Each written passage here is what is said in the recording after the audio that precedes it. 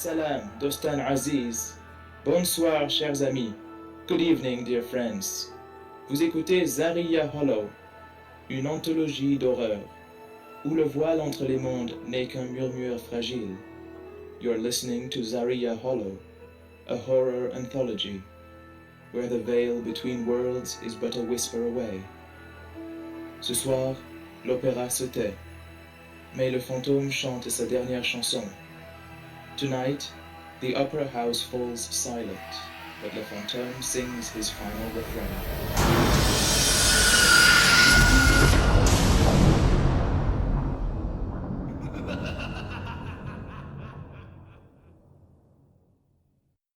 Previously on Zariya Hollow.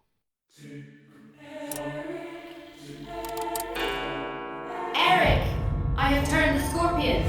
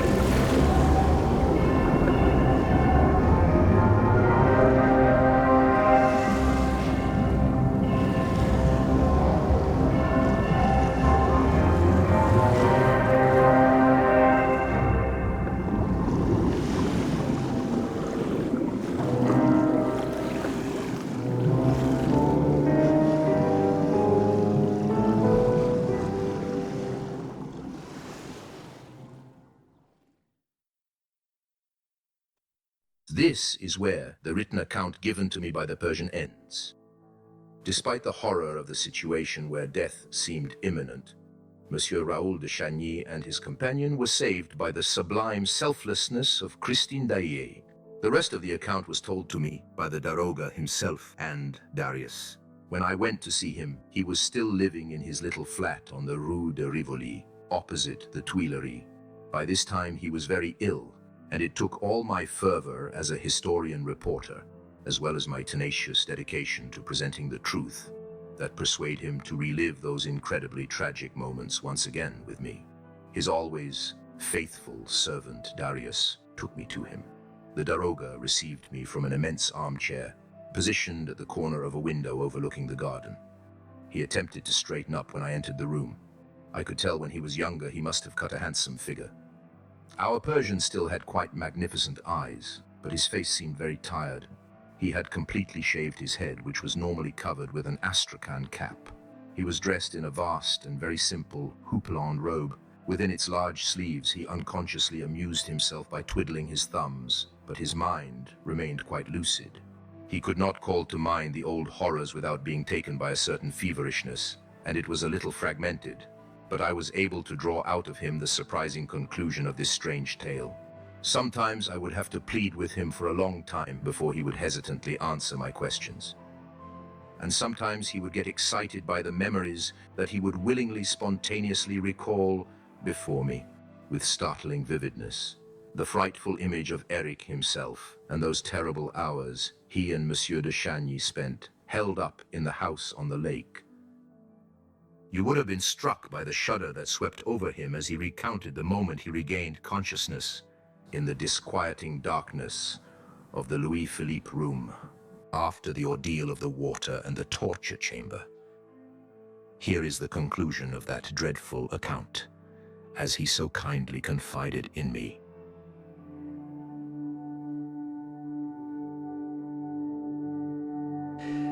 I found myself lying on a bed in the dimly lit Louis-Philippe room. Monsieur de Chagny was lying on a couch next to the mirrored armoire.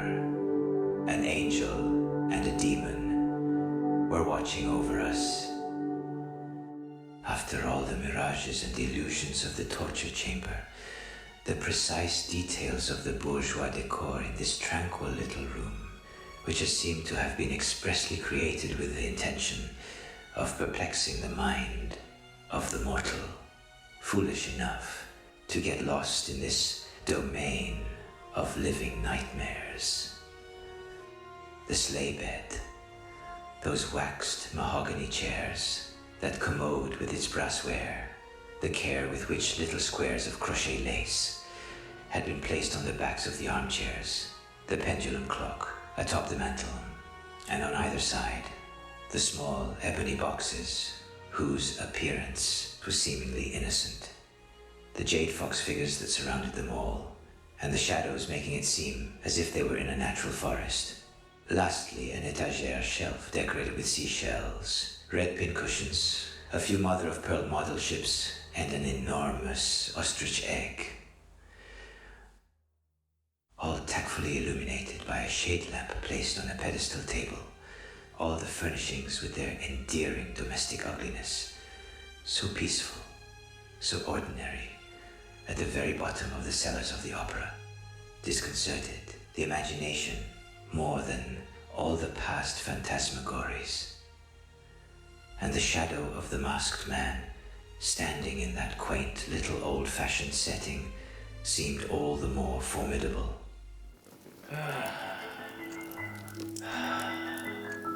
Are you feeling any better, Daroga? The shadow had said other things to him that he could no longer recall, but, and this seemed very peculiar to him, for you see the Persian had a very precise memory that, during their time in that strangely outdated Louis-Philippe room, he remembered that Eric alone spoke. I remember Christine Daae did not speak a word, and that she moved about silently like a sister of charity who has taken a vow of silence. She brought in a glass of cordial, or maybe it was a cup of steaming tea. No matter.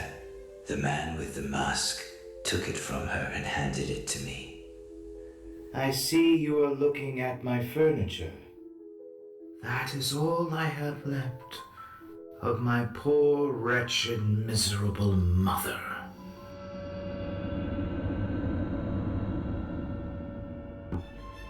In a small, dimly lit room on the outskirts of Rouen, an old woman lay on her deathbed.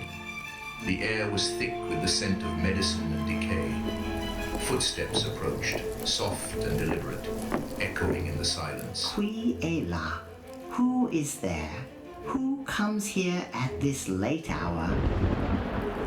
Oh, they have so many names. Yet none of them, not one, were given by you. Je suis celui sans nom, yet known by many. Bengal Ogave, the fox boy among the Romani tribe. Kagekitsune Shijiro in the east, l'architecte des ombres in Persia, and the shadow of the South Seas among the pirates of Tonkin. I, madame, am your most tragic creation. Qui êtes-vous? Who are you? Show yourself. Oh, you don't remember. Then allow me to come closer, perhaps. If we get them nose to nose, you remember. Regarde bien. Look closely. I'm the one you once rejected, the one you refused to name, the child condemned to darkness by your denial. Cast aside like a shadow, yet here before you in flesh and blood. Alors, le fantôme de mes cauchemars décide de revenir une fois de plus. Là, tu te tiens. Le cauchemar dont je n'ai jamais pu m'échapper, même éveillé. Toi, l'ombre dans chaque coin sombre de mon sommeil. Ce visage, il a hanté mes rêves pendant des décennies. So, the shadow of my nightmares decides to visit once more. There you stand, the nightmare I could never escape, even in wakefulness. You, the shadow in every dark corner of my sleep. That face, it has chased me through my dreams for decades. Oui, yes. the memory of your shame, of your denial.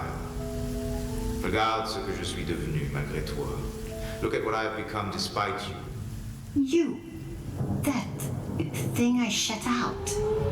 Toi, cette chose que j'ai chiée. Why are you here? Je suis venu voir si tu avais besoin de quelque chose. I came to see if you needed anything. Need something? From you? The curse of my life?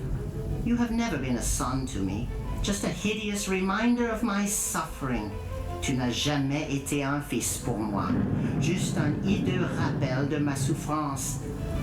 Since you haven't asked, and I finally have your attention at last, allow me to tell you what I have been up to. 我见过中国的长城. I have seen the Great Wall of China. Mendoza Gahai, Shahan Faris Budham. I have sat in the courts of Persian kings. Я пел перед толпами на ярмарке в Нижнем Новгороде. I performed to crowds at the fair in Nizhny Novgorod.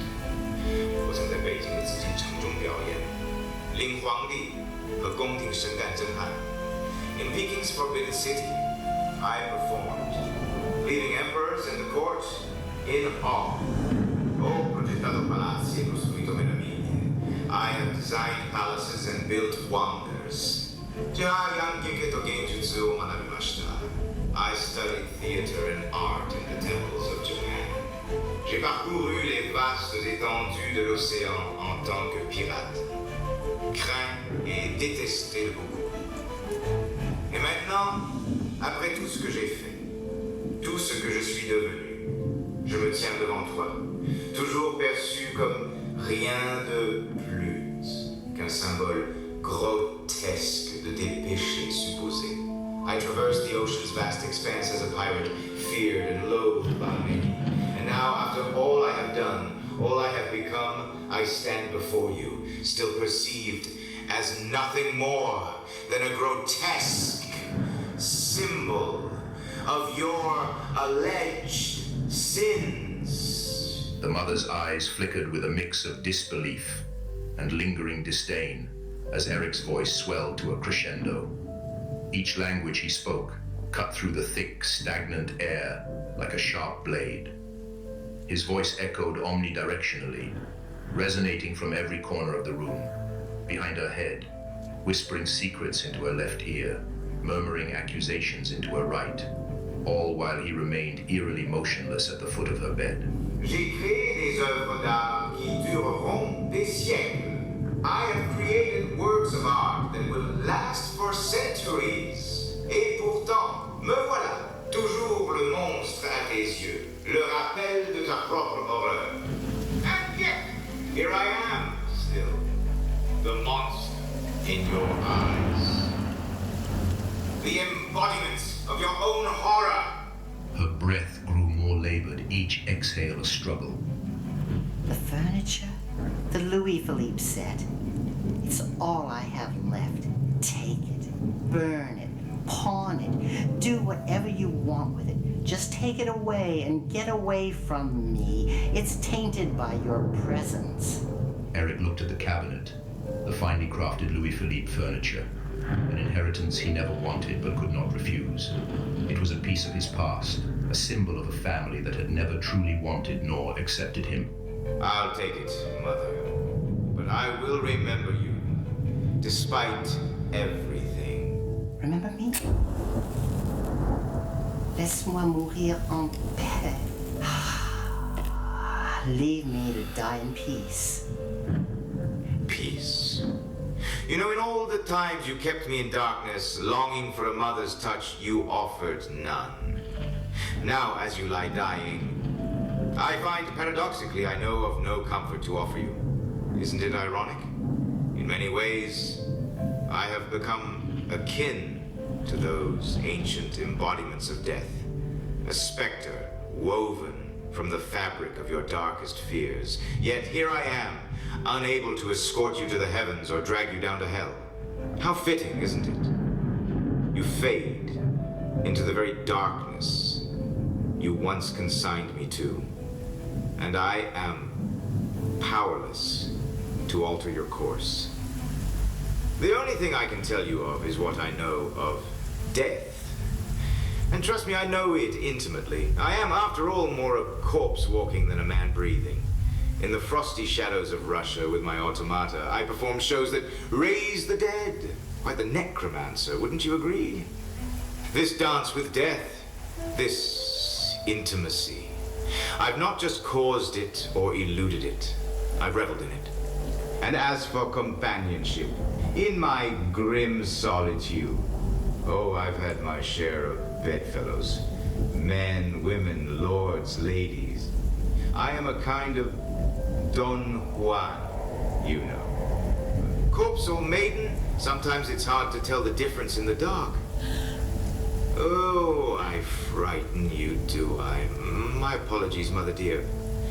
From these macabre encounters, I've learned that death is not merely an end, but a release. A release I've often considered extending to others, perhaps even to you.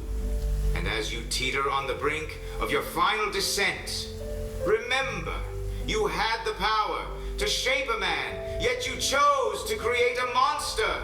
Now, as you drift into the void, may the horrors you instilled in me haunt you tenfold. Every nightmare you envisioned, every dread you recoiled from, was but a reflection of your own making. I am now the ghost, the specter, the relentless echo of the darkness you unleashed. Va-t'en, go. With pleasure, but before I do, there's one last thing, something I haven't thought of in nearly 30 years. My only prayer for you, taught to me by an elderly Romani woman, goes like this. Temerel o shero tiro bezexado, te javo du tiro rat. It means, may the devil consume your cursed soul.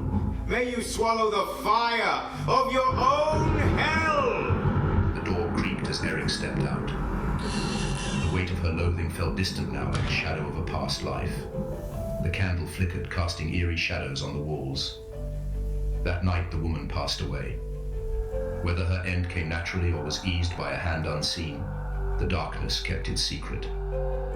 By dawn, the Louis Philippe furniture was gone, as if it had vanished into the mist of the early morning, leaving behind no trace of its existence or the memories it held.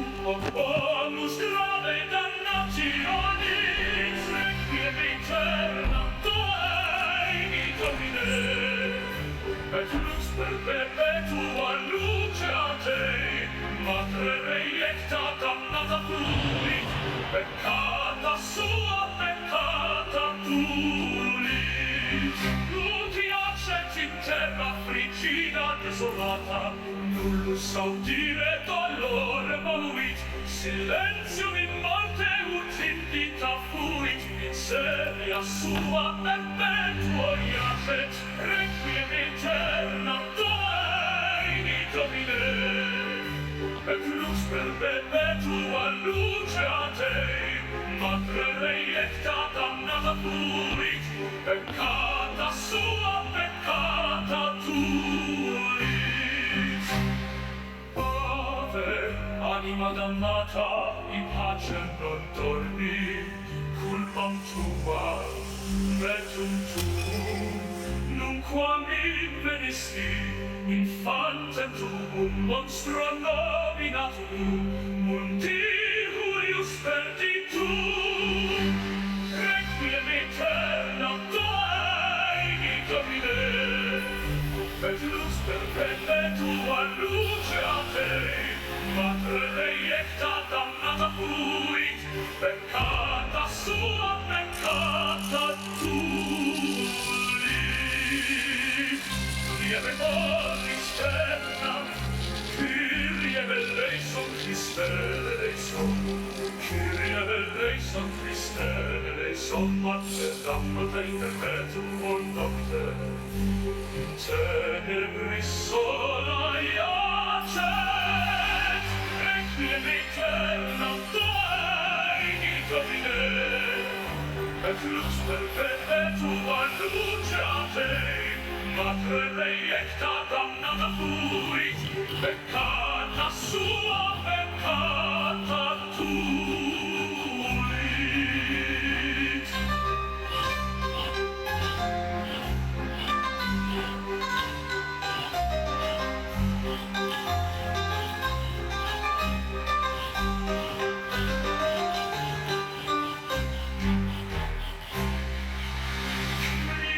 Eleison, Christe eleison, Human night extinguished by your fear, condemned by those who cast their stone, the sins of mine, forever known.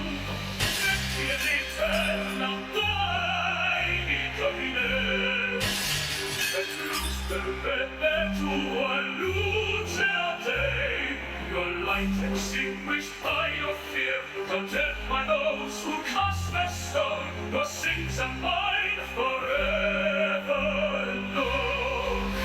In shadows deep you earned your babe, a child of horror born in pain. Superstition sealed your fate, in darkness they led you. Requiem aeternam Domini Domine, et lux perpetua luce a te, your light extinguished by your fear, condemned by those who cast their stone, your sins and mine forever known.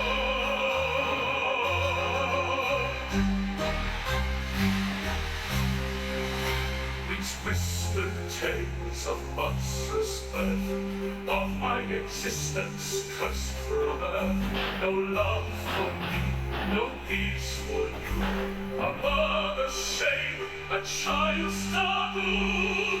Requiem aeternam Domini Domine, et lux perpetua luce a te, don't bother dear, your light extinguished by your fear. Among those who cast their stone, your sins and mine forever known.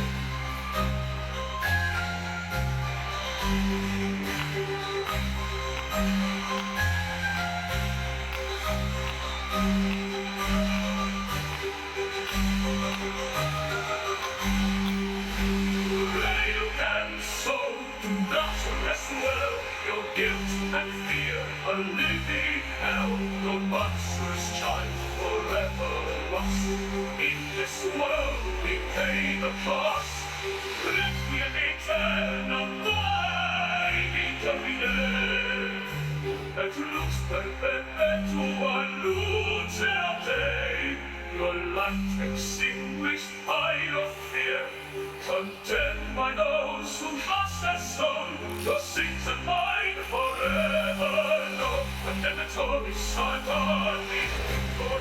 Jesus in Christ have none for those who doubt what you've done. Among the cursed, a son despised, in darkness forever lies. Live me can mai domine, et lux perpetua luce a te, your light extinguished by your fear, condemned by those who cast a stone, your sins and mine forever known. Condemnatore santo ripete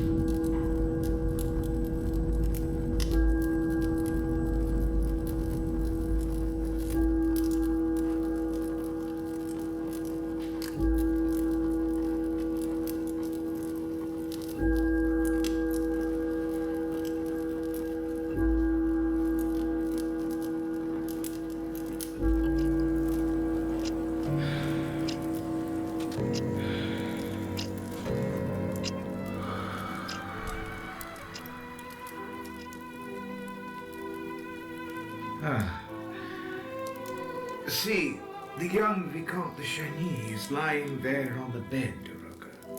And while pouring a little rum into my cup, Eric said to me, Here.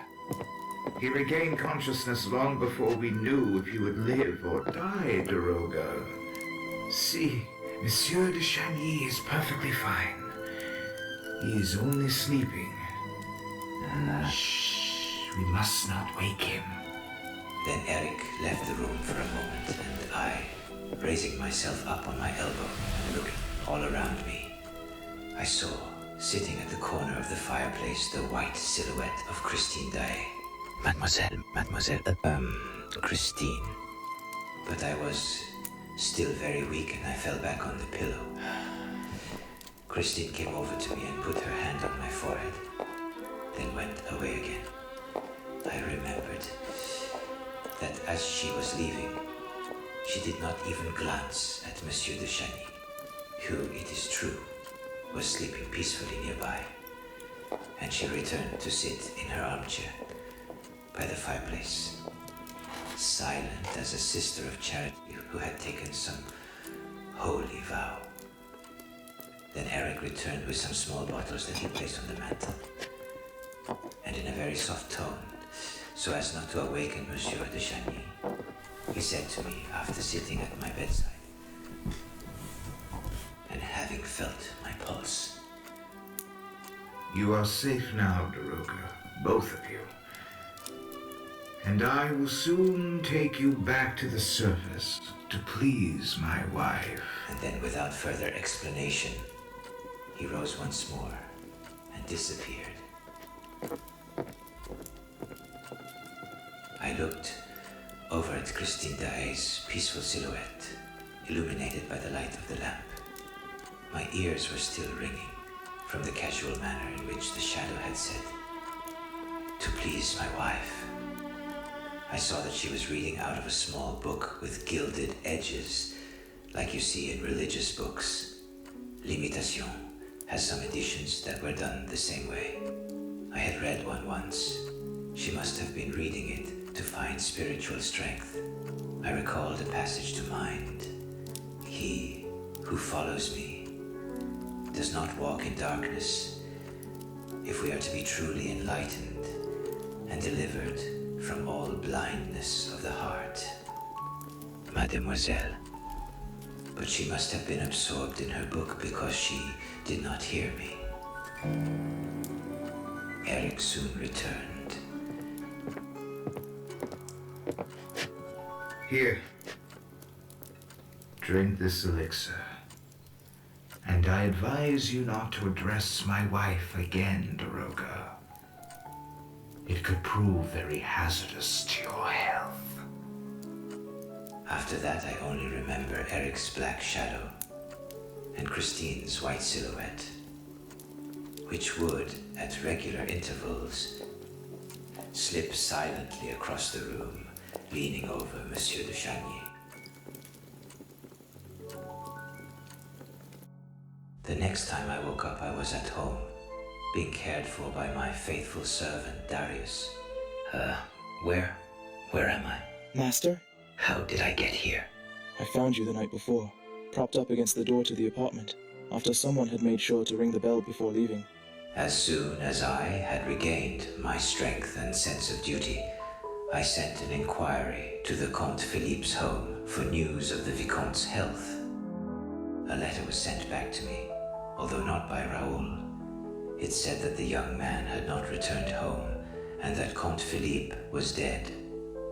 His body had been found along the banks of the opera's underground lake on the Rue Scribe side. I recalled that all my times inquiring at the opera and observing a ballerina had been good enough to inform me that the Comte had gone to see Christine to try and scare her into leaving his brother alone. Apparently, the Comte had some choice words and insulted the young lady, but the ballerina had informed me that she had only seen the end of it and that Christine had rushed to her dressing room in tears. If Eric had found out about it, certainly that would have been sufficient enough. And the Requiem Mass, which we had heard behind the wall of the Chamber of Mirrors, it must have been for the Comte de Chagny. I no longer doubted the crime or the criminal. It was not difficult guessing. Knowing Eric as I do, I reconstructed the tragedy. The Comte, after believing that his brother had abducted Christine Daae, had rushed after him along the road to Brussels, where he knew that everything would have been prepared for such an adventure. Not being able to find the two youths, he then returned to the opera, for he had remembered the strange things Raoul had confided in him about his unusual and fantastic rival. After asking around, he had learned that the Vicomte had tried everything to enter the underground of the opera, and then disappeared completely, leaving his hat in the diva's dressing room, beside it an empty pistol case. And the Comte, beside himself with worry, and who no longer questioned if his brother was mad, also embarked into that infernal subterranean labyrinth. That was explanation enough as to why the Comte's corpse was discovered on the banks of the lake, where the song of the siren can be heard, Eric's siren, the guardian who keeps watch over the lake of death. I did not hesitate, appalled by this new atrocity, the death of the Comte, and shaken by the uncertainty as to the whereabouts and fate of the Vicomte and Christine Daae. I decided to tell everything to the police. The investigation of the case had been entrusted to Judge Four, and it was at his door that I went knocking. One can imagine his skeptical, sensible, matter-of-fact mind was in no way prepared for such a disclosure. He took down my statement, but I was treated like a madman.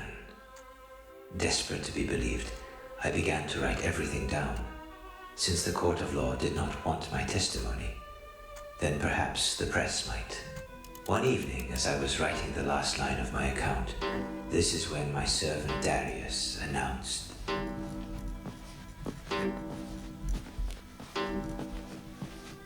Master, there is a stranger outside.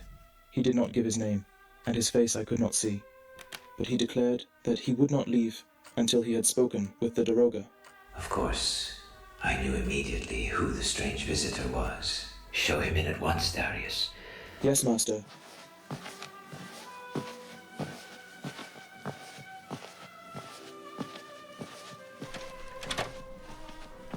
This way, monsieur.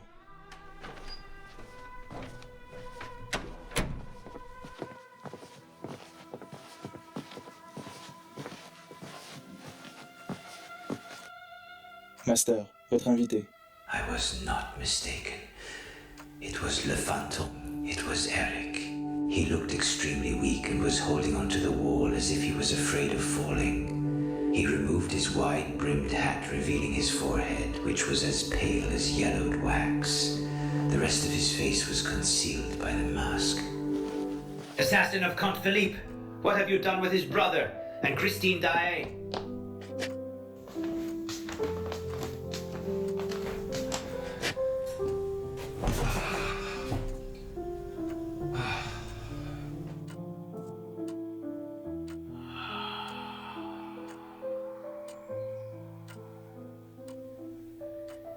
Daroga, do not speak to me about Count Philippe. He was dead already when I left my house. He was dead already when the siren sang. It was an accident, a lamentably sad accident. He fell very clumsily into the lake. It was simply a natural accident. You are lying. And then Eric bowed his head. I did not come here to talk to you about Count Philippe, but to tell you that I am going to die. Where is Raoul de Chagny and Christine Daae? I am going to die. Raoul de Chagny and Christine Daae. From love, Daroga. I am going to die from love.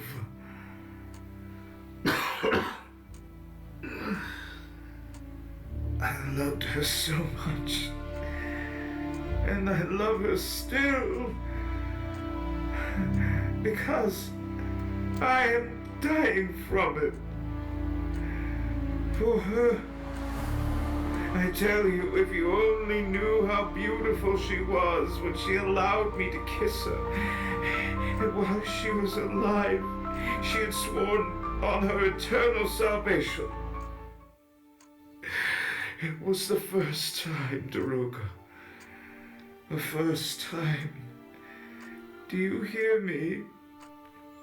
Do you hear me, Daroga? It was the first time that I kissed a woman. Yes, alive. She was alive when I kissed her. Although she was as beautiful as if she had been dead. I stood up and I shook his arm. Tell me, at once. Is she dead or alive? You are not making any sense. Why are you shaking me? I have told you that I am the one who's going to die. Yes, I kissed her while she was alive. And now she's dead? I'm telling you that I kissed her like this, on the forehead. And she did not pull her forehead away from my lips. Oh, she is an honorable girl. As for her being dead, no, I do not think so. But if it were true, it would have had nothing to do with me. No, she is not dead. And I had better not come to find that someone dared to touch a hair on her head. She is an honorable and brave girl who saved your life above all else, Daroga. At a time when I would not have given 2 sous for your Persian hide. Honestly, nobody cared about you. Why?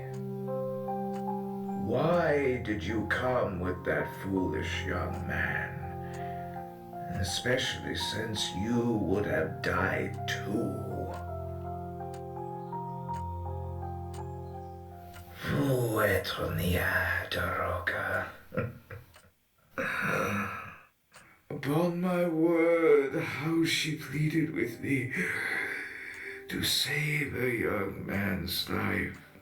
But I told her that since she had turned the scorpion of her own free will, by that very fact, I had become her fiancé, and she had no need for 2 fiancés.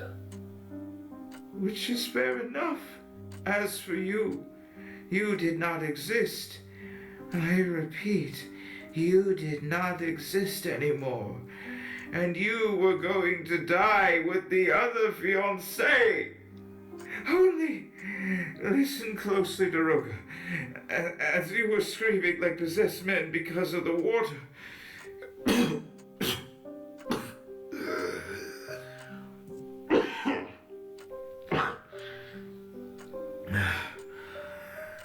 Christine came to me. She looked at me with her beautiful blue eyes wide open.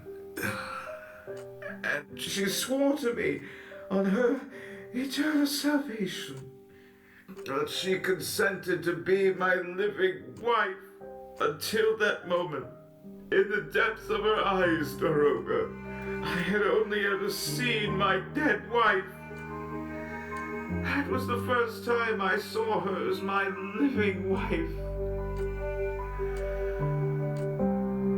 She was sincere about her eternal salvation, and she promised she would not kill herself. We made a deal. Half a minute later, all the water returned to the lake once more. I was trying to clear your airway because, my word, Daroga, I thought that you would not revive. Then finally, there you were. It was agreed upon that I had to take you home to the surface. Finally, when I had removed you from the Louis Philippe room, I came back to it alone. What have you done with the Vicomte de Chagny? You see, that one, Daroga. I was not going to carry him up to the surface right away. He was my hostage, but I could not keep him in the house on the lake either because of Christine. So I locked him up quite comfortably. I chained him up. A whiff of the Mazandran perfume had made him as limp as a rag in the communard's vault. The old dungeon down there, which is in the most distant and deserted part of the opera cellars, lower than the 5th level underground, where no one ever goes and where no one can be heard. I was at peace when I came back to Christine. She had been waiting for me. At this point in his account, Eric rose so solemnly I felt compelled to stand up, as if obeying the same motion, and I felt that it was impossible to remain seated in such a profound and solemn moment. I even removed my Astrakhan cap. Eric began to tremble like a leaf.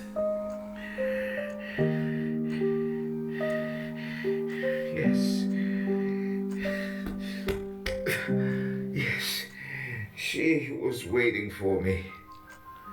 She was waiting for me, standing there upright and alive, like a real living bride who promised on her eternal salvation. And when I approached her, most shy than a small child. She did not run away to save herself. No. No. She stayed. She waited for me. I even believe, Daroga, that she may have lifted her forehead a little.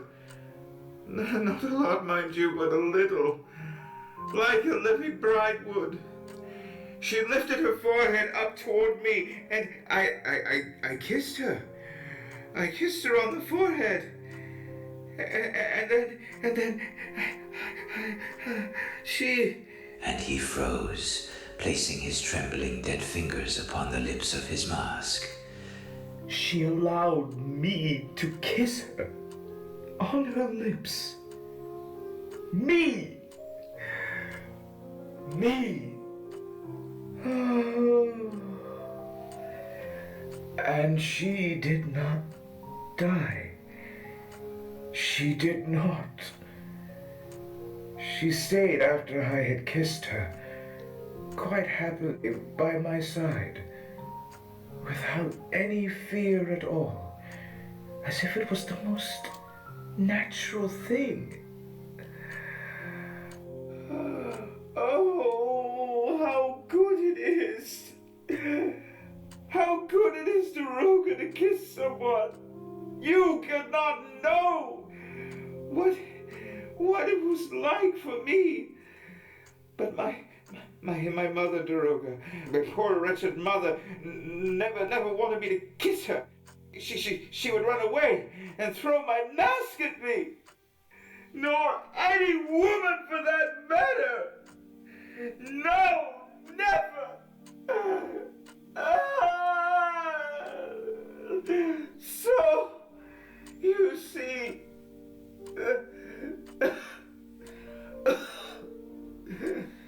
I was then filled with such happiness that I cried and I fell at her feet weeping. I kissed her feet, her little feet, weeping. You are crying too, Daroga. And she was crying as well. The angel wept.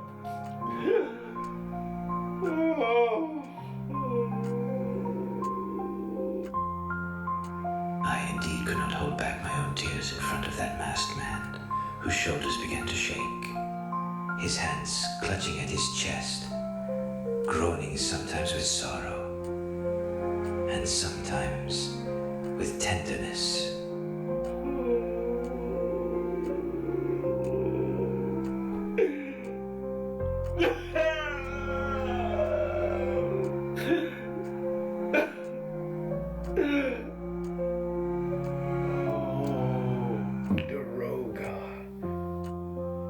I felt her tears fall onto my forehead and stream down on me. On my forehead. They were warm, and they were so sweet. They flowed everywhere under my mask. Her tears, they mingled with my tears and flowed into my eyes. They flowed into my mouth. Her tears on me. Are you listening, Daroga? Listen to what I did. I tore off my mask so I would not lose a single one of her tears. And she did not run away. And she did not die. She remained alive, crying over me with me. We cried together. Oh, Lord in heaven, you have given me all the happiness the world has to offer. And then Eric collapsed into the armchair, groaning. I rushed forward, but he gestured for me to stop. And then, after a long moment,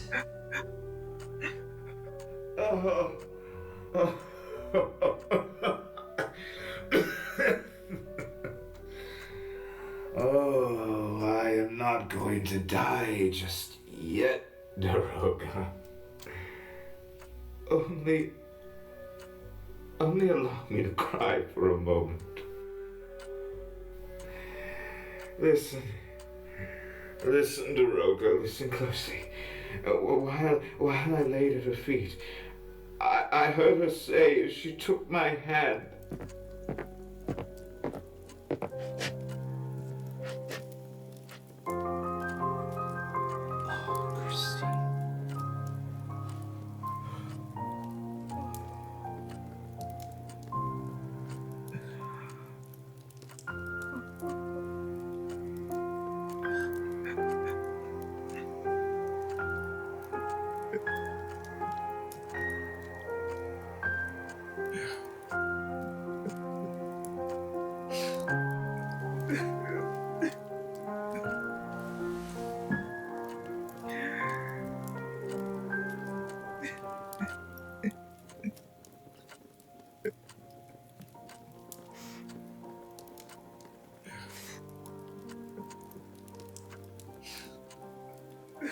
Poor unfortunate Eric.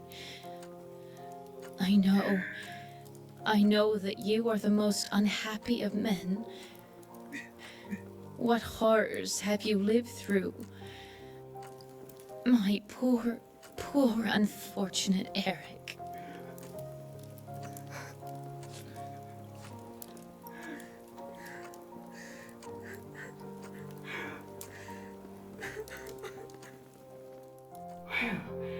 you understand, I was nothing more than a poor dog ready to die for her. Everything happened as I'm telling you, Daroga.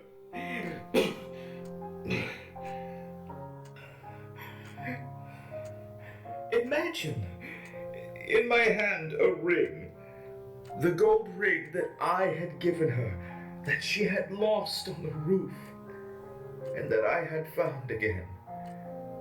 A wedding ring, you know. I slipped it onto her little hand, and I closed her hand over the ring, and put my hand on top of hers, and I told her, "Here, take this. Take this for you and for him. It will be my wedding present. A gift from your poor, unfortunate Eric. I know that you love him, the young man. Please do not cry anymore." What do you mean? I do not understand. What are you saying? Christine. Oh, Christine. I know that you love the boy. I want you to be happy because you have given me so much happiness. After that, I took her hand gently and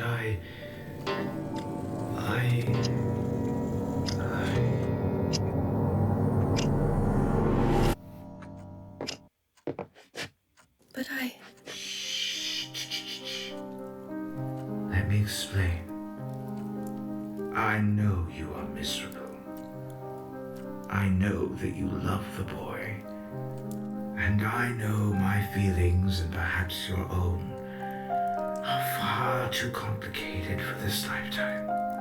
You learned to look past my face. The face that God saw fit to give me in this lifetime. I suppose I will never understand why fate is such a cruel mistress. Eric, Please, let me finish. Christine, there's something I need to share with you. What is it, Eric? Please. Follow me. Hidden room within my labyrinth of a home, I had transformed the space into a serene forest. In its center, a clearing. I had filled the room with painted murals of trees, the light filtering softly through an artificial canopy. Nearby were 7 fox statues in perfect likeness. It was a world apart from the rest of my house. This place. It's beautiful, Eric. But why show it to me now? Because, Christine, amidst all the shadows and fear, I wanted you to see the beauty I hold dear. This is a piece of my soul, the part I could never fully share until now.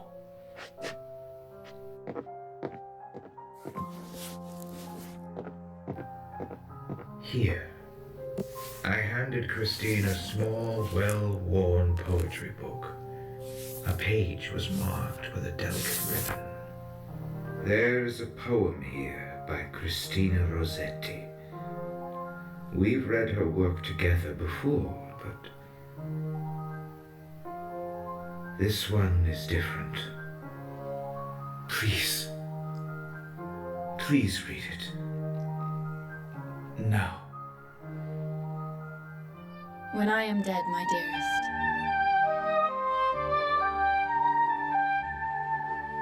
When I am dead, my dearest, sing no sad songs for me. Plant thou no roses at my head, no shady cypress tree. Be the green grass above me, with showers and dewdrops wet. And if thou wilt remember, and if thou wilt forget,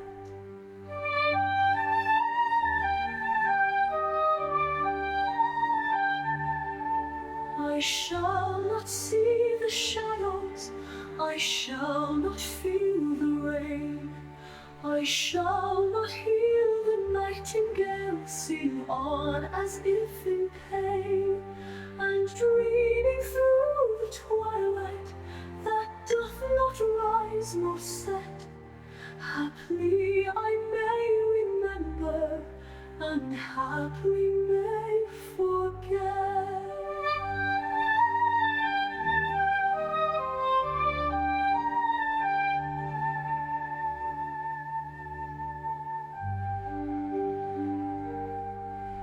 When I am dead, my dearest, sing no sad songs for me.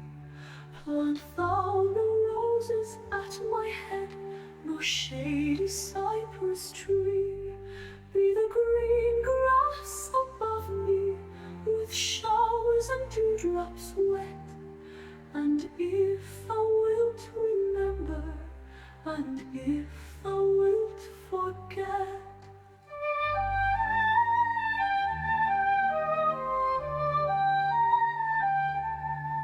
I shall not see the shadows, I shall not feel the rain, I shall not hear the nightingale sing on as if in pain.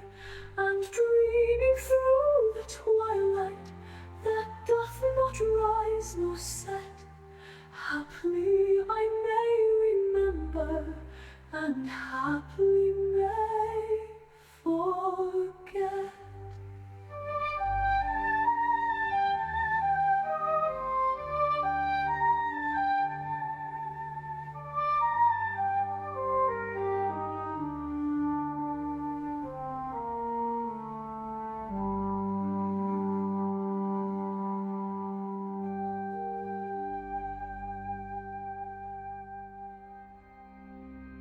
Eric, why this poem? Because, Christine, it's my way of saying goodbye to you. You have given me a glimpse of a life I never thought possible.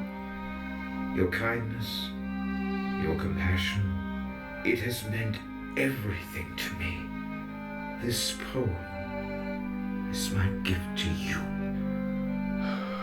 My last request. Live your life. Be happy with Raoul. But carry this memory of us with you always. How sweet it is to be remembered, even if only in a whisper. Eric, don't say goodbye like this. You can't. Christine, let me finish. We've shared so much through poetry. But this one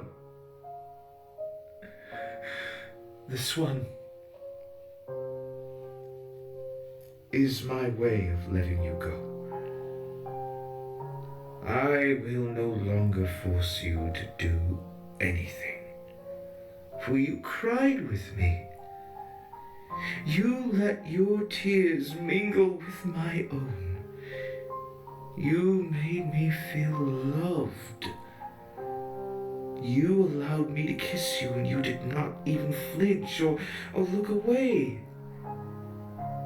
You have made me happier than I have ever thought possible. For that, I am no more than a poor dog who is ready to die for you.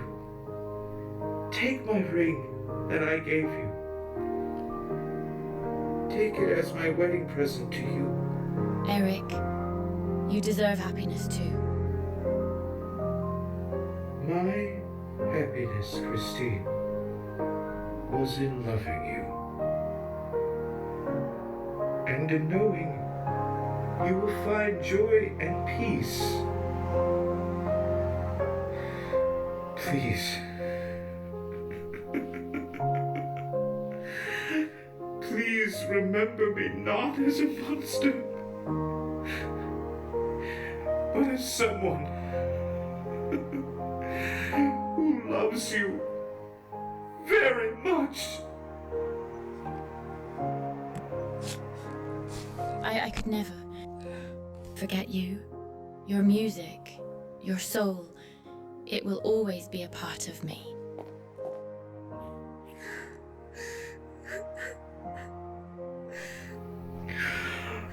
Thank you, Christine. That's all. That's all I ever wanted.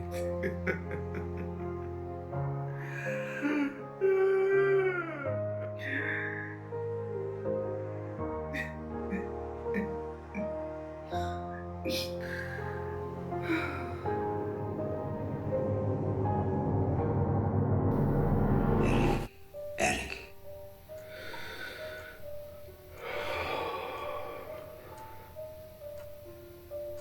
I'm sorry.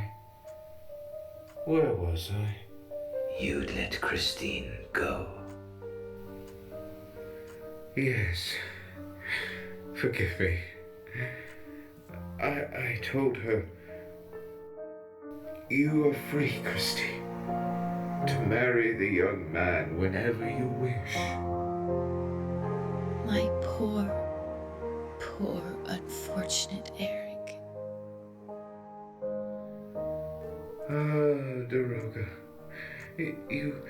you would have thought that at that moment when I told her this, it was as if I'd silently ripped my heart into pieces. But she cried with me. She even held me as I cried. Eric became so overwhelmed by his emotion that he had to warn me to look away. Look away, Daroga. For you see, he was suffocating in his mask, and he had to remove it. In that moment, Eric walked over to the window and I opened it for him. For my heart was full of sin. But with respect, I had taken great care to fix my focus on the treetops of the Tuileries garden so as to give him some privacy.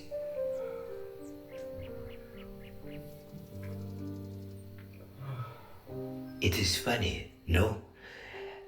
I think this is the first time neither one of us is running from or towards something since I met you all those years ago at the Nijivny Novgorod.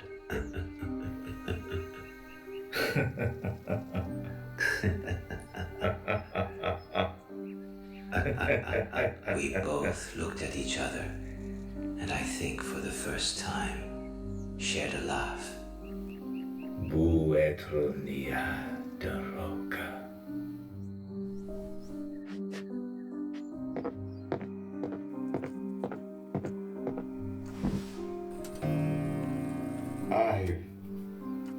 I released the young man, Raoul de Chagny, and I told him that if he followed me, I would take him back to Christine.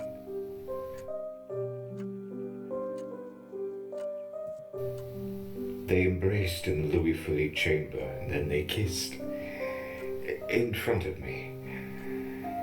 Christine had my ring, and I had made her give me a solemn vow that when I was dead, she would return one night by way of the lake on the Rue Scree beside to bury me in great secrecy, along with the gold ring that I had asked her to wear until that very moment. I told her where she would find my body and what to do with it. And then Christine kissed me for the first time of her own accord. There, on the forehead. Do not look, Daroga. Here, on the forehead. On my forehead. Do not look, Daroga. And then they both left. Christine was not crying anymore. Only I was crying. Daroga, if Christine indeed keeps her promise to me, she will come back soon.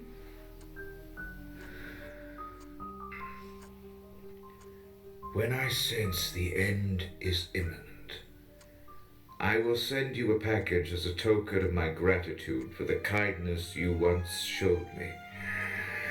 This package will contain all the possessions I cherish most in the world.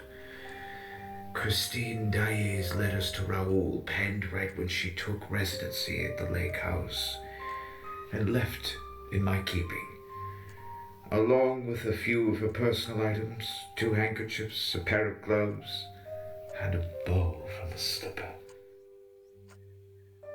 Where is the engaged couple now? As soon as they were free, they left to find a priest in some secluded place where they could hide their happiness. They told me they would take a train to the most northern part of France, La Guerre du Nord du Monde. Daroga, I need you to do one last thing for me. As soon as you receive the promised box of relics and paperwork. What is that? As soon as you receive the promised box of relics and paperwork, I want you to announce my death to Christine and Raoul de Chagny. To do this, you will have to pay for a line in the obituaries in the L'Epoque newspaper. I had already left the money on the table. That was all. I led Eric back to the door of my flat. Darius had accompanied him to the sidewalk, where a carriage was waiting. Eric got in, and I walked back to the window and was watching. I heard him say to the coachman, des plans de la opera.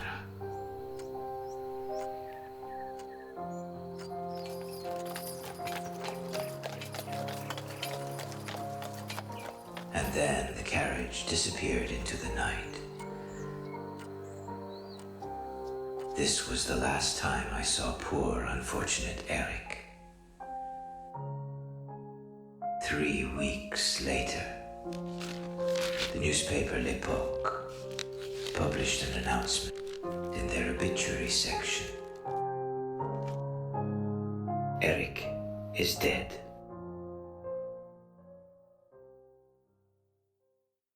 Thus, the true story of Le Fantôme de l'Opéra comes to an end. As I stated at the beginning of this, and certainly now, there can be no doubt that Eric actually lived. There is too much evidence of his existence available today for everyone not to be able to, reasonably, follow Eric's deeds and actions throughout the whole de Chagny drama. There is no need, at this point, to reiterate how much this whole affair captivated the capital.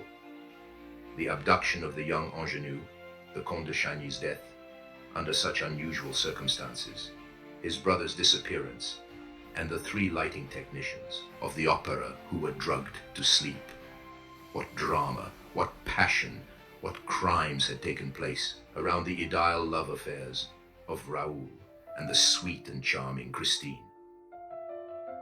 What had become of the sublime and mysterious singer, of whom the world would never ever hear the likes of again? She was portrayed as the victim of the rivalry between the 2 brothers, and no one questioned what had actually happened. No one could have guessed that the disappearance of both Raoul and Christine was simply because the 2 fiancés had withdrawn far from the world to enjoy their happiness that they would not have wanted to make public after the unexplained death of Comte Philippe, and that they had one day taken a train at the Nord du Monde. Perhaps one day I too will take the train at that station and go and take a look around your lakes, O Norway, O silent Scandinavia, for perhaps traces that Raoul and Christine are still alive, as well as Mama Valerius, who had also disappeared around the same time. Perhaps one day I too will hear, with my own ears, the solitary echo of the Nord du Monde, repeating the song of the one who knew the angel of music. Long after the case was closed by the incompetent direction of Monsieur le Juge d'Instruction 4, the press occasionally still sought to understand the mystery, and continued to wonder what monstrous hand had conceived and executed so many unbelievable catastrophes, deaths, crimes, and disappearances. A boulevard newspaper which was aware of all the backstage gossip was the only one to write. And even then, it was written as a satire. Only the Persian, who no one wanted to listen to, and who did not try again after his first attempt at justice, after Eric's visit, had the whole truth. And he held the main evidence, which had come to him with the pious relics promised by Le Fantôme. With all this evidence, it was now up to me to fill in the missing parts and complete the story with the help of the Daroga himself. I kept him informed of my research from day to day, and he helped guide it. He had not returned to the opera for many years, but he had kept the most precise memory of the monument, and there was no better guide to help me discover its most hidden corners. It was also he who indicated to me the sources where I could find the right people to question. It is he who pushed me to knock at the door of Monsieur Poligny, at the moment when the poor man was very near death and in pain. I had no idea that man was doing so poorly, and I shall never forget the effect that my questions about Le Fantôme had on him. He looked at me as if he had seen the devil himself, and only responded to me with a few disjointed phrases, but they confirmed, and that was the main point, how much FDLO had disturbed his already very agitated life. Monsieur Poligny was what we call a viveur, a womanizer, pleasure seeker, someone who engages in debauchery, and someone who lives well beyond one's means. No doubt he had many affairs he wished to keep secret. When I reported to the Persian The poor result of my visit with Monsieur Poligny, the daroga smiled vaguely and said to me, Poligny never knew just how much that extraordinary bastard had done to him. Oh, it should be noted that sometimes the Persians spoke about Eric as if he were a god, and sometimes as if he were the most vile of villains. Poligny was a superstitious man, and Eric knew it damn well. Eric was always well informed regarding the news of the public and private affairs of the opera. When Monsieur Poligny heard a mysterious voice speaking to him in box 5, which told him it was aware of how he chose to spend his time and how he abused his partner's trust, he did not ask any questions. He was struck at first as though he had heard a voice from heaven. He believed himself to be damned, and then as the voice asked him for money, he saw by the end that he was being played by a blackmailer, of whom Debienne was also a victim. The two of them, already weary of their directorial management for a variety of reasons, left without trying to find out more about the character of this strange FDLO, who had sent them such a unique set of instructions in the memorandum book. They left the whole mystery to the next management with a big sigh of relief, just glad to be rid of the mystery that had so intrigued them without making either of them laugh. This is how the Persian explained the account of Messieurs Debienne and Poligny. While on this subject, I spoke to him about their successors, and I was astonished that in the memoirs of a managing director by Monsieur Monchamont, he spoke in such a thorough manner of the deeds of Fdelot in the first part of the book, to come to the second part where nothing or almost nothing was said about it at all, to which the Persian, who knew these memoirs as if he had written them himself, pointed out to me that I would find the explanation of the whole affair if I took the trouble to reflect on the few lines which were in the second part of these memoirs. Monchamont was willing to devote to the Fantôme. Here are the lines he wrote, which are of particular interest to us, because they explain the very simple way in which the famous incident of the 20,000 francs ended. Regarding FDLO, of whom I wrote about some of his strange antics at the beginning of my memoirs, I only wish to say one more thing. He redeemed himself with a kind gesture for all the trouble he had caused to my dear colleague, and I must confess to myself, he probably decided that there were limits to any joke, especially when it costs so much, and when the police commissioner is informed, because at the very minute we had arranged to meet Monsieur Mifroid in our office to tell him everything, a few days after the disappearance of Christine Daae, we found on Richard's desk, in a beautiful envelope on which was inscribed in red ink, "On behalf of FDLO." Inside was a rather large sum of money. He managed to temporarily swindle out of the managing director's fund by means of some kind of a trick. Richard was immediately of the mind that we should just leave it alone and not push the matter any further. I agreed with Richard, and all's well that ends well. Is that not right, my dear FDLO? Obviously, Monchamont, especially after this restitution, continued to believe that he had been for a moment the victim of Richard's burlesque sense of humor. In turn, Richard never ceased to believe that Monchamont had, in order to take revenge for some previous pranks, amused himself by inventing the whole affair of FDLO. The time had come to ask the Persian to tell me how Le Fantôme made the 20,000 francs disappear from Richard's pocket, in spite of the safety pin.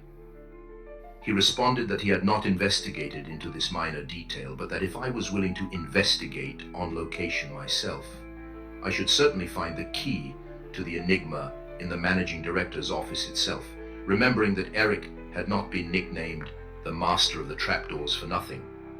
And I promised the Persian that as soon as I had the time, I would investigate thoroughly on the subject. I would like to tell you, my friends, straight away, that the results of these investigations were perfectly satisfactory. I did not believe, in truth, that I would discover so much undeniable proof of the authenticity of the phenomena attributed to Le Fantôme.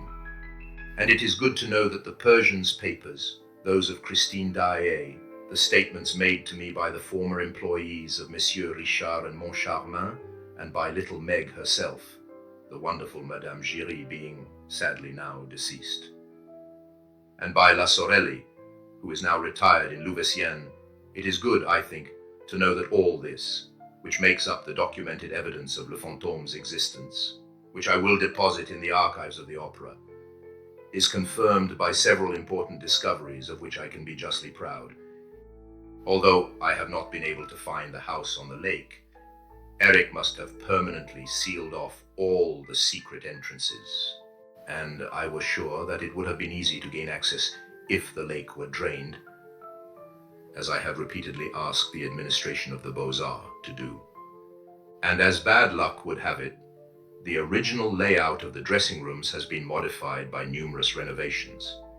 In the very location where Christine Daae's former dressing room used to stand, I nevertheless discovered the secret passageway of the communards, whose plank walls were falling into ruin in places. And likewise, I have uncovered the trapdoor through which the Persian and Raoul descended into the underbelly of the theatre. I found the communard's dungeon, where there were many initials engraved on the walls by the unfortunate people who were locked up there, and among these initials, an R and a D and a C. RDC. Is this not a significant detail? Raoul de Chagny? The letters are still quite visible today. I did not, of course, stop there. In the first and the third levels under the stage, I was able to operate 2 traps with a pivoting door system, completely unknown to the machinists, who only use horizontal sliding traps.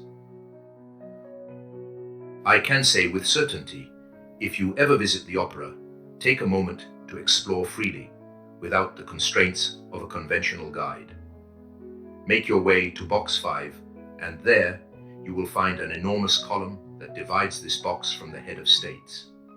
Tap on it, whether with a cane or simply your fist, and listen closely. Up to a man's typical height, you will discover the column sounds hollow.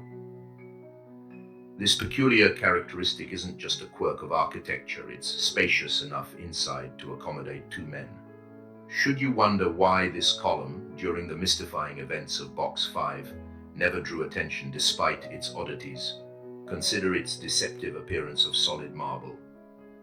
Moreover, the voice that resonated seemingly from within was masterfully thrown by the ventriloquist skills of Le Fantôme, capable of making it emerge from any direction at his whim. I do not lose hope that one day I will discover the part of the column that can be lowered and raised at will, allowing an open and mysterious passage in which the strange correspondence of Le Fantôme and Madame Giry and his acts of generosity took place. While doing research, I studied the plans of the opera and found huge ducts were built to expel stale air and to accommodate hot air, which connected to the boilers in the cellar. These air ducts connected with a vast network which ran all over the opera house, including the auditorium, under all the private boxes, through the dressing rooms, the administration, and even the management office. There is even a duct in the circular vestibule above the chandelier. Yes, there is indeed proof that someone could easily, if they knew the way, get around the opera unseen. And if a phantom needed to throw their voice around an auditorium, this would be an easy way to accomplish it. Of course, all this which I discovered, sensed, felt, and saw is nothing compared to what in reality an imposing and extraordinary being like Eric could have created in the mystery of a monument like the opera. But I would give up all these discoveries for the one I had the privilege of making in front of the managing director himself in the management office. Just a few centimeters from the armchair, a trapdoor the length of the floorboard, no more than the width of a forearm. A trapdoor that folds down like the lid of a box. Through this trapdoor I could imagine a hand reaching out, dexterously lifting the back pocket up and taking the envelope out of a tailcoat which was hanging limp on the chair. He was an illusionist after all. And what is a magician without a little sleight of hand? It was by this means that the 40,000 francs had disappeared. It was also by this means, thanks to some sort of trick, they had been returned. When I told the Persian about it, understandably excited, I said to him, was Eric simply amusing himself, since the 40,000 francs were returned? Was his memorandum book just a jest? Do not believe it. Monsieur Leroux, Eric needed the money. Believing himself to be outside of humanity, he was not hindered by a sense of morals, and he made good use of his extraordinary gifts of dexterity, cleverness, and imagination that he had inherited from nature to compensate for the atrocious ugliness with which she had endowed him. He had to use his skills to exploit humans, and sometimes in the most artistic way, because the trick was often worth its weight in gold. If he returned the 40,000 francs of his own accord to Messieurs Richard and Moncharmin, it is because at the time of the restitution he no longer had a use for it. He had renounced his marriage to Christine Daae, and so had relinquished all things above the ground. I had finished up my conversation with the Daroga. Merci beaucoup pour toute votre aide. Au revoir, Monsieur Daroga. Bonne chance. Au revoir, Monsieur Leroux. That day, before leaving the Persian's flat, I had started to get into my carriage. Attendez un instant, Monsieur Leroux. As I turned around, I noticed Darius holding my hat, which I had somehow left behind. Just as I was about to thank him, he discreetly pushed the hat, with a small package hidden inside it, into my hands. What is this? I overheard you and my master's meetings, and I thought it might help you, monsieur. I found it a long time ago, and had intended to return it to him, just like I did with the satchel, but I never had the chance. With all the traveling and running, it got overlooked, but I thought it could be of use to you. There are also a few correspondences that might clarify some details. Please open it when you get home, and I implore you, do not tell my master. If he knew I had kept it this long, he would be furious that I didn't hand it over immediately. My master is a good man, but he often saw Eric as a monster. He was also a remarkable person, possessing a heart that could have very well held the empire of the world, if only he hadn't been born so physically unappealing. But despite everything, I believe he deserved better. He was capable of monstrous things, yes, but aren't we all? With a nod, Darius quickly retreated back into the flat, leaving the Persian none the wiser. Intrigued by what could make Darius so anxious in the presence of their master, I hurried home. Upon arrival, I carefully unwrapped the package to discover a slightly burned brown leather journal with some papers neatly tucked at the back. Opening it to the first page, I found just a few words written in a childlike scrawl. Les Voyages d'Eric. I have included these entries whenever possible to bridge a significant gap in Eric's life, information the Persian respectfully did not know. I now understood why Darius, the Persian's faithful servant, was so apprehensive. Had their master known that Darius possessed such an object while desperately searching for clues and secrets that would lead him to Le Fantôme's lair, he would undoubtedly have been furious. His unexpected gift could not have come at a better time, as I had almost no information on Eric's past to go on. According to the Persian, Eric came from a small town just outside Rouen, where he was born to a masonry contractor.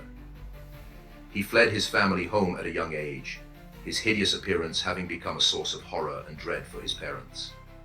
It seems that Eric disclosed only limited information to the Persian, often omitting details or deliberately providing incorrect information.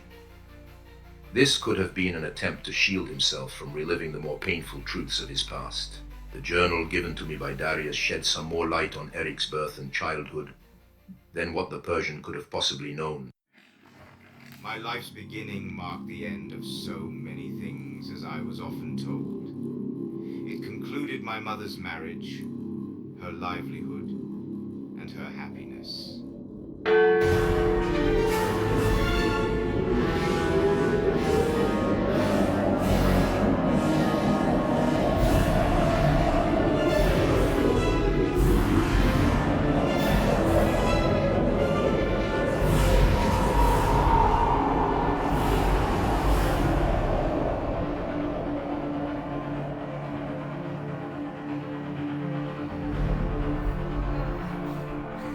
Il était une fois, in the heart of a cold winter night, a child was born under a veil of secrecy and shame.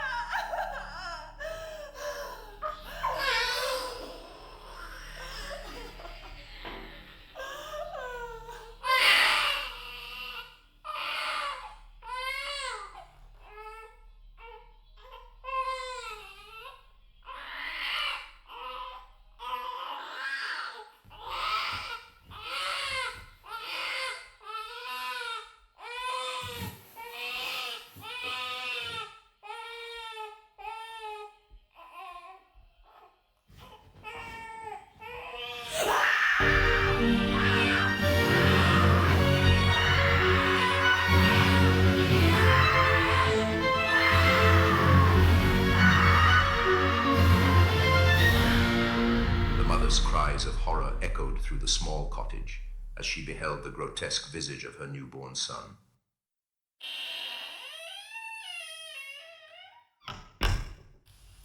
Pourquoi est-ce arrivé?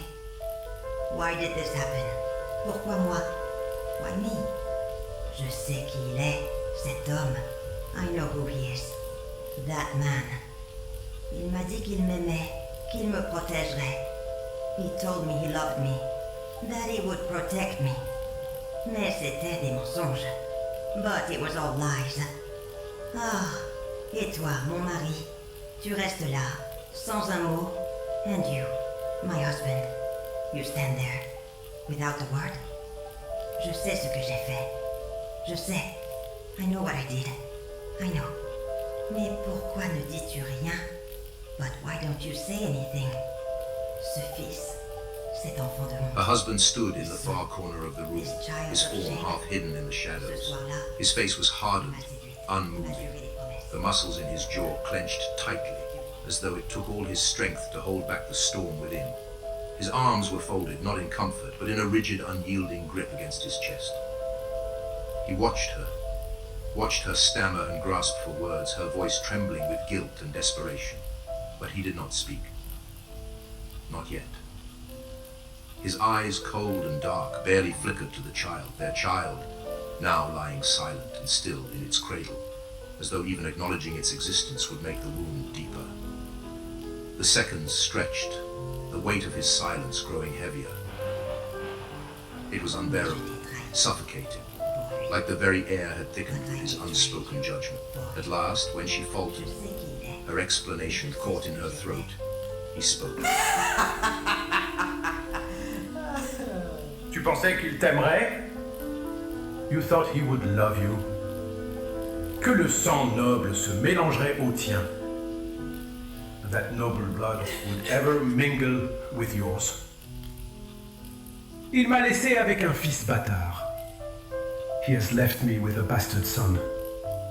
Et toi, and you, une traînée sans mari. A whore without a husband. How could you? How could you betray not just me, but God himself? This child, this abomination, is a curse, a punishment from the Almighty for your sins. You've defiled our marriage, our vows, everything sacred. And now you expect forgiveness.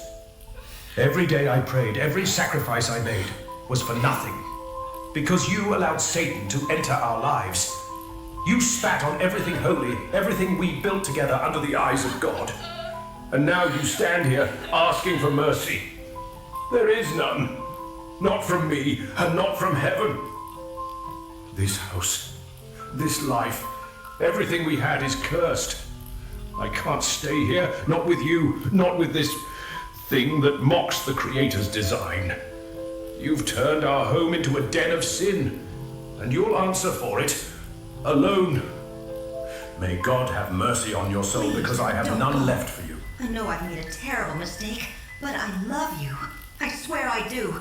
Please, please, don't leave me. I'll do anything you want.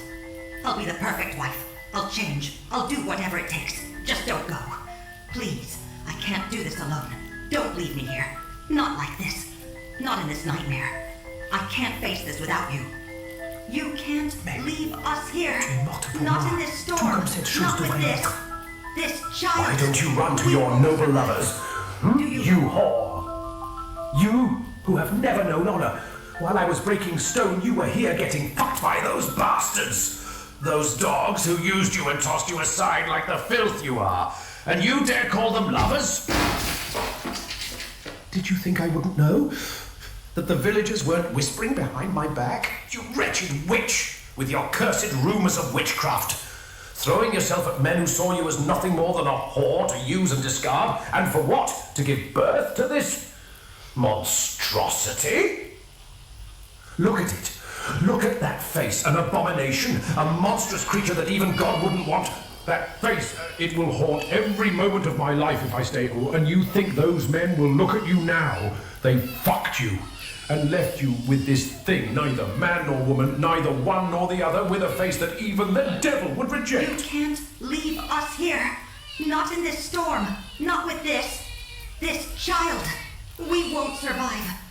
Do you hear me? Will you shut that damn thing up? Do you hear me? We won't survive. I can't do this. I can't take care of this child alone. I'm not strong enough. Please, you have to understand. It's not just me. It's all of us. This isn't just about me. It's about everything. Please, I'm begging you, stay and help us. While I sacrificed everything for this family, you invited evil into this house. I endured your transgressions, your lies. But this thing, it's too much. I cannot bear the sight of it. You were never the woman I hoped for, but I thought you at least had a soul.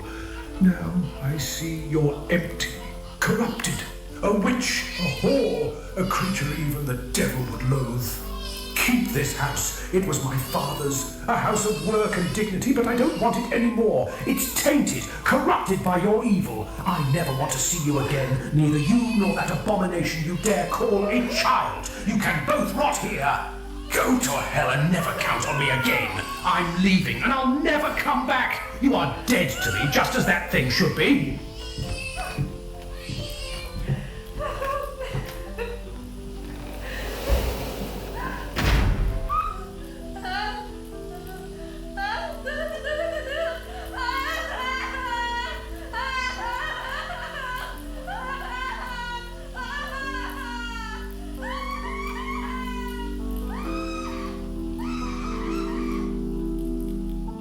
From that moment on, the child was denied even the simplest of human dignities, a name.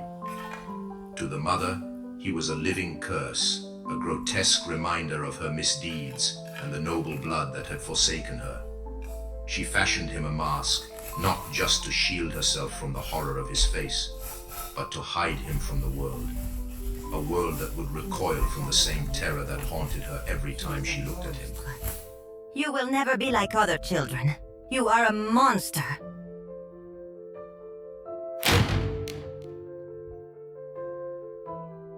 The seasons shifted, as they always do. Winter's bitter cold, giving way to the reluctant bloom of spring. Time, indifferent to the sorrows it leaves behind, continued its relentless march.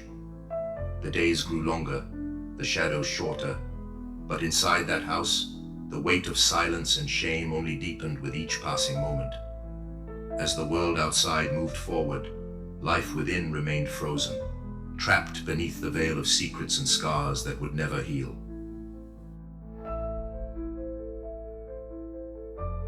I should never have kept you. Every day you remind me of the mistake I made. Look at yourself, a monster. Stay here, abomination. You're a curse upon this earth. You're nothing but a horror, a mistake of nature that should never have existed. You don't deserve love. You don't deserve life. Freeze here in the dark, where no one can see your ugliness. Don't think for a second you're worthy of anything but pain. You are nothing.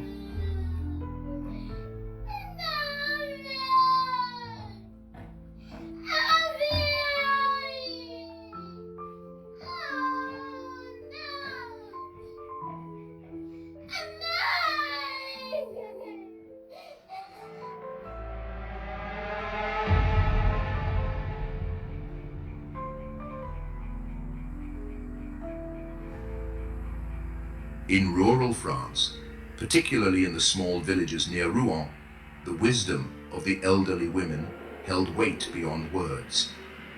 They were the keepers of ancient knowledge, passed down through generations, of remedies, of births, of deaths, of whispers not spoken aloud. But that wisdom was both revered and feared, for these women walked a fine line between healer and something darker. On this night, 3 women stood at the edge of the woods where the village ended and the unknown began. Agnès, her face lined with too many winters, moved first. Élise, ever watchful, followed close behind.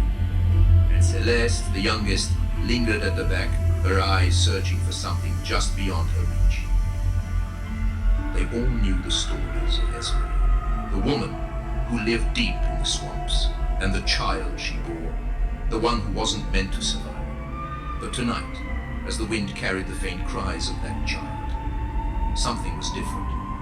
The cries were sharper, as if the night itself wept. The nights stretch longer when you hear him cry, like the swamp pulls the time into itself. It's worse tonight. It's as if he's waiting for someone to come for him. He'll wait forever. Bertrand saw it. The thing wasn't a child. It was something else entirely. But how can he keep crying? Because he was never meant to live. His Marine cursed him from the moment he was born. She betrayed Bertrand, and that betrayal became flesh. He saw it the night that thing was born. He saw the truth. But he's still just a child, isn't he? Crying as if he's calling out for someone. Or something. He cries because that's all he has. Neither here nor there, only a mistake. Left to weep in the dark. He cries because it's all that's left. No life, no death. Just endless And crying. yet, no one listens. No one hears his cries. They're swallowed by the night, like they never existed. Little one, why do you cry? Why do you stay there in the dark? But Celeste couldn't leave. Where the others heard only the echoes of a curse, she felt something more. The cries, sharp and broken, held her still. They weren't just the sounds of a cursed child. They were a question, an unanswered plea.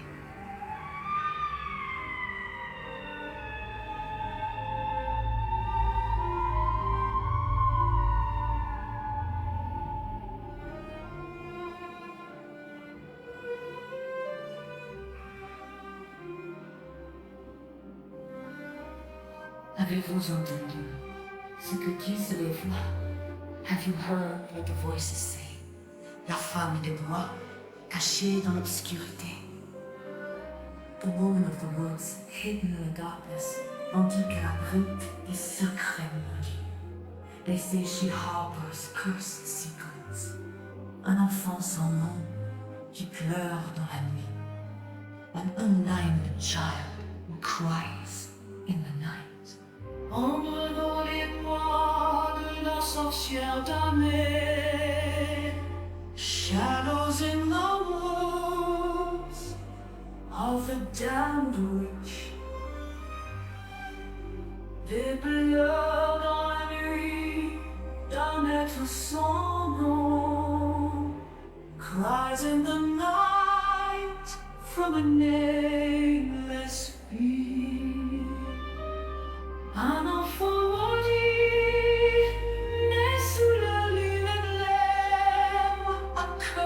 child born under the pale moon.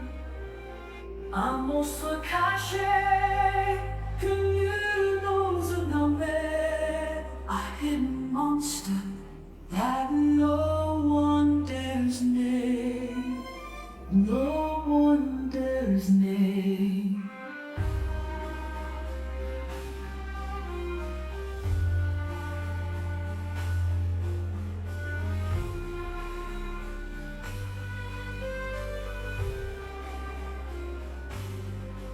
Une heure est venue, il a perdu son chemin dans les bois profonds où la lumière s'éteint. On dit qu'il entendit les pleurs d'un enfant. They say he heard the cries of a child avant de disparaître dans l'ombre béante, before vanishing into the gaping shadow. Dans nos mélodies, un enfant sans espoir.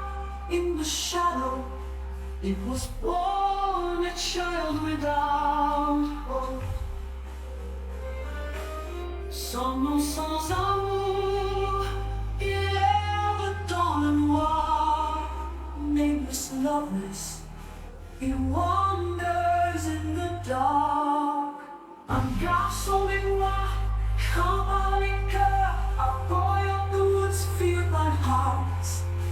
Un monstre sans nom, un cri dans le noir, a nameless monster, a cry in the dark. Onward dans les bois, de la sorcière gardée, shadows in the woods, de pleurs dans la nuit. D'un être sans nom,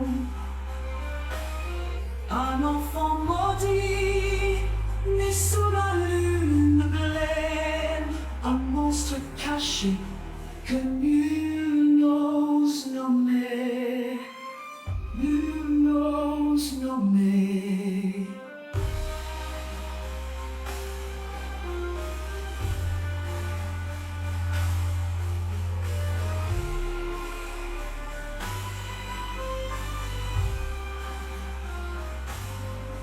Éloignez-vous de ces bois où les ombres pleurent. Stay away from these woods where shadows weep. Car dans l'obscurité, un monstre est né. Un enfant sans nom, une malédiction sur la terre. Prenez garde au bois où les pleurs résonnent. Beware the woods where the cries echo.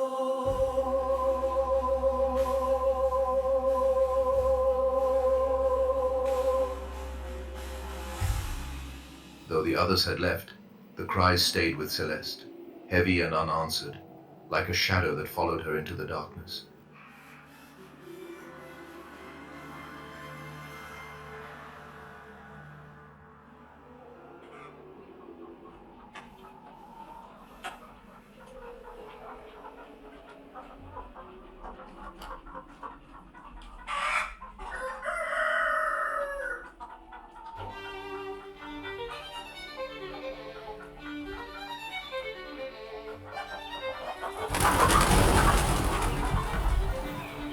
As evening settled on the remote fringes outside Rouen, a solitary figure navigated a path hidden among overgrown fields and marshes. This rarely used trail led to a cottage secluded enough to have become a place of quiet infamy, known only to those who sought its obscure doorstep for reasons darker than the night approaching. The man, dressed in the fine yet practical fashion of the city, walked with an air of familiarity, his path unhesitant as he approached the weather-worn structure. The cottage, nestled in a copse of dying trees, seemed to absorb the fading light, its facade blending into the twilight, an unwilling accomplice to memories it could not erase. Upon reaching the door, his knock echoed with a foreboding resonance, reverberating through the evening air as if summoning the cottage's dark past. This was not the solitary sound of a lone visitor, but rather a grim ritual, once performed by a group, each occasion marked by a raucous invasion that the silent walls of the cottage were forced to endure.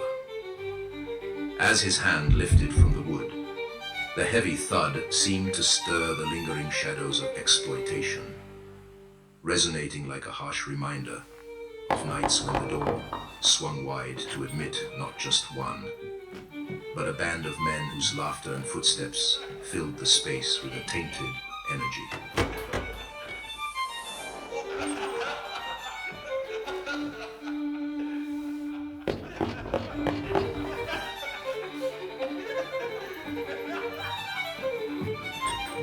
As the door creaked open, it was as though the cottage itself hesitated, wary of reopening wounds of its past.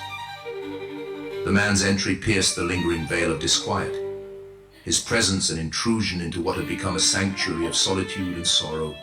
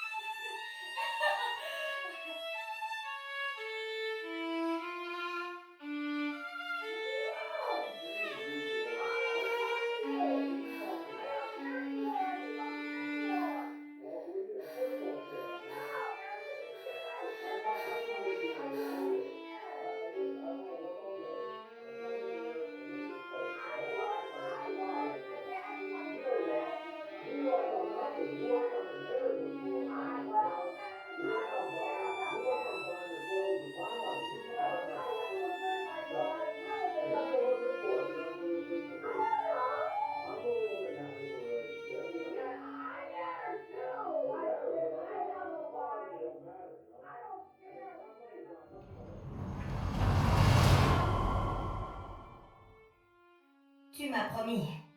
Tu m'as dit que tu m'aimais, que tu serais toujours à mes côtés, que jamais tu ne me quitterais. Jamais. You promised. You told me you loved me, that you would always be by my side, that you would never leave me. Never. Et maintenant, regarde-moi. And now look at me. I'm alone, abandoned. The whole village despises me because of this child. I endure their stares and their whispers. Every day I see the hatred in their eyes.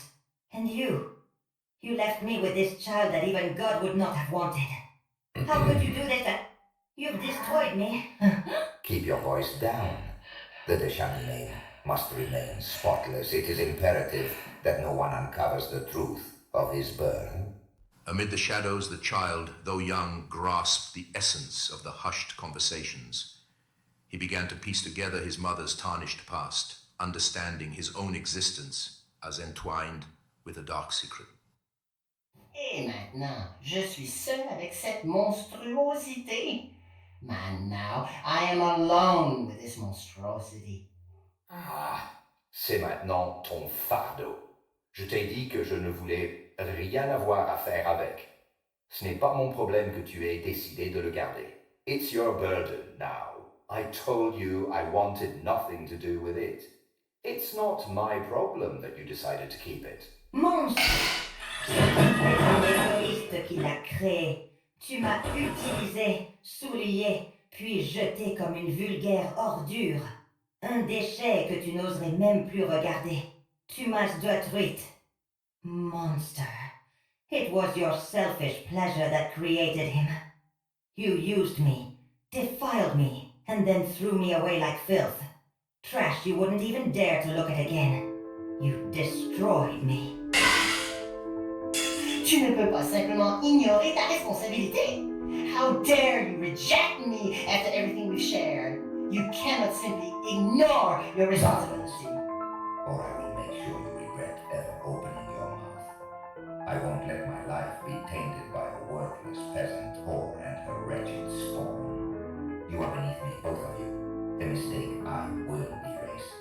If you so much as speak of this again, I will end you. Do you hear me? I will end you before you even draw another breath. The confrontation reached a violent crescendo, the words cutting deep into the child's young psyche. Hidden in the shadows, he felt each harsh syllable as a blow to his very soul. Maudit sois-tu, que le diable t'emporte, damn you. J'en ai fini avec toi. C'est la dernière fois que tu me vois. I'm done with you. This is the last you'll see of me. In the waning light of a solitary candle, whose flame guttered like the last beats of a dying heart, the room was cloaked in shadows that seemed to writhe with malevolent life. The walls, hung with the dampness of despair, whispered secrets and omens into the stifling air. Her breathing became labored, escalating into ragged gasps. Her eyes darted wildly, seeing, or perhaps imagining, spectral forms swirling around her, drawn in by the potent aroma of her mounting dread. Collapsing by the cold, dark remnants of the hearth, her body shook with uncontrollable sobs. Driven by desperation, she traced a circle with the ashes around her, her lips moving silently over incantations long forgotten by the world but etched deep in her terror-stricken mind.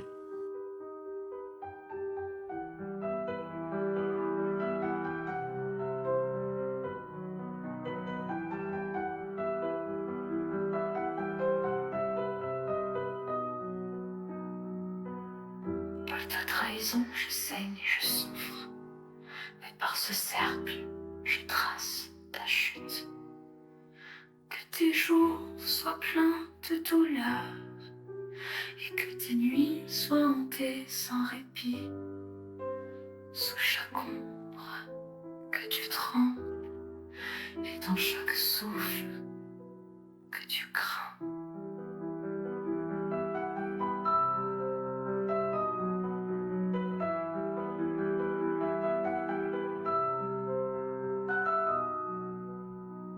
By your betrayal, I bleed, I suffer, but by this circle, I trace your fall. May your days be filled with pain, and may your nights be haunted without end. Under every shadow, may you tremble, and with every breath, may you fear. As the rituals grew darker, the child's fear turned into a constant state of dread.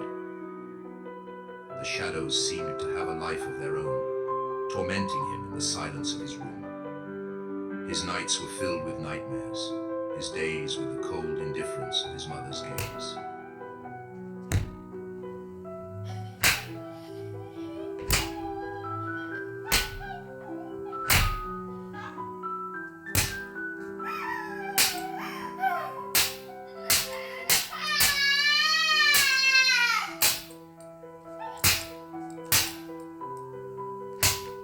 In these moments of harsh punishment, the child would withdraw into his own thoughts.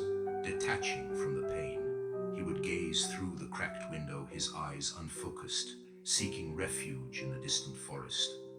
In his imagination, he envisioned a family of foxes weaving through the forest, wild and unrestrained. Their vivid red coats and fluid motion stood in sharp relief against his own confined life. In his solitude, they became his quiet allies, a respite from his harsh world.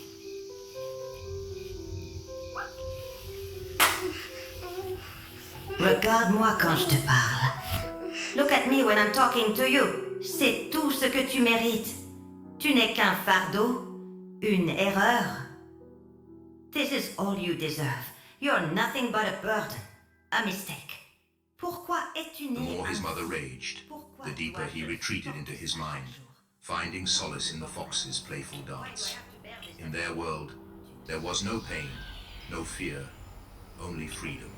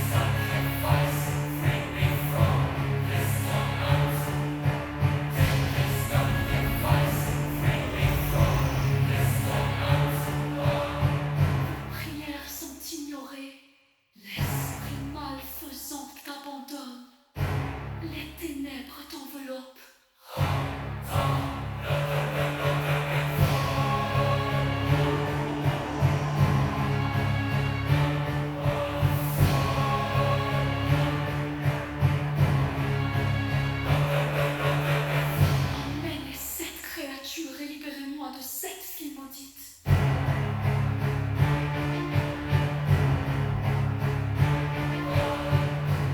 Obscur, pas d'espoir. Le feu est rejeté. Silence éternel.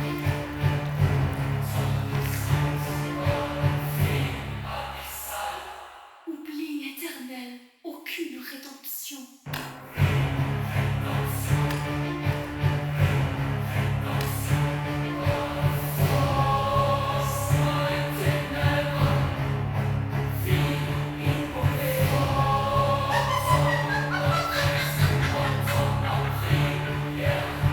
In her chaotic state, the mother's flailing limbs struck a candelabra standing precariously near the hearth. It toppled, scattering embers across the room. Sparks landed in a pile of straw, left too close to the fire for the cold nights. The dry straw ignited instantly, and flames began to voraciously climb the walls, eager to consume the structure. As the fire hungrily ascended the chimney wall, ancient mortar gave way under the blaze. Flames breached the cracks, creeping towards the wooden door that imprisoned the child, signaling both peril and the possible escape. Smoke began to billow into the front room, casting a sinister, flickering light. The heat from the fire caused the metal fixtures of the child's door to expand. The old lock, weakened by years of neglect, creaked and groaned under the stress and finally snapped, loosening enough for the door to creak open slightly. Noticing the change, the child, driven by a blend of fear and instinct, pushed against the door. It gave way under his small, desperate force. With his heart pounding with both dread and hope, he squeezed through the gap, escaping the blazing inferno of the front room. The air in the remaining part of the cottage was thick with smoke. Pathways to the rear and the promise of the outside world were relatively clear. Coughing and gasping for air, the child moved away from the fiery destruction towards the shadows. He emerged into the cold night, the fire lighting up the sky behind him. The child didn't look back. For the first time, his path was his own. Alone, the child ran deeper into the forest, away from the only life he'd known. The night was dark, and the path uncertain, but the forest, in all its stark and wild beauty, welcomed him. It was here, in the embrace of the wilderness, that he found his first true refuge, his first hint of freedom. As the child ventured deeper into the forest, he came upon a small clearing bathed in silver moonlight. There, nestled among the roots of an ancient tree, was a family of foxes. The sight was both comforting and surreal to him, for he had never been this far outside before. The mother fox, her eyes gleaming in the moonlight, seemed to sense the child's presence. She did not flee, but watched him with a curious, almost gentle gaze. In her, the child saw the nurturing care he had never known. Night after night, the child returned to the clearing. He brought small offerings of food, scavenged from the forest floor, and left them at the edge of the den. The foxes, drawn by hunger and perhaps a sense of kinship, began to accept his presence. Before long, the foxes came to trust the boy.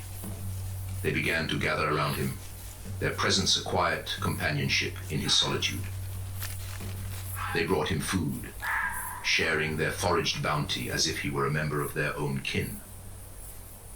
Gradually, they even took to resting beside him. On occasion, the younger foxes curled up close, their warm bodies a comforting presence through the night.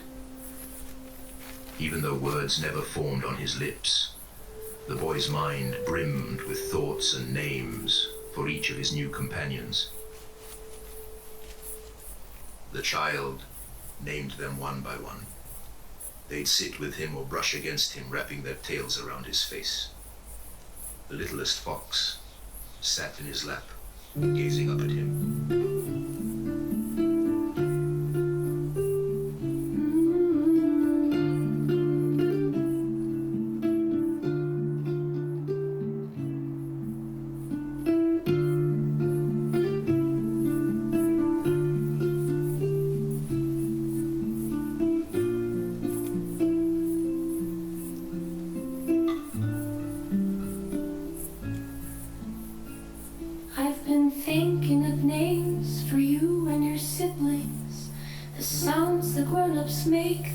words they use, they feel right for you.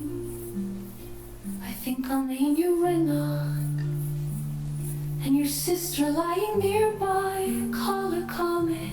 She's always so calm and peaceful. Espiegel, you're always playing tricks and making us laugh. And Viv, you run around all the time, so full of energy and daring. River, you always look like you're dreaming, staring at the moon with those big, thoughtful eyes. Such, you're the one who seems to understand things. Always so wise and gentle. And Ryus, you're always laughing and making us smile.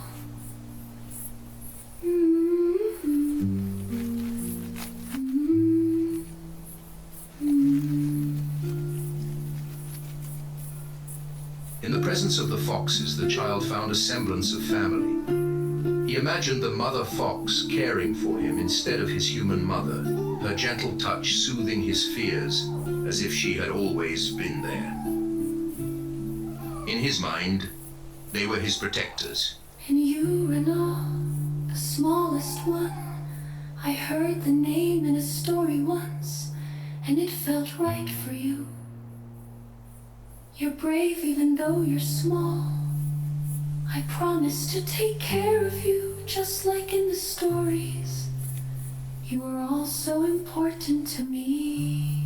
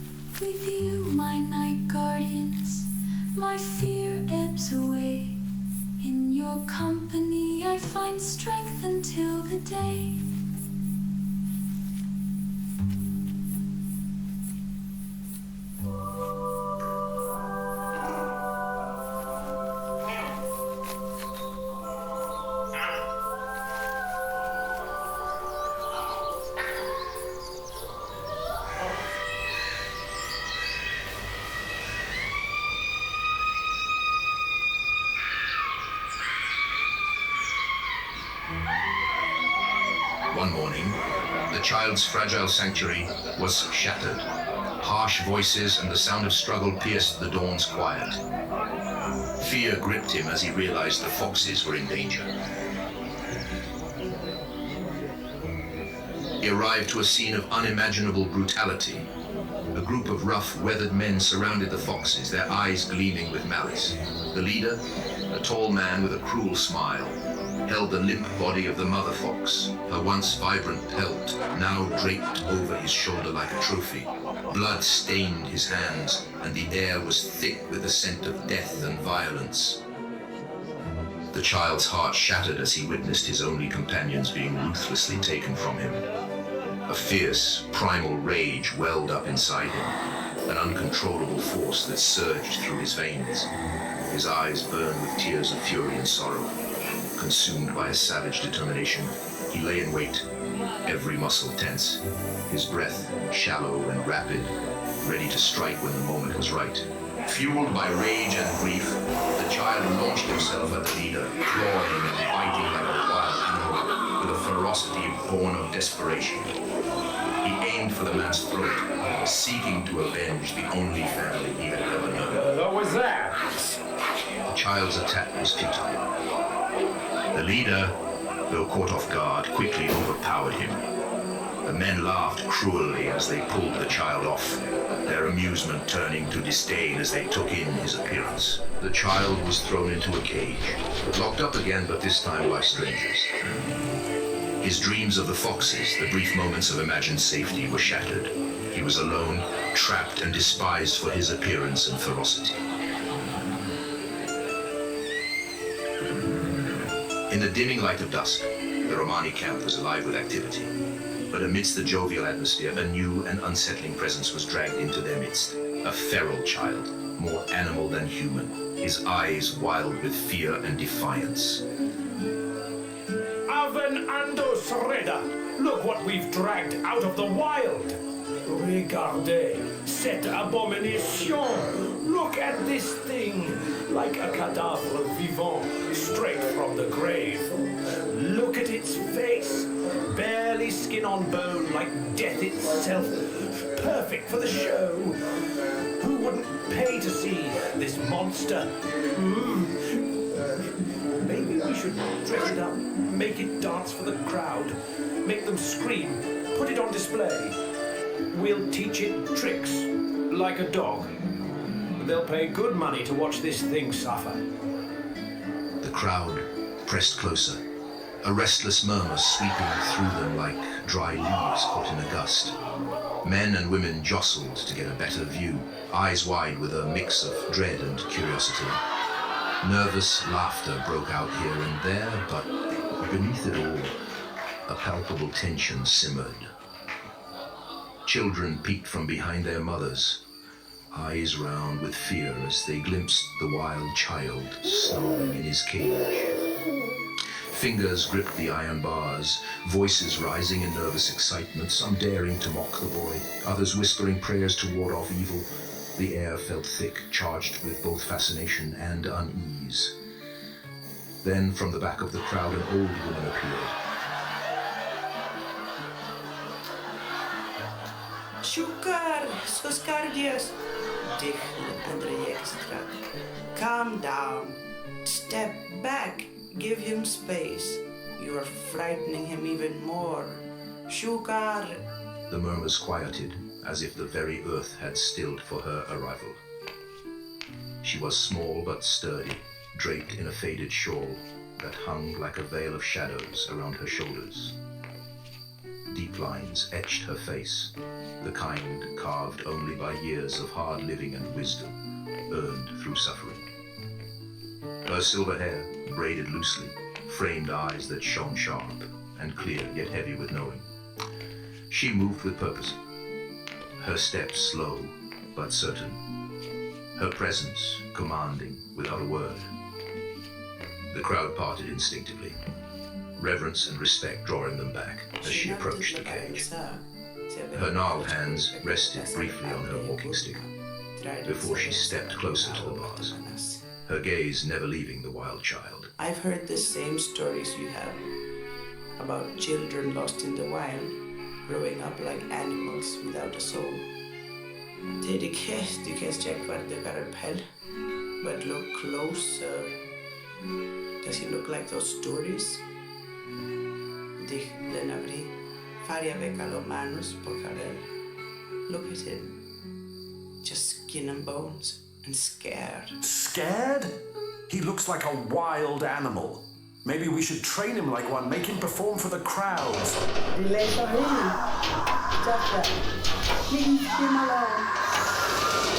Most Monday to Bazooka, never make a first to take us. Chavo, singing out with La Chibuti. The men can decide, but he needs calm now, not force. Ovresti Nagad del pay him. He is only a danger to himself in this state. Let me help before it's too late. Harvalip. Fine, do what you want.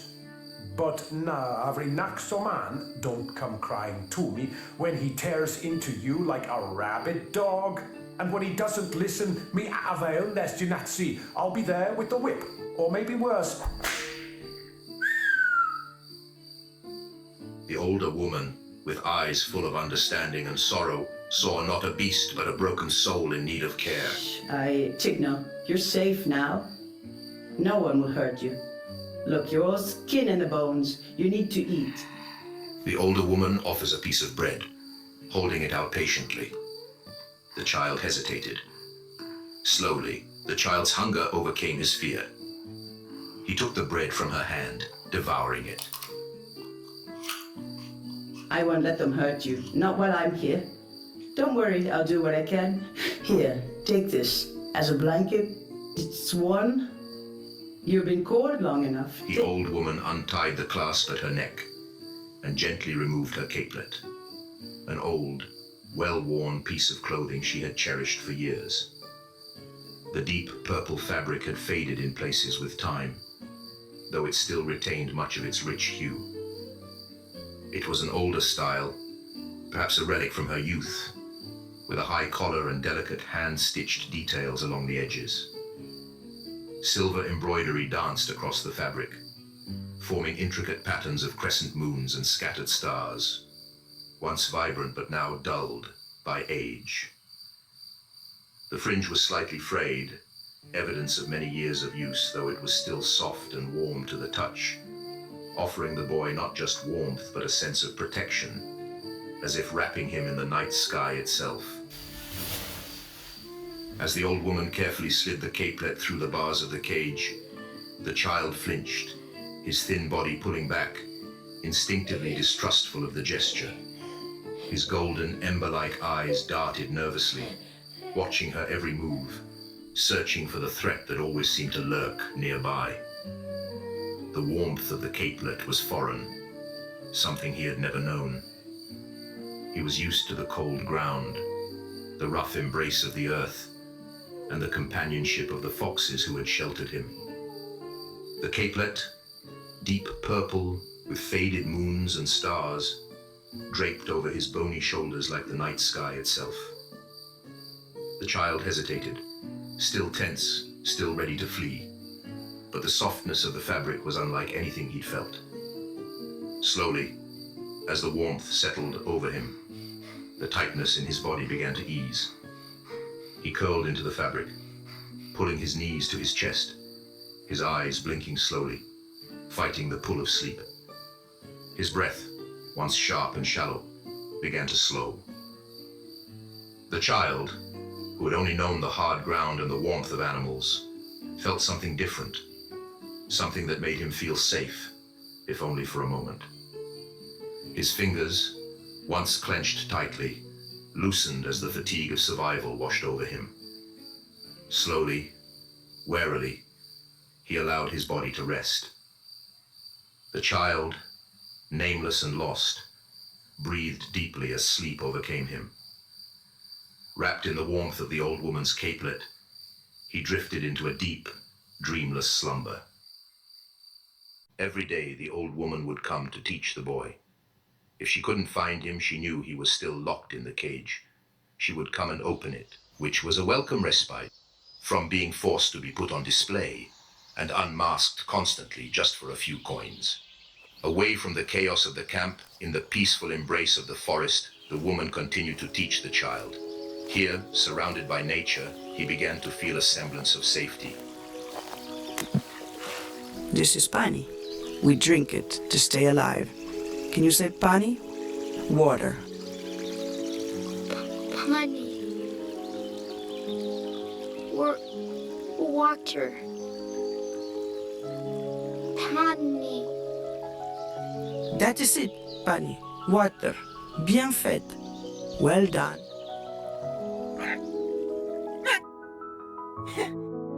The bond between them grew stronger every day.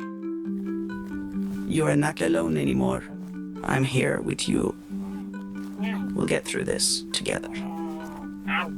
We are going to have to give you a name at some point. But I think for now, we will just call you Obengalogav, the fox boy.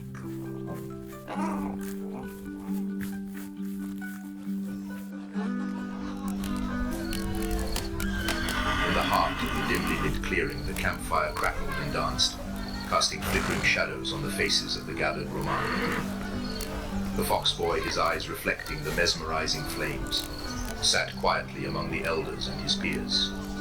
Tonight, they would teach and share their ancient arts, their traditions passed down through generations. The scents of burning wood and rich earth filled the air, mingling with the anticipation that vibrated through the gathering. Despite the boy's troubled past, in this moment, surrounded by the warmth of the fire and the community, he found a semblance of belonging. Now listen, young one. The night brings secrets and skills that day cannot hold. You, who once cried beneath the moon, now stand ready to harness its silver light. I am ready. Show me, so I may carry our shadows forward. A Romani fire eater stepped forward, her torches ablaze, a warm glow on her determined face. With practiced grace, she began a spectacular sequence of fire breathing.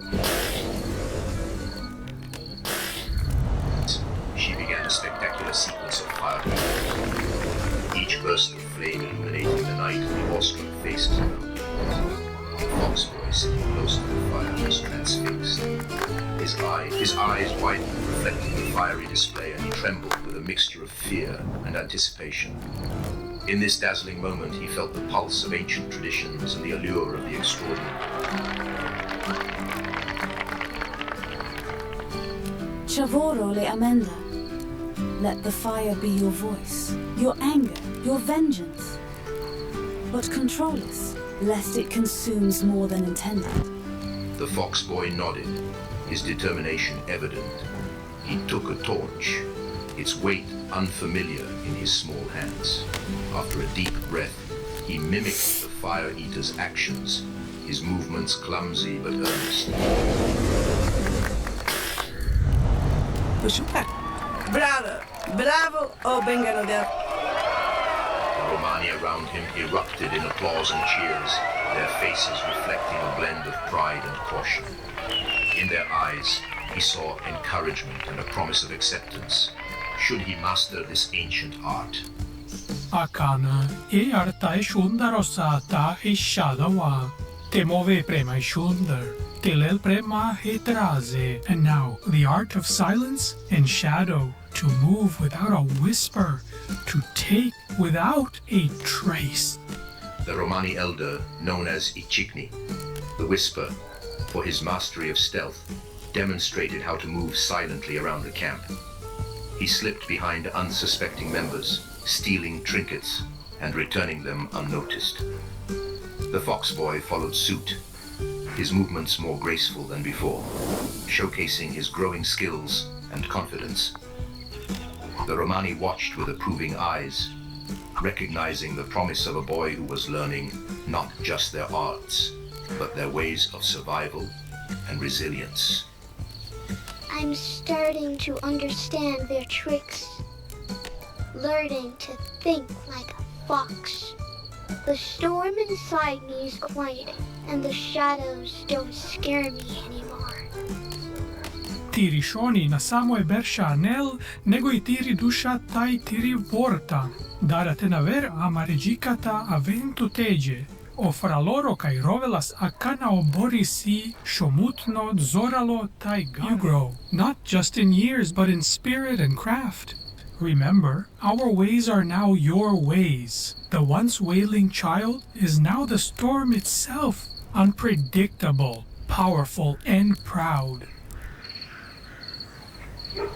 Day by day, the old woman taught the child. He was incredibly quick at remembering everything he heard and saw. He even surprised the old woman several with his keen memory and adaptability. When she wasn't teaching him, or when he was locked in the cage at night, he would run to the woods for comfort. On some days, he would almost see specters of his long-lost fox family beckoning him to chase them further into the woods. Sometimes he would run a little way, but would always stop, realizing it was just a past memory. Then he would break down and cry where no one could see his pain.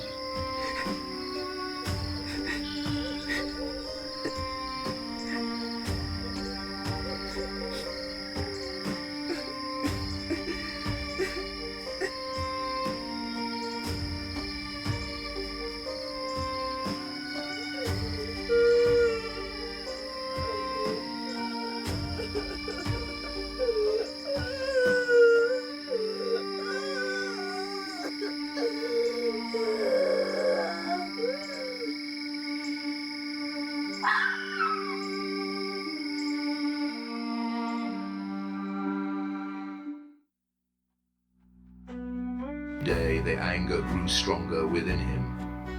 He endured all the humiliation with only one thought, of one day getting revenge on the ones who killed his kin. The old woman kept teaching the boy all she knew. She would use animals and shadow puppets to amuse him and hold his attention while she taught. One day, the boy saw her using tarot cards, and, fascinated, he asked her what they were. These are tarot cards, ancient tools of divination. They help us understand the past, present, and future. Can you teach me how to use them? Well, I suppose there is no harm in that now, is there? Look here, you have face suits, just like in playing cards. Cards. Like the men years wrong fire.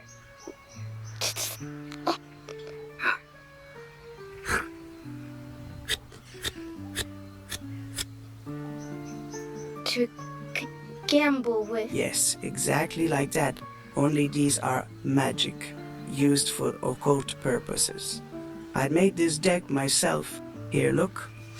This is a page and a knight? Yes, a knight. And what is this? A queen. Yes, very good. And this one? Who is this? A king. And this one is? The fool. Very good. Now repeat them back to me. One moment. Let me put some tea on. But repeat them back to me while you run through the deck again.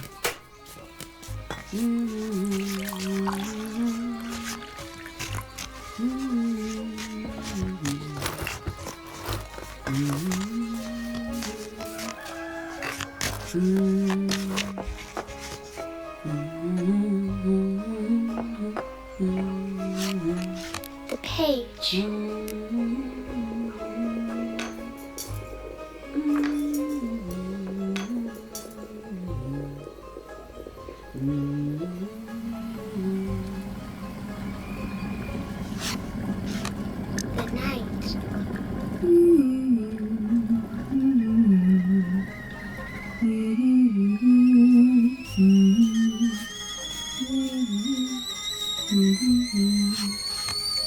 The queen. Do do do do do do do do do do do. The king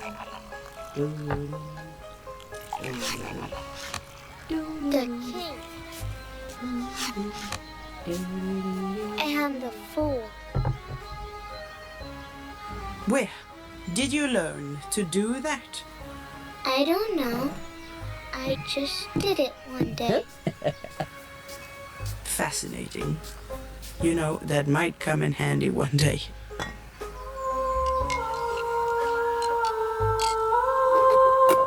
My word, that will definitely come in handy. Here, have some tea. It will warm you up and help you sleep.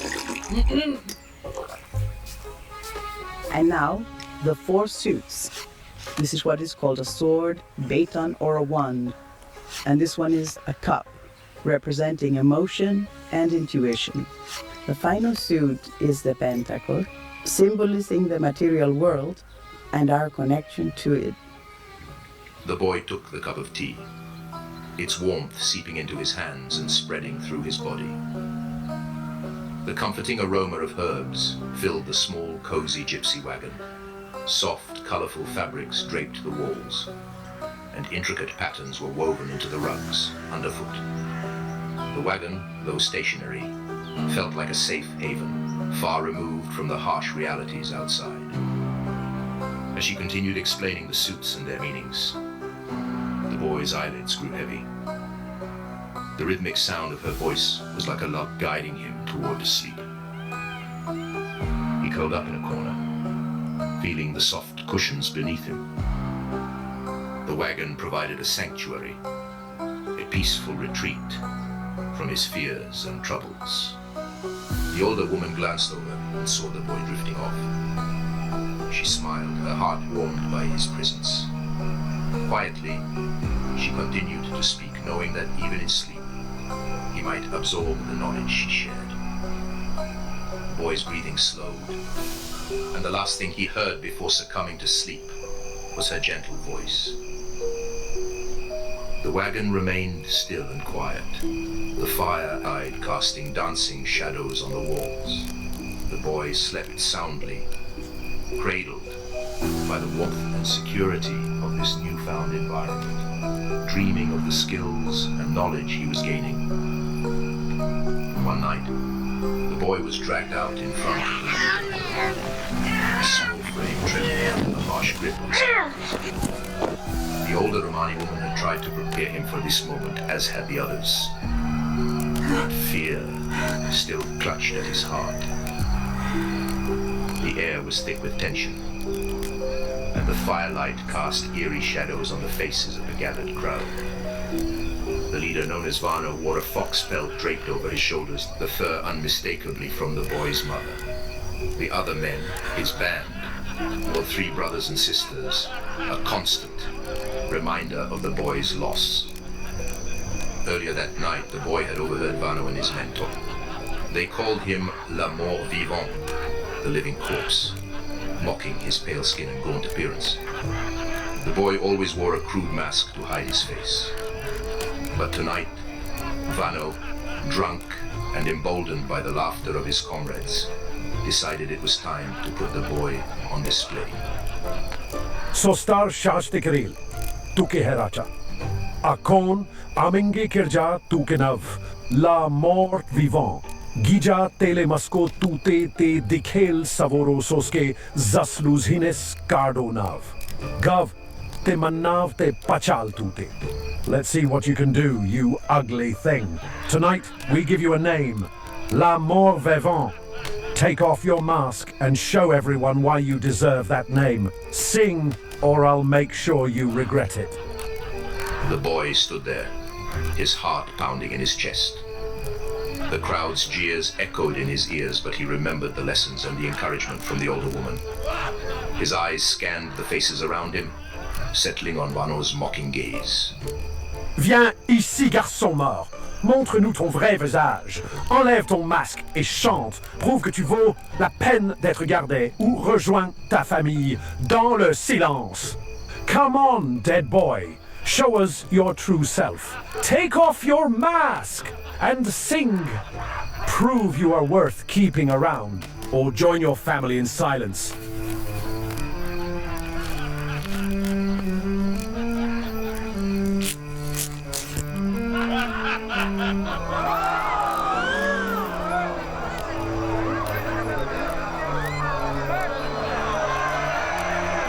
Play a tune.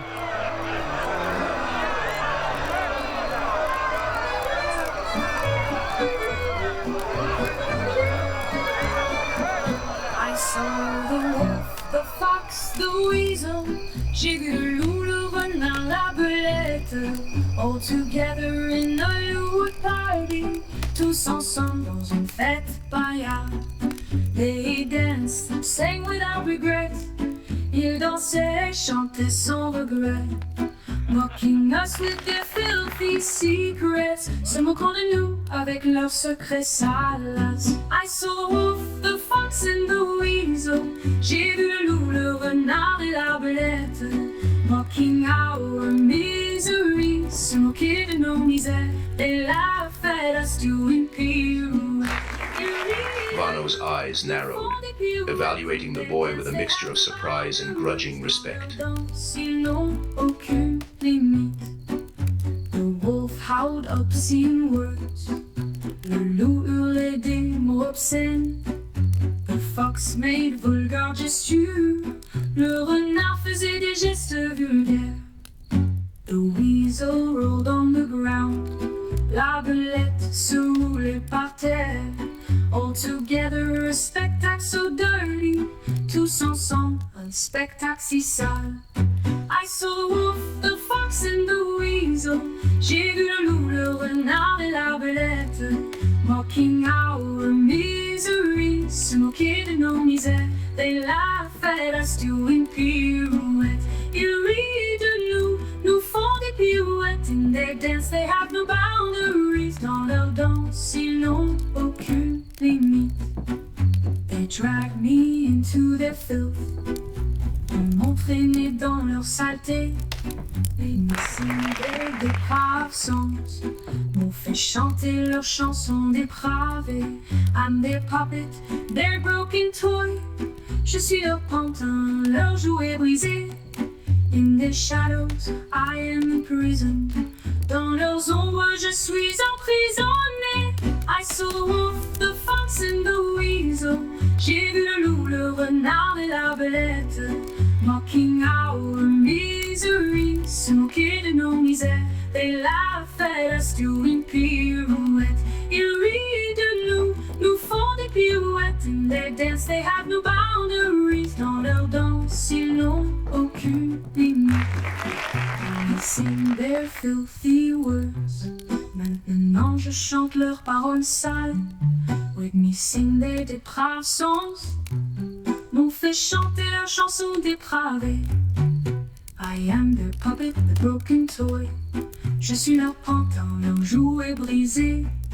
In their shadows, I am imprisoned. Dans leurs ombres, je suis emprisonné. Now I sing their filthy words. Maintenant, je chante leurs paroles sales. With me sing their depraved songs. Avec la honte et le dégoût pour parler. Each note a reminder of my pain. Chaque note un rappel de ma douleur. In their dance, I lose my heart. Dans leur danse, je perds mon cœur.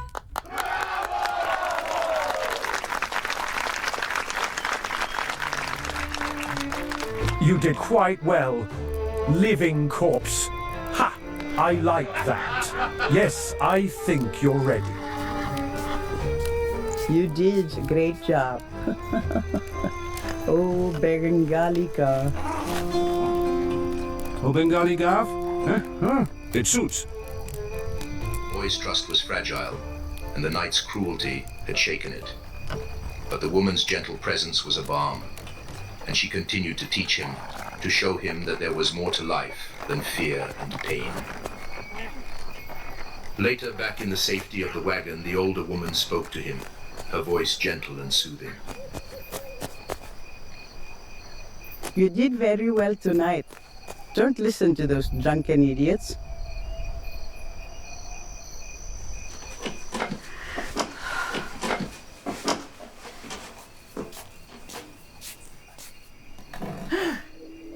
They don't understand.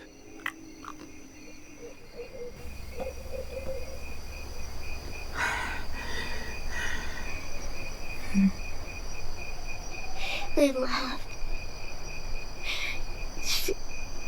They hurt. I know, my sweet Obengaloga, but you are strong. Yes, you will survive. And one day, you'll be free of this.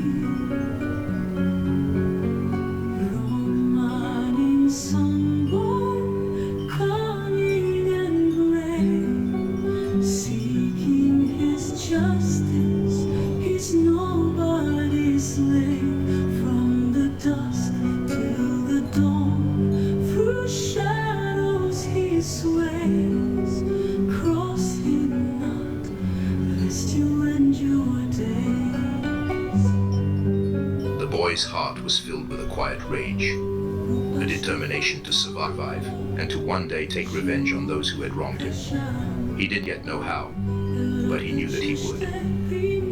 The boy clenched his fists, the memory of the crowd's mocking faces burning in his mind. Each lesson, each kind word from the older woman was a step closer to his goal. He would endure, he would grow stronger, and when the time was right, he would reclaim his freedom and exact his vengeance. Beware the fox boy with his silent moan. His revenge is quiet, his methods unknown. In the heart of night, his sorrows lay. Those who scorn him will. The leader of the camp, Vano, saw the child as a spectacle, something to draw in the curious crowds and make money. Most in the camp viewed the boy as morbid entertainment, but the old woman saw a spark of potential in the bright fox boy. It was a cruel twist of fate for the boy, who had just begun to feel the faintest glimmer of trust and safety, to be forced to showcase himself as la mort vivante, the living corpse. He was compelled to earn his keep, a grotesque curiosity to attract the masses. The cruelest part of their spectacle was making him sing a haunting, mocking song. While the Romani taught him tricks and how to perform, the old woman continued to educate him, knowing that he would soon surpass even her well-seasoned knowledge. His revenge is quiet, his methods unknown. In the heart. The camp was alive with the crackling of the campfire and the hum of conversations. The night sky stretched above, a blanket of stars casting a faint glow on the gathered Romani. A faint glow on the gathered Romani. In the midst of it all, the child stood small and trembling under the harsh grip of his captors. The older Romani woman who had tried to prepare him for this moment stepped back, her eyes filled with concern. The air was thick with tension, and the firelight cast eerie shadows on the faces of the curious crowd. Vano, the leader of the Romani, stood prominently, a fox pelt draped over his shoulders, a cruel reminder meant to torment the boy. His men, wearing the pelts of the boy's siblings, watched eagerly. The air was thick with tension, and the dancing flames of the fire cast terrible eerie shadows on the faces of the curious crowd. Vano, the leader, Vano the leader stood prominently, along with his men, all still wearing the fox pelts draped over their shoulders. Dicte, sasav kaske, kasoskero bachno kakerel, gava menge, fan richave, amusia menge, mulo chave. Let's see what tricks this pathetic little freak can perform. Sing for us, wild child. Divertissez-nous, mort vivant. Entertain us. Living corpse. Stay close to me, little one. Just do as we practiced. You're safe with me. Safe? Yes, safe. Yagnoritur, Pani. Just remember, I'm here with you. The song he had been forced to learn was a cruel mockery of his past. Originally a playful French folk song, J'ai vu le loup, le renard, la belette, was twisted by Vano into a reminder of the foxes he had once followed. The lyrics, once filled with innocent whimsy, now carried a sinister undertone, each line a jab at his lost family. But he sang because it was the only way to survive. As he began to sing, the boy's small, trembling voice filled the air. He started to juggle with the crude wooden balls given to him by the Romani. His hands, though shaky at first, began to move with surprising dexterity, the balls weaving intricate patterns in the firelight. The crowd watched with a mix of amusement and curiosity, their laughter and whispers creating a tense backdrop to his performance. Emboldened by the crowd's reaction, the boy began to dance. His movements were awkward at first, but soon he found a rhythm, his small frame spinning and leaping with surprising grace. The dance was wild, a chaotic mix of desperation and defiance. His eyes, once filled with fear, now blazed with a fierce determination. Avec la honte et le dégoût pour parure, each note appelle de ma douleur. Dans leur danse, je perds mon cœur. I saw the wolf, the fox and the weasel. J'ai vu le loup, le renard et la belette. Mocking our misery, se moquer de nos misères. They laugh at us doing pirouettes.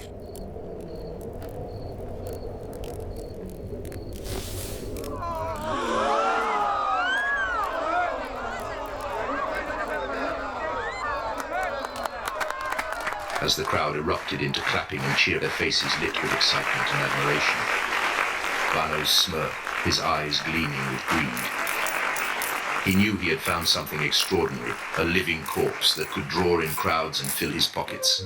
But for the boy, it was a bittersweet victory. He had survived the night, but at the cost of his dignity and freedom.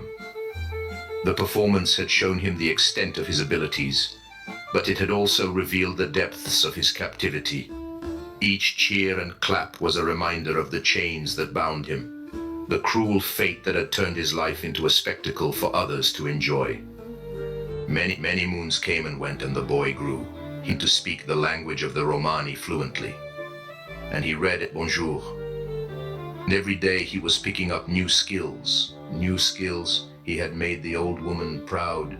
He was incredibly intelligent, gifted in both fiddle playing and singing, as well as acrobatics, card tricks, and fire breathing. He would even sketch sometimes when the old woman would sit quietly under a tree, smoking. But she worried for him. Far intelligent. Then he appeared, and starting to show some signs of rage.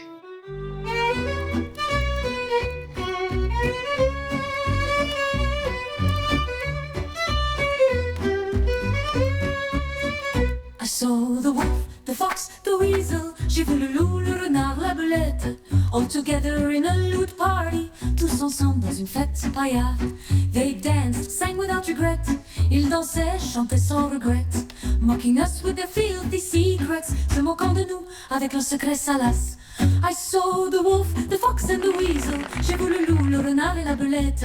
Mocking our misery, se moquer de nos misères. They laugh at us doing pirouettes. Ils rient de nous, nous font des pirouettes. In their dance they have no boundaries. Dans leur danse, ils n'ont aucune limite. They dragged me into their filth. Ils m'ont traîné dans leur saleté, m'ont fait chanter leurs chansons dépravées. Je suis leur pantin, leur jouet brisé. Dans leurs ombres, je suis emprisonné.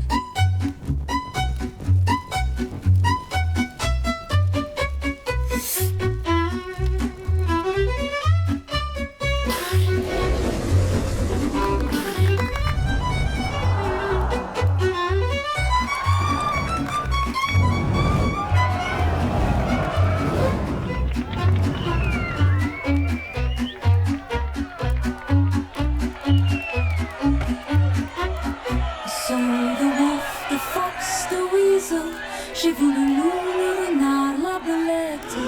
And in their madness, I found my loss. Et dans leur folie, j'ai trouvé ma perte. Ils m'ont appris la honte et la douleur. Dans leur danse, je perds mon cœur. He threw his voice, making it seem as though it was coming from different parts of the clearing. The crowd gasped, their eyes widening in astonishment. It was a trick he had never revealed before, a skill that had emerged from the depths of his desperation. I saw the wolf, the fox, the weasel. J'ai vu le loup, le renard, la belette. And in their madness, I found my loss. Et dans leur folie, j'ai trouvé ma perte. Ils m'ont appris la honte et la douleur. Dans leur danse, je perds mon cœur.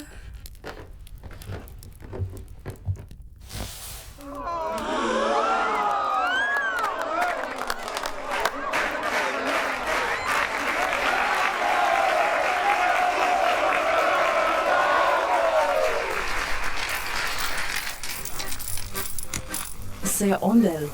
He's possessed. Nas var. Na wówczas des pesko glasu. Numasa. No, he threw his voice. But how?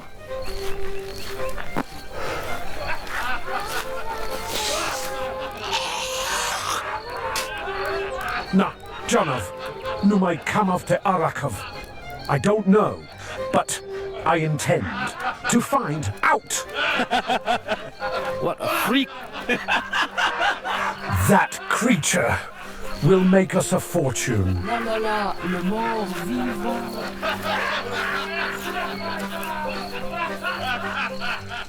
Vano collected money at the end, and every person paid. Some even paid double, amazed at the spectacle they had witnessed. He knew he was right about the boy, and he aimed to make the most out of his little monster child.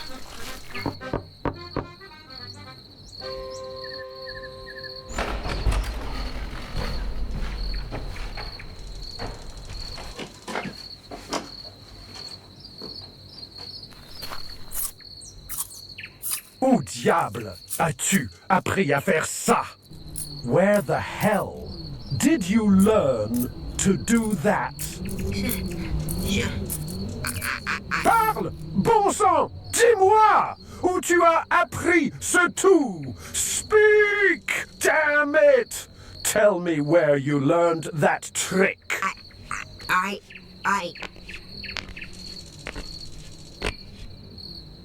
Dostal muken l'escorco. That is enough. Leave him alone. Très bien. Fine. Voici Chororo. Il est stupide. Tu es bien trop précieux pour moi pour te laisser courir partout.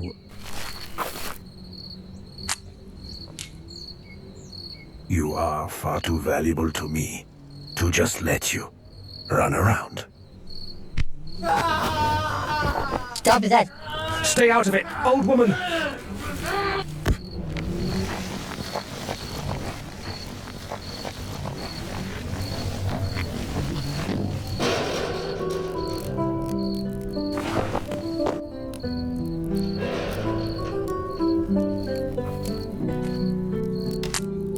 You are mine now, Mule Chavo.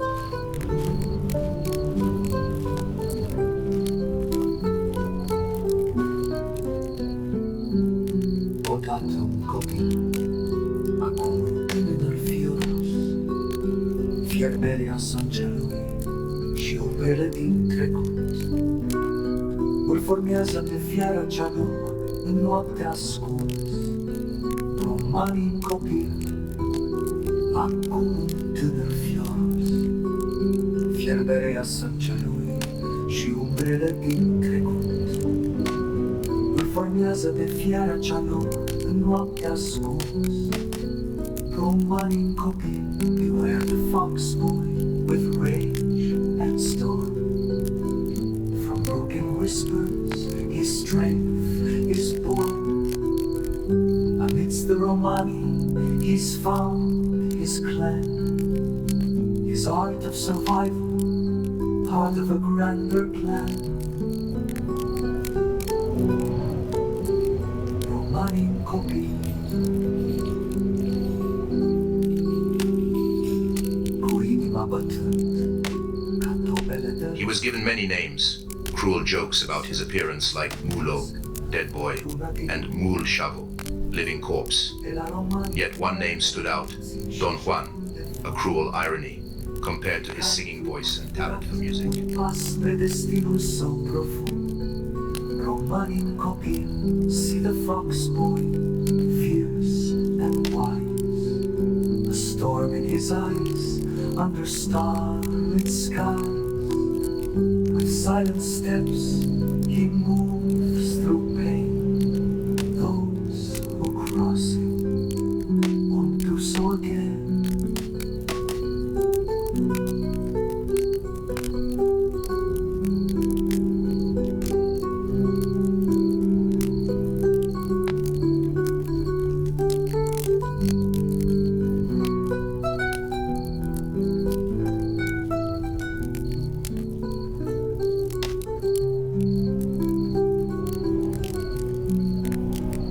Romanii copil, cu inima bătând ca tobele de război, învață să-și stăpânească furtuna dinăuntru. De la romanii tainele nopții și jocul de foc, fiecare truc furat, un pas spre destinul său profund. Romanii copil, see the fox boy, fierce and wise. A storm in his eyes, under starlit skies. With silent steps, he moves through pain. Those who cross him won't do so again.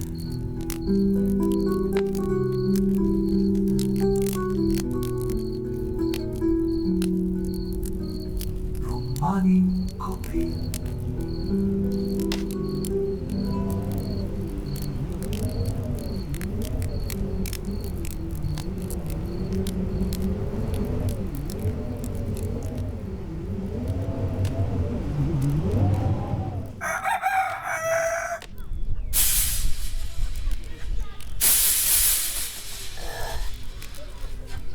Hey, Don Juan, sing us a song, you corpse-faced freak. You look like you crawled out of a grave. Ha ha. His voice, haunting and beautiful, was a stark contrast to his dreadful appearance. It earned him the respect of some, but for others it was a reason to mock and degrade him further. There were days when the old woman had to go get more supplies in town. She would tell Obengalogav she couldn't teach that day, and that she would return later that evening. He, of course, understood. But today was different, unfortunately. No one came to let him out. He wondered if today was one of those days. Hours passed, and he remained confined, alone with his thoughts.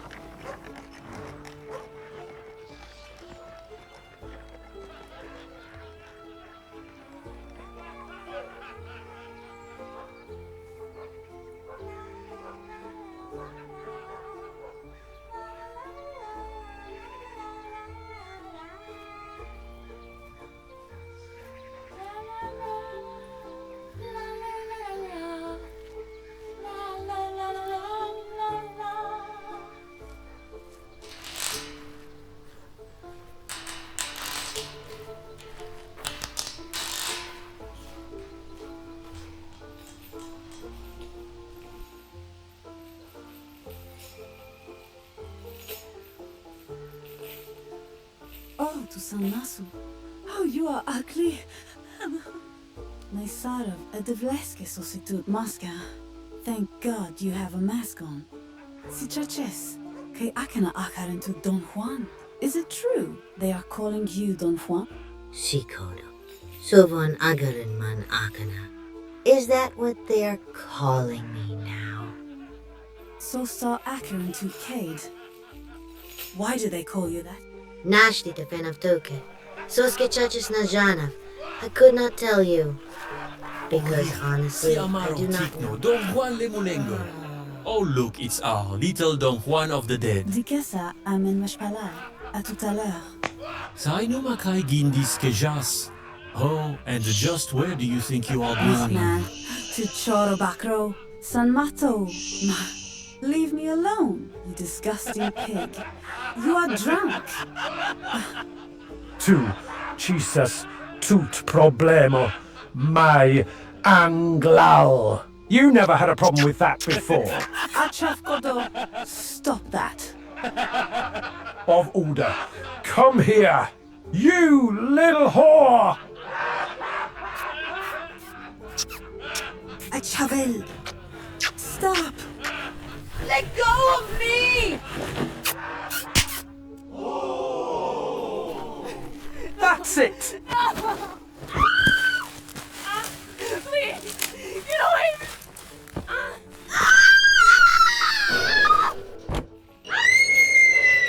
No! You don't hate me! Your first woman. Make her love you. Come on, freak! Kiss her! Fais-lui ce que tu fais aux autres. Do to him what you do to the others. Entertain us! Va y baise-le! Montre-nous ce que tu sais faire! C'est ta chance, ma chérie. This is your chance to prove you're the best, darling. Allez, fais ton travail, pute! Come on! Do your job, whore! You're his wife now! Madam Don Juan!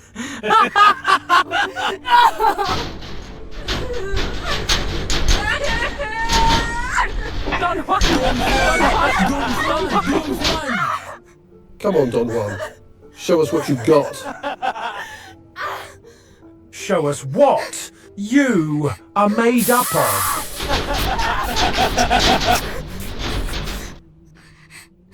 Sikov le que tiro mush Don Juan. Show her your face, Don Juan.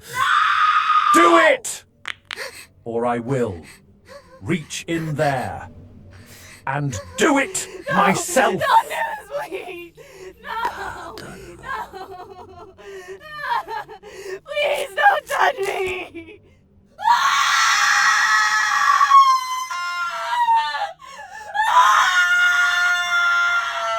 Non! Non!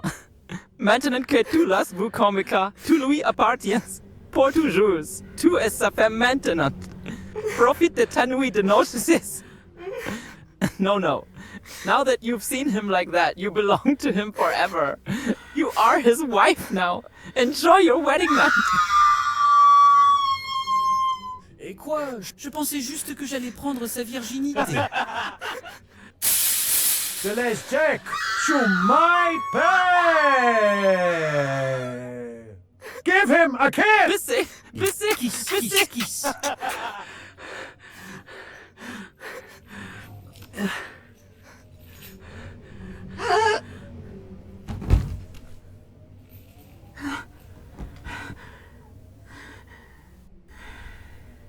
Oh, no.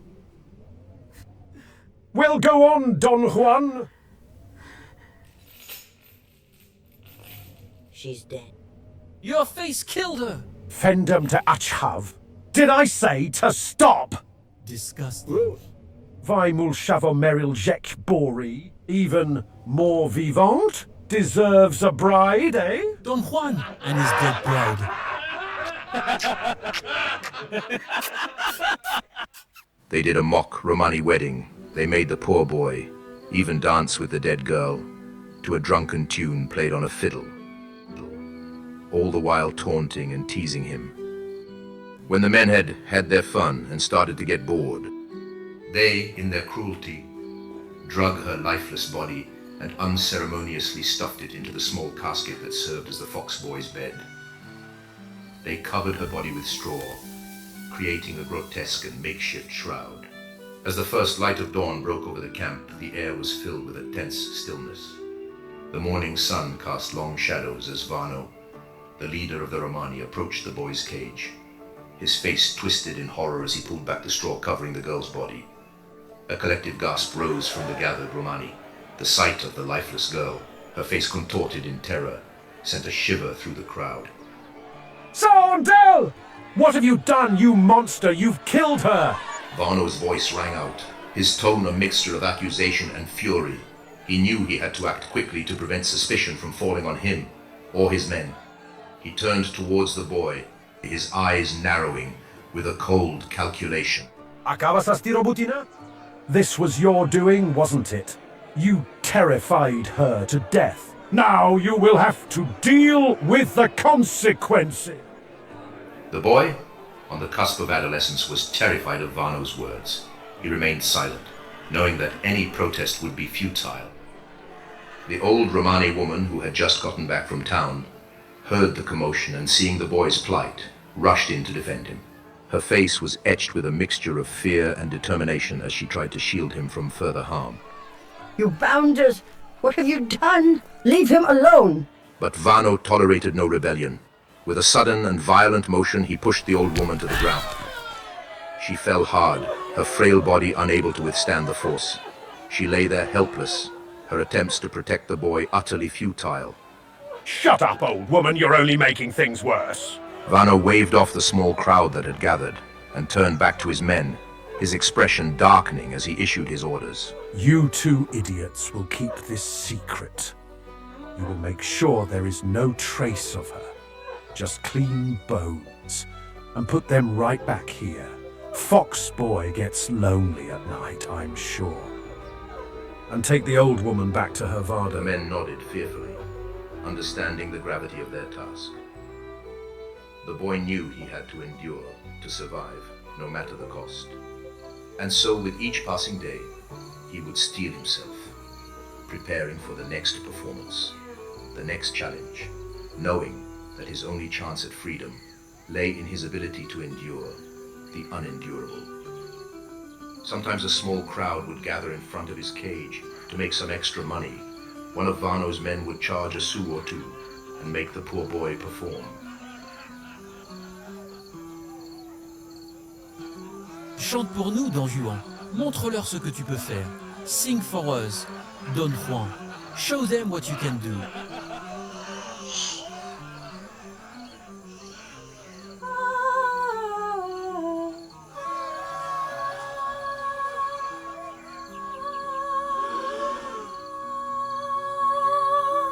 Écoutez ça, le fantôme chante comme un ange.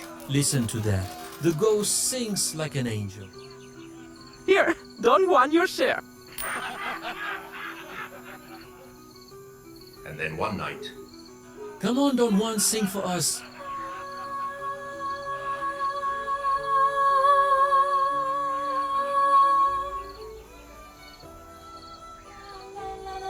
What's happening? It is our ghost! We are cursed! It's a trick.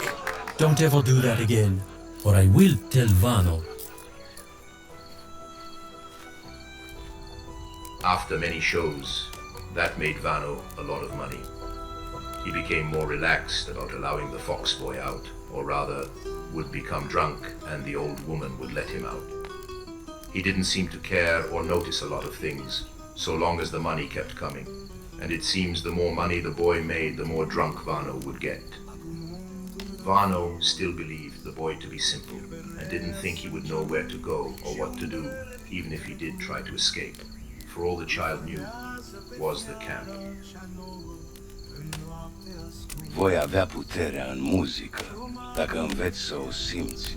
You will have power in music if you learn to feel it. Lasă-ți vocea să fie o umbră, să păcălească urechile. Let your voice be a shadow, trick the ears.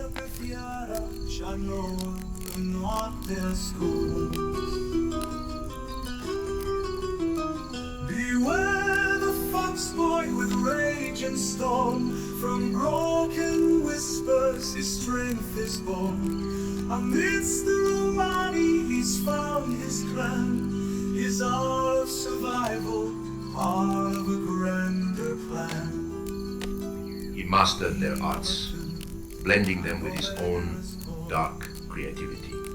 The Romani taught him, shaped him, and he grew stronger and more educated. Most of the Romani mistakenly thought, like Vano, that he was a simpleton, for he never allowed anyone except the older Romani woman to know just how clever he really was. Although some suspected it was an act, most looked at him as a trained monkey in a fair, but anger was always brewing, just beyond the fiery glow of his eyes.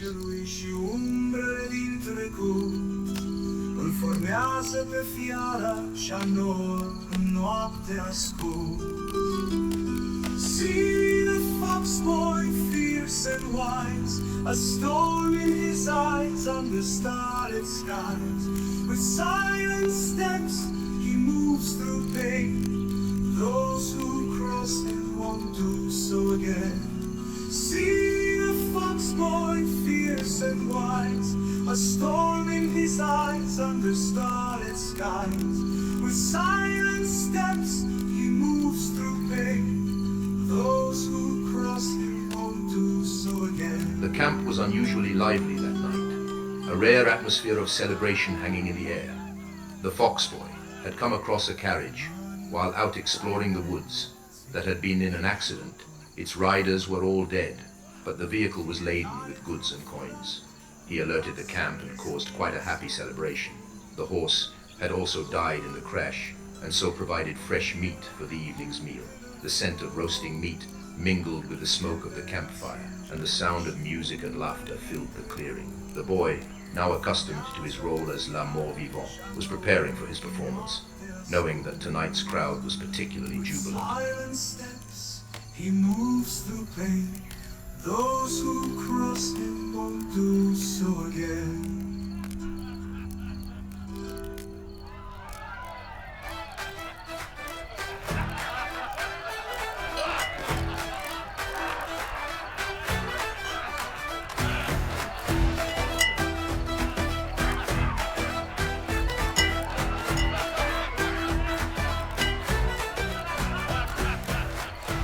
The boy stood by the fire, his heart pounding. Tonight was different. The camp was still buzzing with an unusual energy, as the Romani were still celebrating their unexpected bounty. Vano had promised a special performance to mark the occasion, and all eyes were on la mort vivant. But the boy had a secret plan. He had slipped a sleeping draught into the drinks of those who had harmed his kin, a subtle act of rebellion and preparation for what was to come. The old Romani woman had indeed taught him everything she knew, including herbs and poisons and all their many uses. The forgotten and broken boy was now a powerful young man. He had silently watched the Romani while they saw him learn new skills and hone his talent. They were unaware that he also studied them to one day seek revenge. That night, the throng continued to celebrate, unaware of the storm brewing in his heart. As the young man moved among the crowd, pouring drinks and offering a kind glance, he made sure to catch the eyes of those who had helped raise him, but especially the older Romani woman. She, and a few others who knew him well, noticed subtle signs. The way he lingered just a moment too long, the way his hands trembled slightly as he served them. Tonight was the night. Something's different about him tonight. He just seems happy. When has Obengalogav ever been happy? Obengalogav is almost a young man now. He's changing. There is a strange chill in the air. Yeah, there is a weird energy tonight. He seems oddly chipper, no? It is weird. I don't like it. Ah, let Don Juan be happy. After all, he did find us meat. Don't forget all the gold. And drink.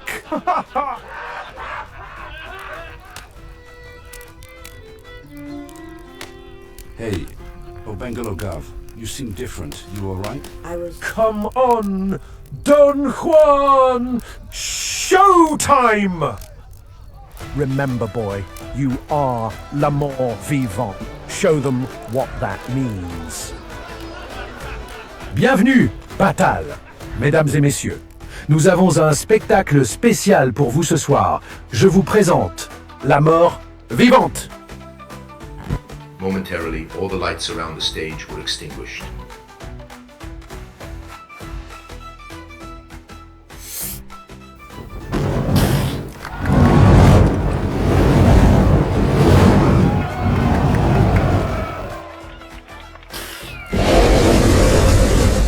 And suddenly they were all breathing. He juggled flaming torches, the firelight dancing in his eyes. The crowd gasped in awe. But tonight, he had something new planned. I saw the wolf, the fox, the weasel. J'ai vu le loup, le renard, la belette. All together in a loot party. Tous ensemble dans une fête paillarde. They danced and sang without regret. Dansaient, chantaient sans regret. Are his eyes glowing? I don't know. I think it's a trick. Avec leurs secrets salaces. I saw the wolf. As the boy continued his act, he suddenly pulled out a series of small, brightly colored scarves. With a flourish, he tossed them into the air, and to the astonishment of the crowd, they seemed to float, moving with a life of their own. The boy had tied thin, nearly invisible strings to the scarves, manipulating them to create the illusion of levitation. Look at that! How is he doing it? His eyes are glowing. I told you he was a demon. It's witchcraft. Czekko, Bengelogan. The boy's heart swelled with a mix of pride and bitterness. He had learned to survive by turning his suffering into spectacle, and tonight was no different. The audience cheered, their eyes wide with wonder, completely enthralled by the performance. They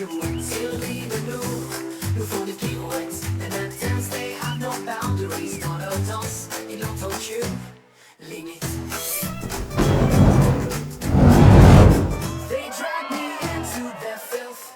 Ils m'ont traîné dans leur saleté. Made me sing the depraved songs. M'ont fait chanter la chanson dépravée. I am the puppet, their broken toy. Je suis leur pantalon, je vais briser. In the shadows, I am in prison. Dans leur ombre, je suis en prison. I saw the wolf, the fox and the weasel. J'ai vu le loup, le renard et la belette.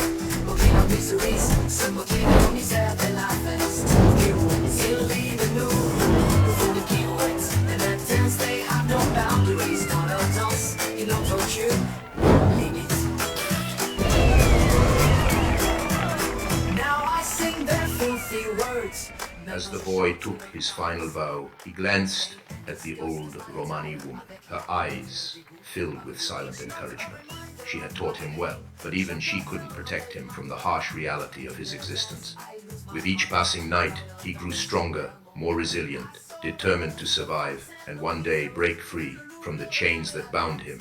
Tonight was his chance. He knew the sleeping draft would soon take effect, and when it did, he would make his move. And that dance, they have no boundaries. Dans leur danse, ils n'ont aucune limite. I saw the wolf, the fox, the weasel. J'ai vu le loup, le renard, la belette. And in their madness, I found my loss. Et dans leur folie, j'ai trouvé ma perte. They taught me shame and pain. Ils m'ont appris la honte et la douleur. In their dance, I lose my heart. Dans leur danse, je perds mon cœur.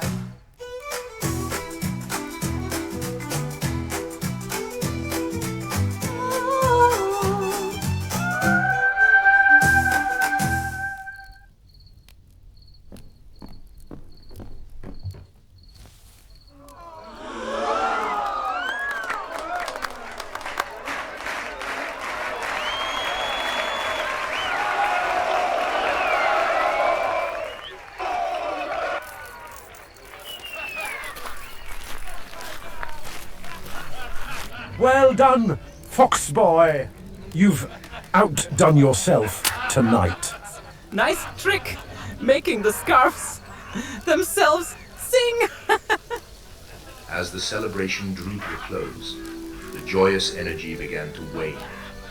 The men, tired from the festivities, too drunk to keep going, or so they believed, started to retire to their beds.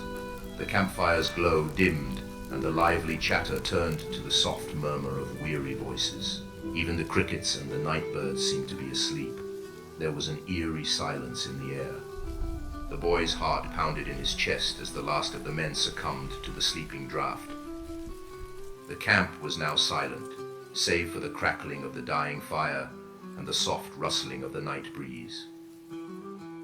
This was the moment he had been waiting for, the culmination of years of suffering and silent preparation. Moving with the grace and stealth of the fox he had become, he crept through the camp. His steps were silent, his presence a mere whisper in the night. He approached the tents of the men who had wronged him and his family, his heart filled with a cold, burning resolve. These were the men who had tormented him and so many others. They had taken everything from him. He slipped into the first tent, his eyes adjusting quickly to the darkness. The man inside was sprawled on his bedroll, oblivious to the danger. The boy moved with precision, his hand covering the man's mouth as he pressed a blade to his throat. The man's eyes flew open, but before he could react, it was over. The boy's movements were swift and silent, all skills he had honed over the years. He dispatched one after another as he moved through the camp, exacting his revenge on those who had brought him so much pain. Each act was a silent, deadly ballet, the boy's face a mask of cold determination. He showed no mercy, his mind focused solely on the task at hand. These men had taken his family, his innocence, his life. Now he was taking theirs. Finally, he reached Vano's tent.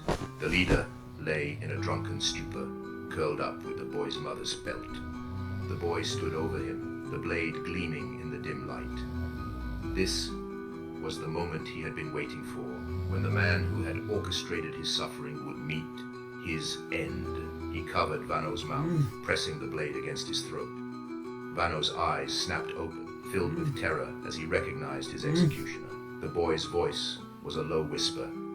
I am the fox boy, and vengeance is mine.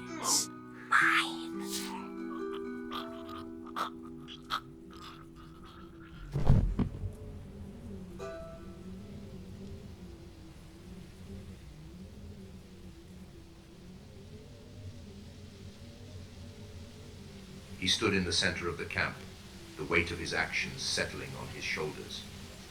The bodies of his tormentors dead and still, and the pelts of his family safe in his arms. The camp was eerily quiet. He had done it. He had avenged his family, avenged himself, and all those who they had hurt. But as he looked around, he wondered one thing. What now?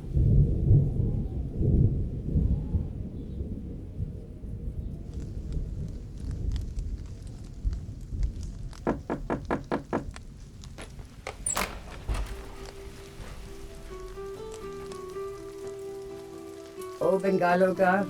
The boy hugged the old woman. She knew what had happened. She did not have to ask. While most of the camp had passed out, the old Romani woman could not sleep. She had always known that one day the fox boy would seek his revenge. The few Romani who had grown close to the boy knew this night would come as well. You did what you had to do, my boy. You are smart and very talented. Never forget all that I taught you or your friends. You will make it. You will survive. You are Romani. We survive anything. You are free now. Go, find your path. The boy nodded, but before he turned to go, he handed the old woman a sack. She opened it to find it was full of gold and jewels. He had kept some of the treasure he had found and hidden it. He gave it to her as a way to say thank you. She handed him a small satchel that was packed with supplies. The old woman hugged the boy one last time. As he turned to go, he saw a few Romani were sitting by the campfire. Whisper, the fire eater, the one who played guitar for his shows, and a few others. They watched in silent understanding. Their eyes met, a silent exchange of gratitude and sorrow. They knew that was the last they would see of O Bengalogav. The man with the guitar ran over to the boy and handed him the fiddle the boy had used in his performances. Take it. With a final nod, the boy turned and walked away from the camp. Hey, O Bengalogav, t'avais Baxtalo. Nestuk, Muruamala. Merci, mes amis. His heart heavy but resolute. The night had witnessed his revenge, and the dawn would bring a new beginning. The fox had become the hunter, and now he would find his way in the world, free from the chains that had bound him. The remaining members of the camp the next morning, waking to the gruesome scene, looked on in silence, knowing exactly why this had happened. He ran through the forest, his breath coming in short, sharp gasps. He did not stop until he reached the clearing where the foxes had once lived. There, he buried the pelts and wept for the family he had lost. He did not use a shovel or spade, but used his hands, like paws, the way they taught him to dig. With the pelts buried, the boy stood over the grave, tears streaming down his face. In the stillness of the night, he began to sing.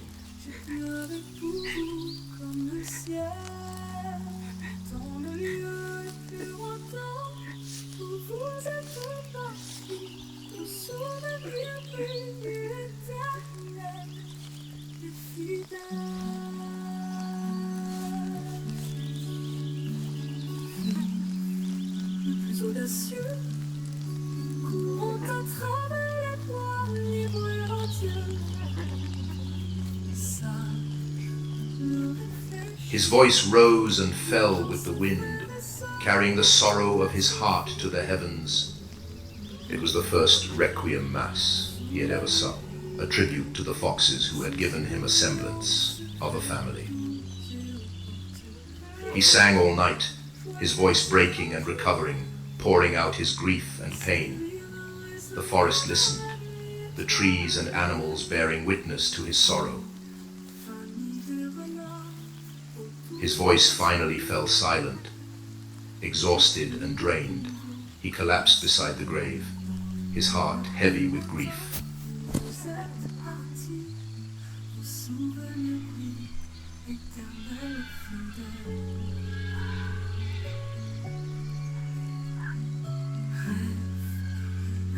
Audacieux, courant à travers les bois, libre et radieux.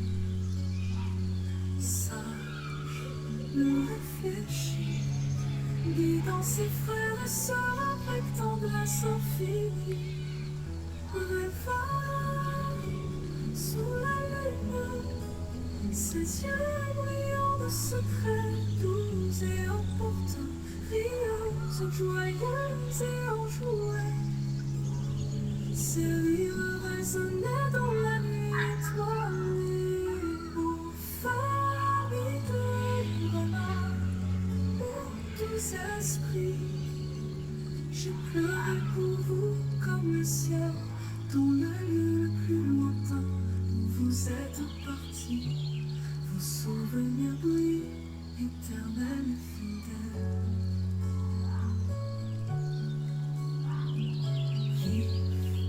Le plus audacieux, courant à travers les bois, libre et radieux. Sage, ne réfléchit, guidant ses frères et sœurs avec tendresse infinie. Rêveur, sous la lune, ses yeux brillants de secrets doux et opportuns, rieuse, joyeuse et enjouée. Ses rires résonnaient dans la nuit étoilée. Ô famille de renards, ô doux esprits, j'ai pleuré pour vous comme le ciel, dans le lieu le plus lointain où vous êtes partis. Vos souvenirs brillent, éternels et fidèles. La Zariya, apportant la paix à ceux qui l'aimaient tant. Espiègle, libre, son esprit pense léger comme une brise. Renaud, le plus petit, celui que j'ai juré de protéger. Ton murmure dans le vent, ton âme perdue mais jamais oubliée.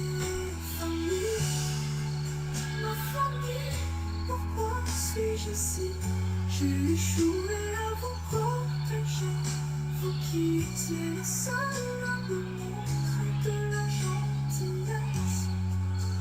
Je porte les serpents de la vie, errant sans fin, espérant trouver une voie, un chemin, un sentier qui me ramènera vers vous.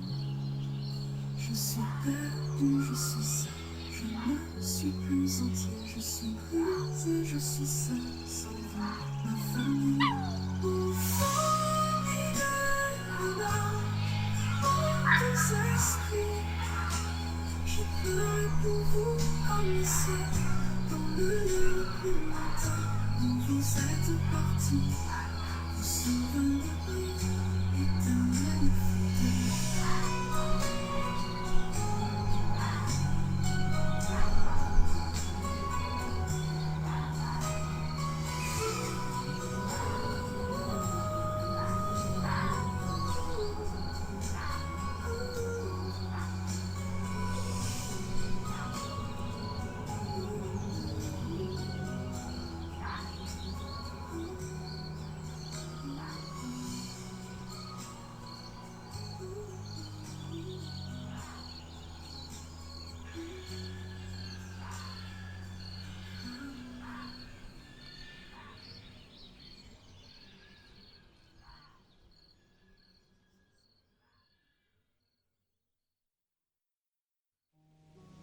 After the night of sorrow and song, the boy, exhausted from his mournful vigil, fell asleep beside the graves of his only companions.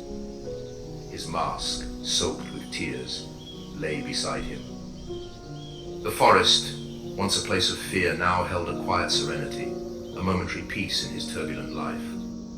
As dawn broke, the first light of morning touched the clearing. Unbeknownst to the boy, a group of Bohemians had camped nearby. They had witnessed the entire burial and the haunting requiem, but had remained hidden, their campfire now cold, and their curiosity piqued.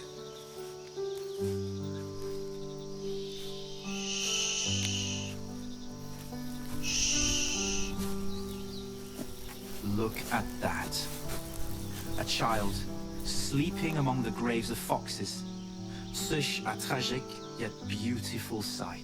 Oui, c'est comme une scène d'un conte de fées sombres. Yes, it's like a scene from a dark fairy tale. No, like a morbid, still life. We must capture this moment. Shh. The boy stirred, the soft murmurs and the scratch of pencils pulling him from his slumber. He opened his eyes to find himself surrounded by strangers, their faces kind but their intentions unknown.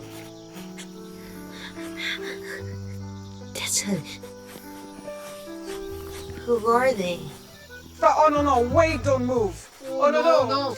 Oh, no, no. Now look what you have done. You have woken him. Oh, he has moved. Merde. Oh, c'était parfait. Oh, it was perfect. La vie et la mort. Life in death. Death in life. Oh, no, no. Well, now it's gone. C'est fini. Quoi? What? N'aie pas peur, petit. Nous sommes des artistes, les bohémiens. Do not be afraid, little one. We are artists, the bohémiens. We only wish to draw what we see. L'art n'est pas un métier, c'est un mode de vie, indompté et sans contrainte.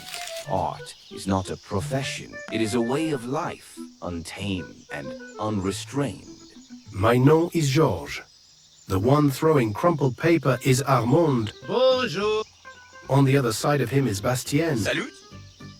To my left it is Ducamp. Bonjour. Behind him is François. Bonjour. And to my right is Lucien. Salut. The boy, still wary, remembered the kindness of the older Romani woman. He remained cautious but did not flee. He watched as the artists sketched, their eyes filled with a mix of pity and fascination. Hey, look!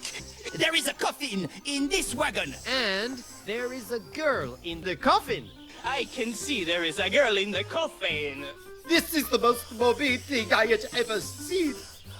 A A little boy who sleeps on foxes' graves, and his corpse bride who sleeps in a coffin.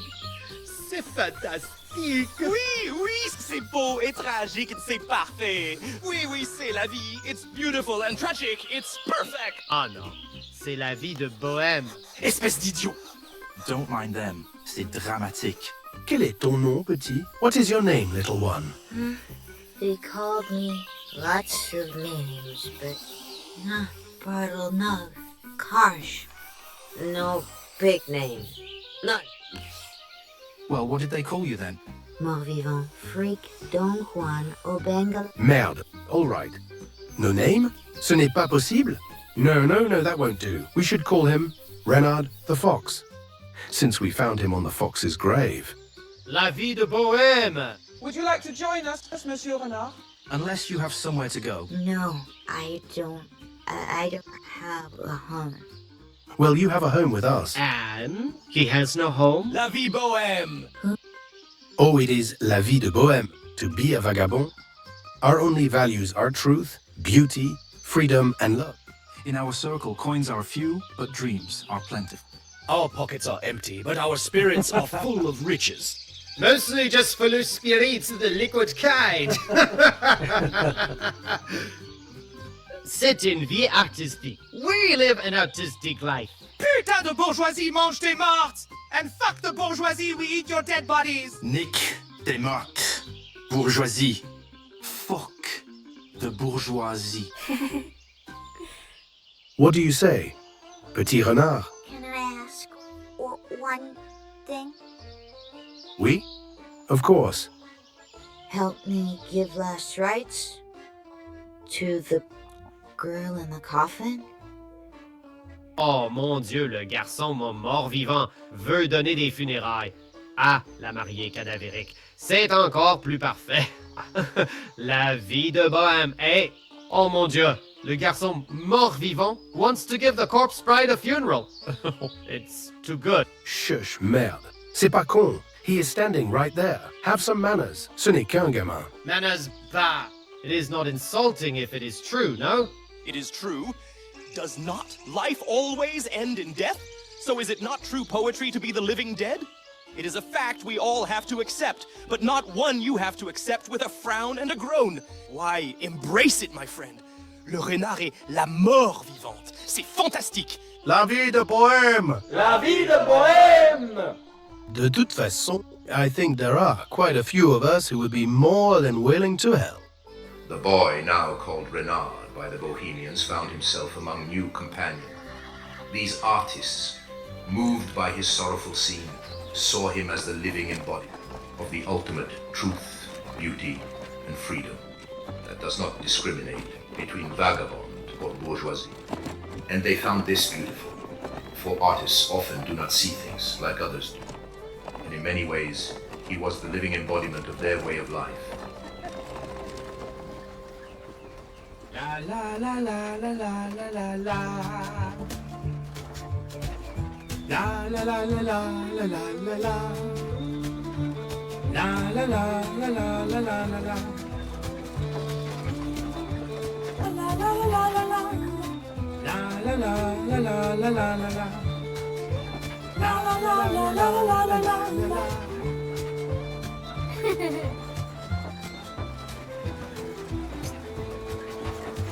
The Bohemians' camp, vibrant and alive with creativity, was a new world for Renard.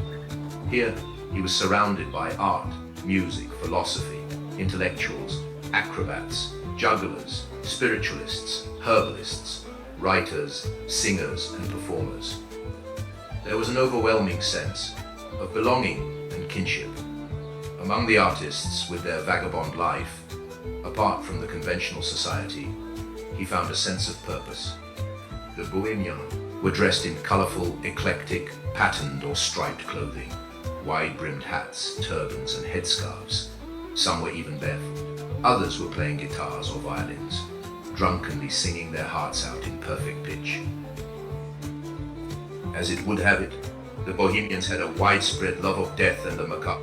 They also believed that everything was permissible to those of intelligence. Death was seen more as a form of deliverance. The Bohemians had a kind of general malaise, a lamentable sadness and melancholy, who were obliged to be misunderstood. The lifestyle offered an escape for the social misfit, the misunderstood, the crippled and malformed, the unstable and unscrupulous. They preferred life's pleasures, and to live life in their own imaginations. They would go searching for purpose in depraved literature for a remedy to cure ills, led astray by a need for the marvelous. They delighted in the bizarre, monstrous, and horrible. It has been said, the Bohemian is regarded as having no country, always on the move, sensual, deeply in tune with nature, and imbued with a mystery that eludes much of society. Bienvenue petit. Ici tu es en sécurité. Nous t'apprendrons nos façons et nos arts. Welcome little one. Here you are safe. We will teach you our way and our arts. Bienvenue. C'est qui le petit nouveau? Who's the new kid? Hey, Calliope, can you sing us a song? Renard here wishes to bury a friend. Renard. Of course.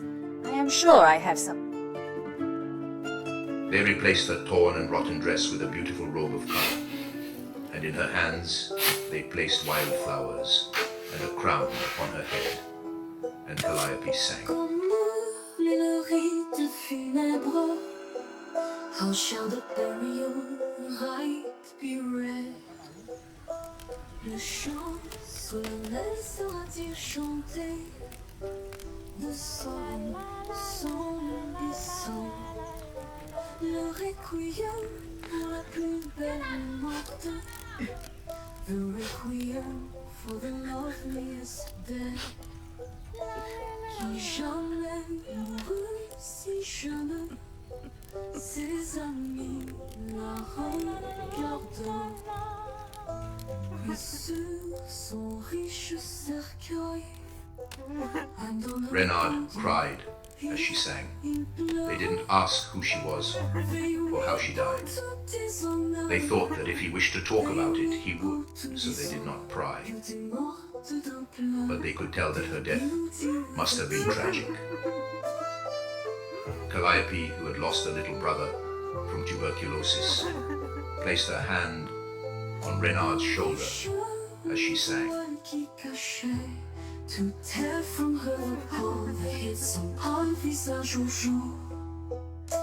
Her pâle face fouettée qui éteignit la lumière dans la prison de son corps. Elle vit au Dieu, elle vit. She lives, oh God, she lives dans la sombre tombe. Within the dark and tomb, son cœur bat encore faiblement. Un pouls dans les ténèbres, a pulse within the gloom. On vit, oh Dieu, elle vit. Oh mélancolie, madness.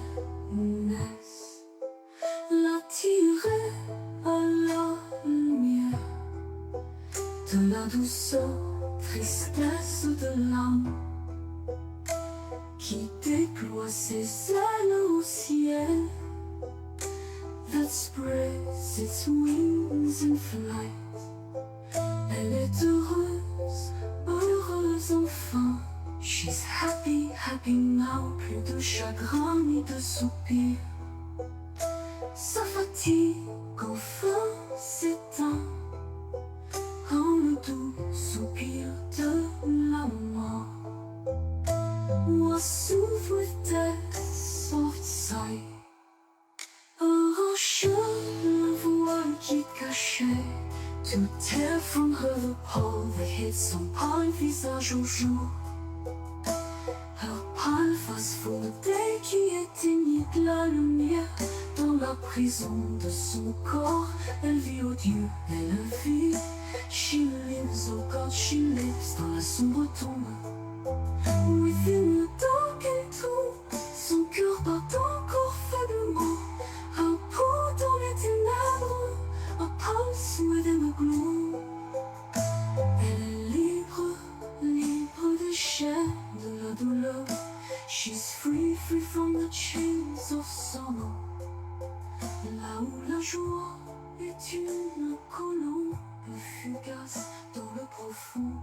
repos de la mort, in death's deep rest. Aucun chagrin emprunté ne peut tromper. Before they finished covering her in dirt, they walked back quietly, and when they got back, the camp exploded into song and dance.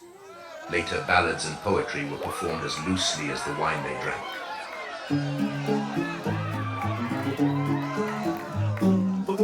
We dance through nights where stars never fade. A bottle in hand, no debts left unpaid. With an artist's brush and a poet's sigh, in the shadows we live, unafraid to die. La vie bohème, nos rêves se dessinent dans la poussière. Oh la poussière. La vie bohème, on crache sur vos chaînes, bourgeois. We spit on your chains, bourgeois.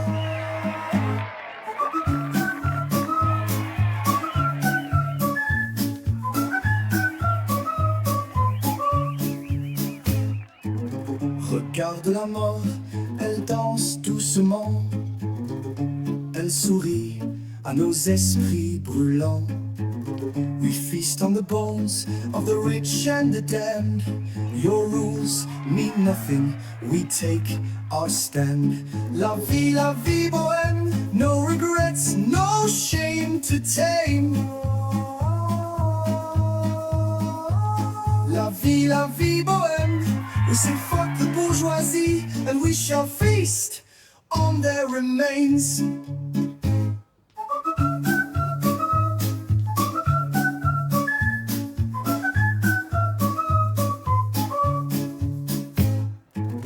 Et si la mort nous appelle ce soir, on dansera sur les tombes dans le noir. With wine-stained lips and music loud, we'll laugh as we go, proud and unbowed.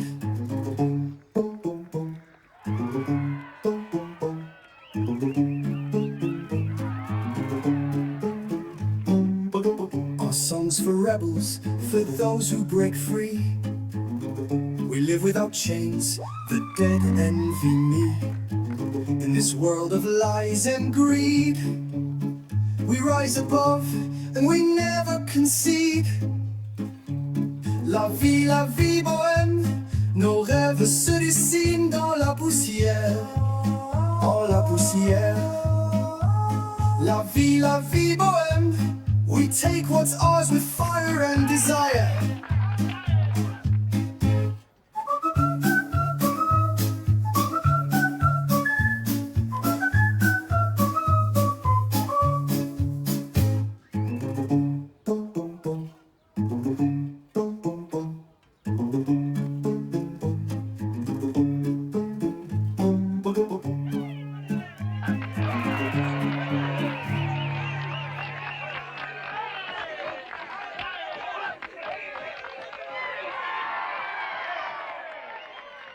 Renard was struck by how carefree and happy they were, and they didn't seem to mind the way he looked. In fact, they seemed to embrace it. Renard! That night, Renard learned to dance with the carefree bohemians. They taught him to live each moment to the fullest and forget the past. They drank absinthe, cursed and smoked, performed ballad after ballad, and drew late into the evening till they passed out from sheer exhaustion. They accepted him as a brother amongst artists, and his past pain started to fade into a grey haze.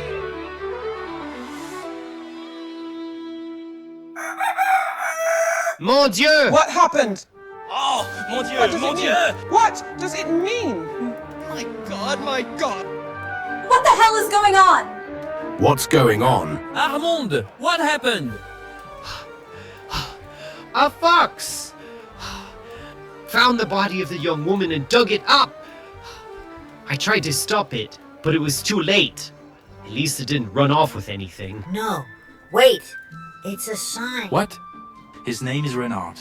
We found him on a fox grave. Do you not find that symbolic? It must be a sign. She clearly does not want to be buried. What? Are you drunk? What? No. It's not not even 10 yet! No, listen.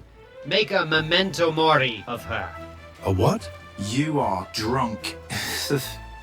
Memento what? Memento mori. It is Latin for remember that you will die. Make a memorial of her bones like la funéraire, like la mort figure, death figures, like la grande faucheuse, the grim reaper on the sides of churches, like the catacomb saints. Comme la cité des morts. Tout Paris est construit sur les morts. Like the city of the dead, all of Paris is built on the dead. La vie de Bohème. City of the dead? Wait, make a morbid memorial of her. You know, Renat, you should make a show that embraces who you are. Poke fun at everyone is. So you are la mort vivant. Embrace it. What does it matter? If you make a bit of money off those poor dopes, they are tied down to a job, family, materialism, and war. They have no freedom. They lie to themselves all while hiding their mistresses and their gambling. They pretend to be moral when they are not. We don't need to lie. Yes, we can find seen all on our own. Ha ha. Or hell.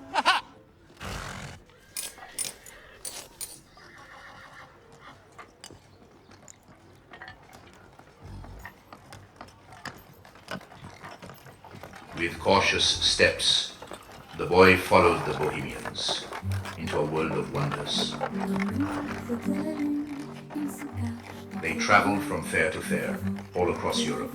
Renard absorbed everything: the music, the colors, the laughter.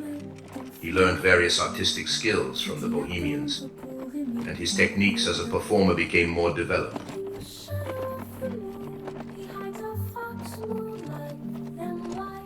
But most importantly, he learned sleight of hand and the art of illusion,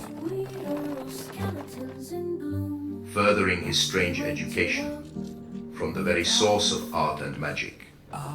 The Bohemians used books like currency. They would scrape what little money they could together, and if any new books on the subjects they liked were being sold, they would go buy them. Then they would trade books among themselves. Often they would recite lines from books they just read in a kind of battle of words.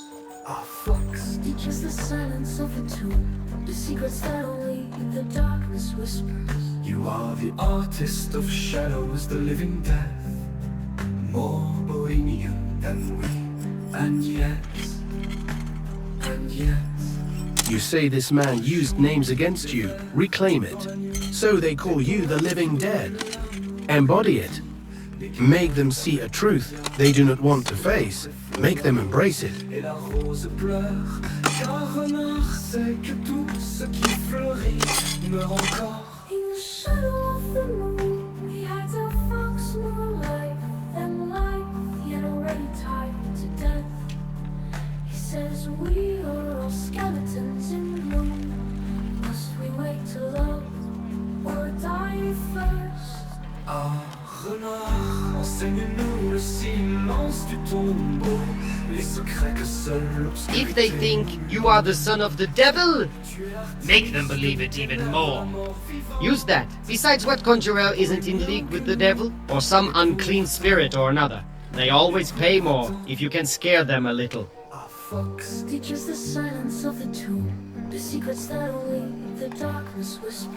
You are the artist of shadows, the living death, more bohemian than we, and yet, il chante.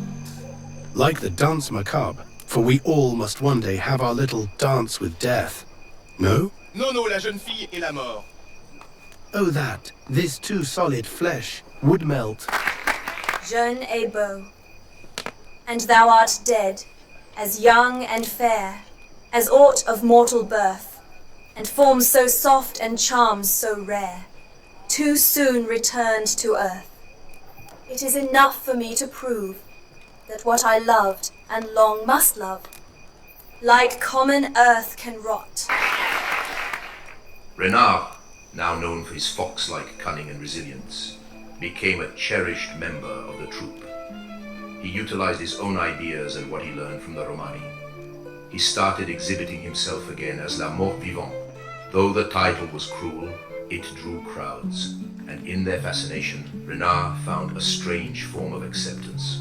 The crowds were just as fascinated by his skills as they were horrified by his face, but at least it paid well. Shadows were closest well, I found my night play. Dans les ombres résident les cadavres. Je trouve mon jeu nocturne, my face a comme un ghastly spell. Their laughter fades away, mon visage en sort macabre, l'horreur disparaît. Look at me, the corpse so grim, the ghoul of haunted tales. Voyez-moi, le cadavre si sinistre, le spectre des contes hantés.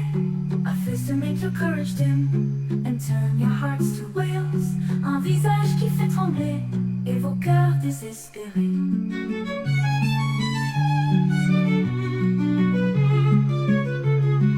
Shadows where the corpses hide, I weave my morbid lore. Dans les ombres où se terrent les cadavres, je tisse mon conte morbide. Renard started to experiment with illusions and magic in his shows. Calliope taught him how to use shadows to his benefit and how to dance seamlessly in between. She showed him the ancient art of shadow puppetry.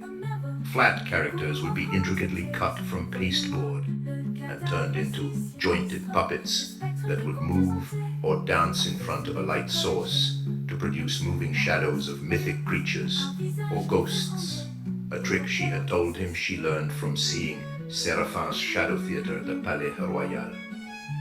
He found that he could tell stories to an audience without even being seen himself, and if he wore black, he could hide himself better to only allow the audience to see only what he wanted them to see. Witness now the tragic jest, in darkness I reside. Voyez maintenant la plaisanterie tragique.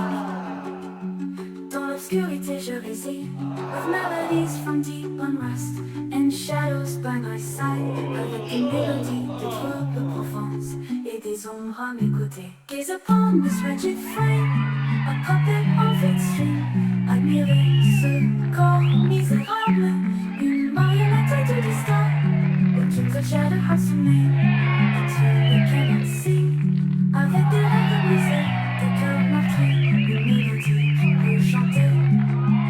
They see the mask but not the corpse, they hear the voice, not cries. Ils voient le masque mais pas le cadavre, ils entendent la voix, pas les peurs. For deep within a heart does walk behind these haunted eyes. Car au fond, un cœur se dort derrière ses yeux hantés.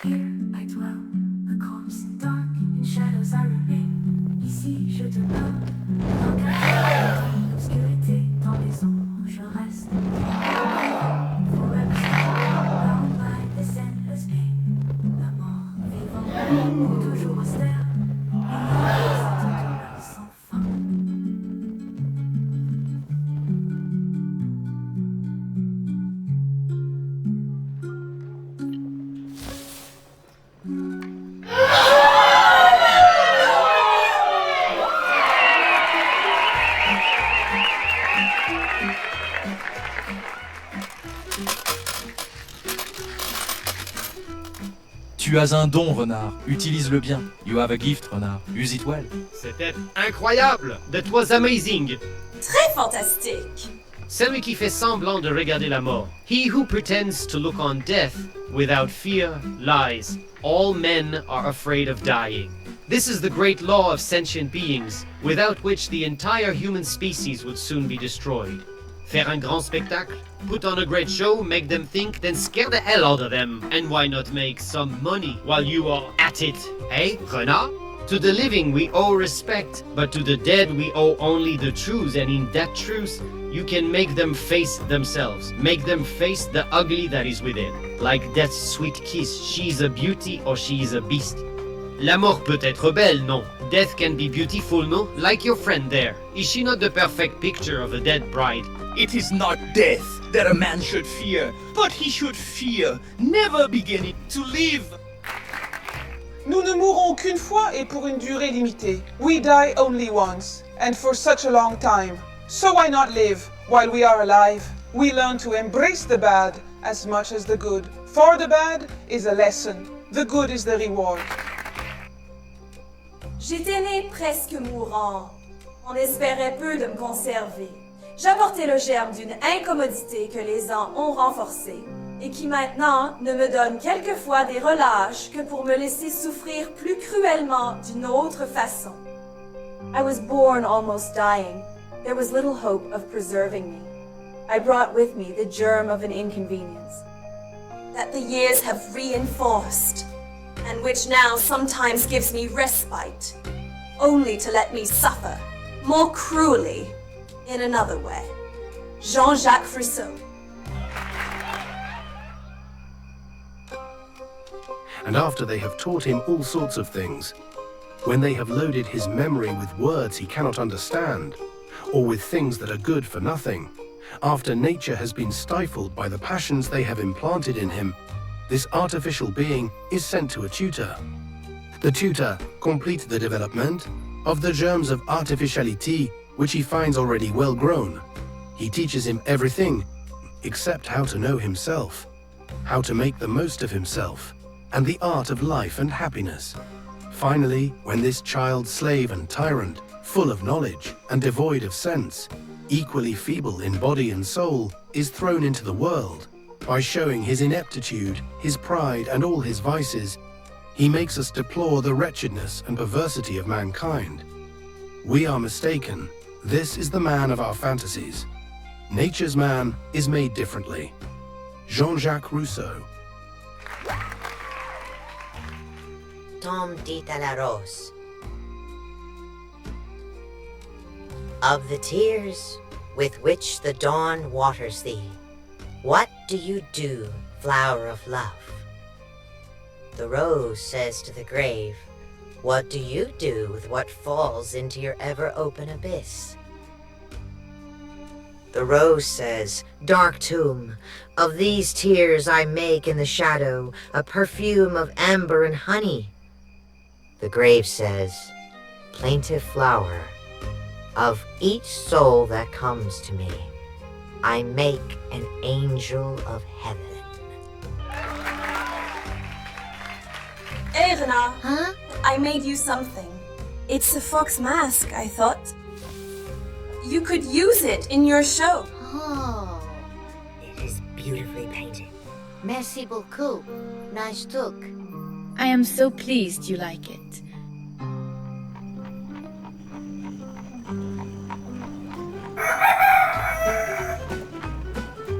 Hey, Renard! Sorry, I did not know you were sleeping. I was thinking, why not make the young lady a puppet? A puppet? Oui, like a marionette. A skeleton marionette. Here, look, some books on human anatomy, and one on making marionettes. Would you believe I was supposed to be a doctor? He comes from money, but he likes to drink a lot, recite love ballads, and impress the ladies with sleight of hand. He means he failed université. His father wanted him to be a doctor. You should talk, you were supposed to be a lawyer! Fuck de bourgeoisie. But he chose La Vie de Bohème. Or did the La Vie de Bohème choose you? You could sketch it out first. Here, my sketchbook and some pencils. Take it. I haven't been using them lately. I have been in a rut. Ennui.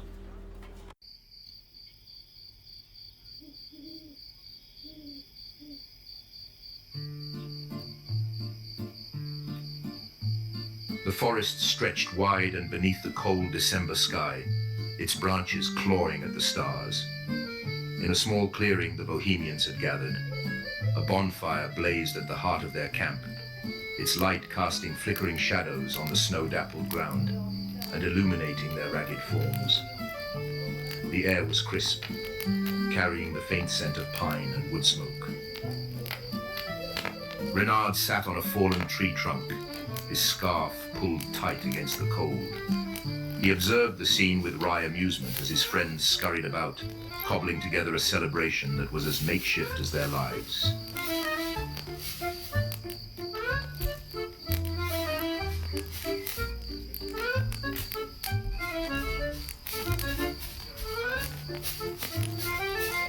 Renard!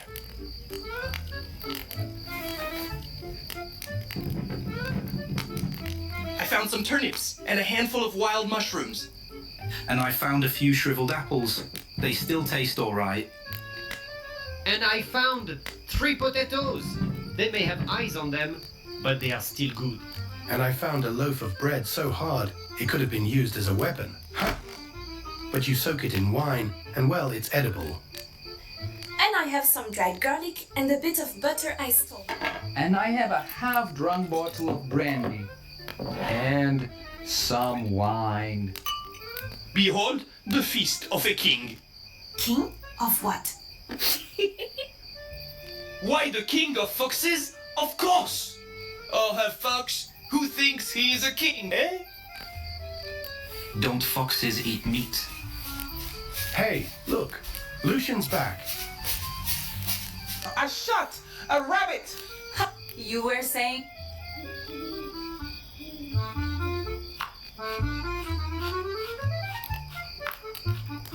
Oh, don't listen to him, Renard. Tonight is your night. We'll make this a grand celebration worthy of the king of the foxes. I don't need all this pomp. Nonsense. It's your birthday. A warm fire and no wolves at my back will do.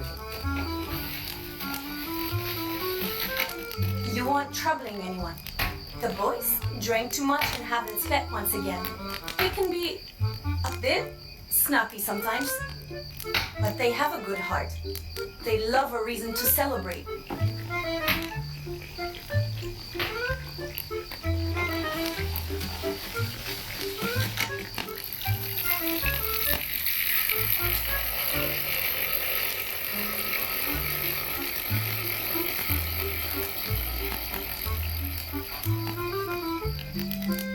The group huddled around their makeshift table, an assortment of stumps and overturned crates. Duncan, the carpenter with hands more skilled at crafting than cooking, ladled a watery stew from a dented pot balanced over the fire.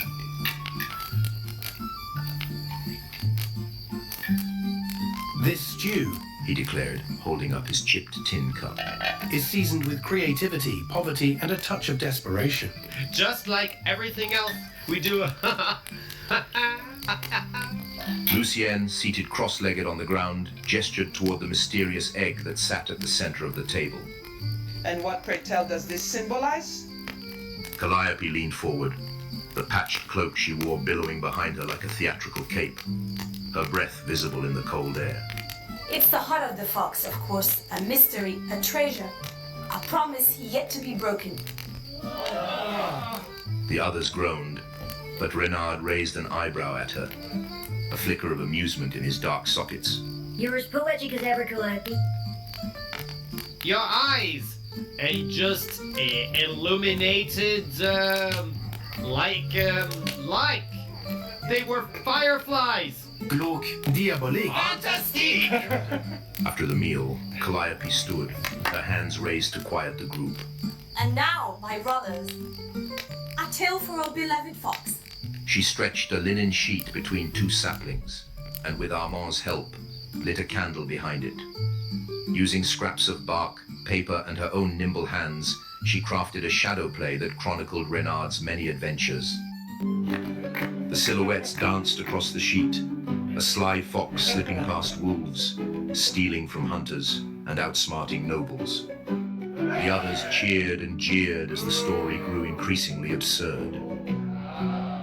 Hey, don't forget the time he sweet-talked the innkeeper into giving him a bed without a coin to his name. Or when he outran the farmer's hounds. Renard, sitting just beyond the firelight, shook his head but couldn't help a smile.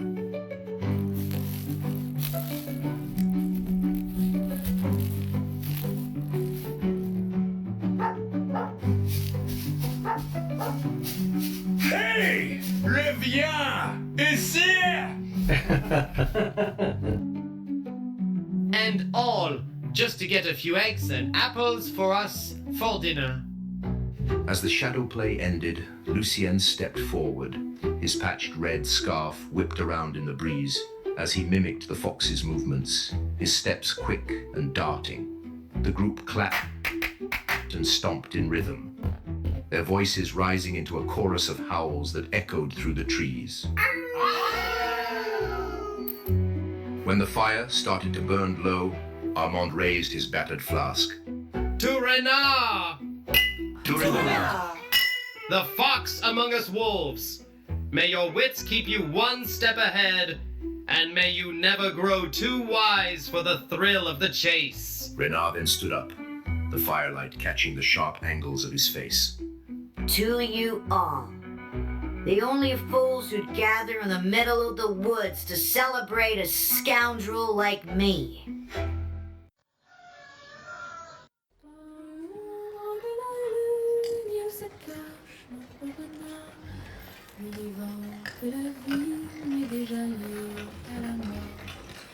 Il dit nous sommes tous des squelettes en fleurs. Faut-il attendre pour aimer, pour mourir d'abord? In the shadow of the moon he hides our fox more alive than life, yet already tied to death. He says we are all skeletons in bloom. Must we wait to love or die first? Ah, renard, enseigne-nous le silence du tombeau, les secrets que seule l'obscurité murmure. Tu es l'artiste des ténèbres, la mort vivante, plus bohémien que nous, et pourtant.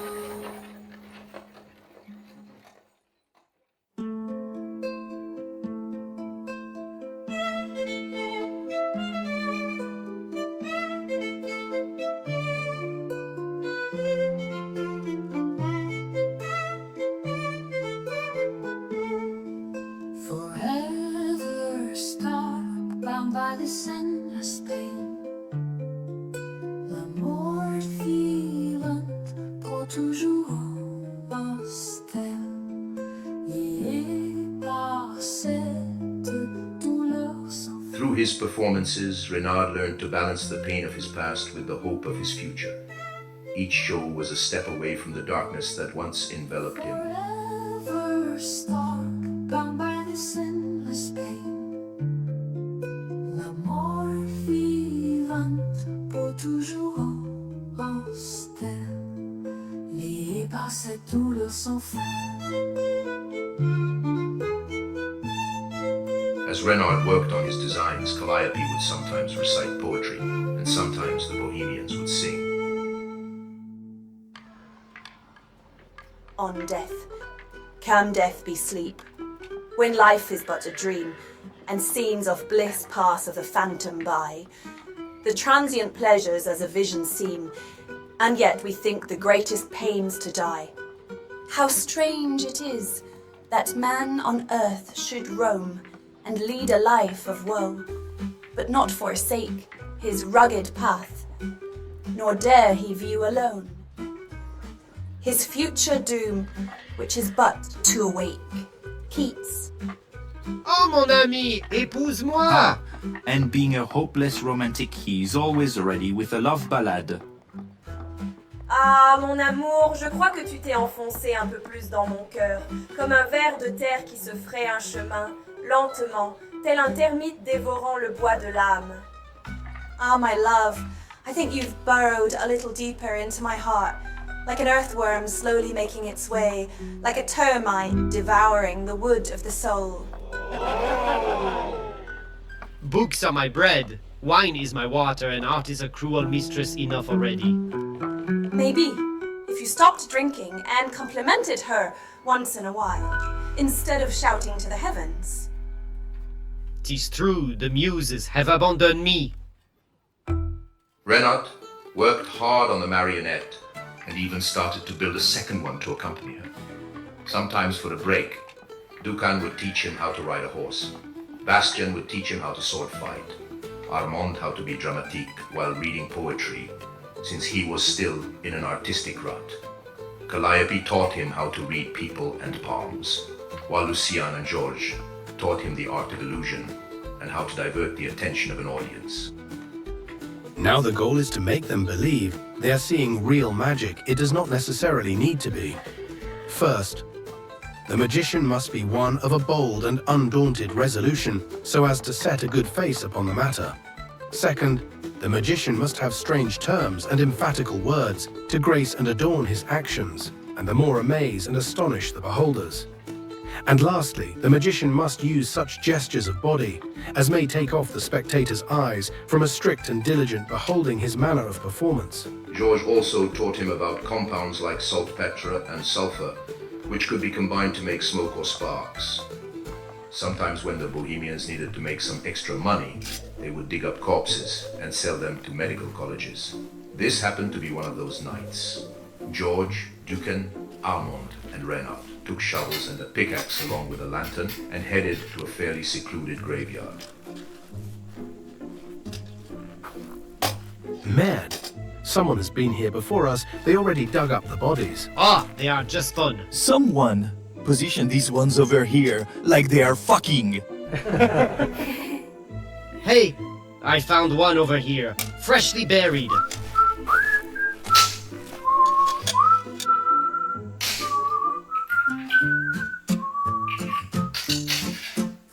On m'a dit, mon cher amour, they told me, my dear love, que l'âme s'éteint en corps à corps, that the soul dies in body to body, mais le cœur bat jusqu'à l'aurore, au tombeau, dans l'étreinte encore.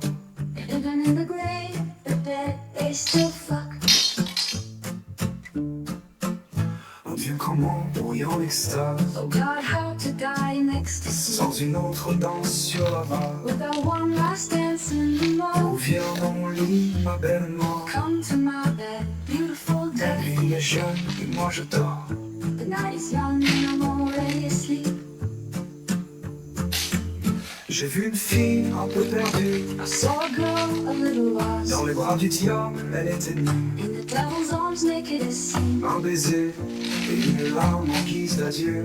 One kiss, one tear for a farewell. Mais le diable en a voulu deux. That the devil, that bastard wanted to. This one is juicy.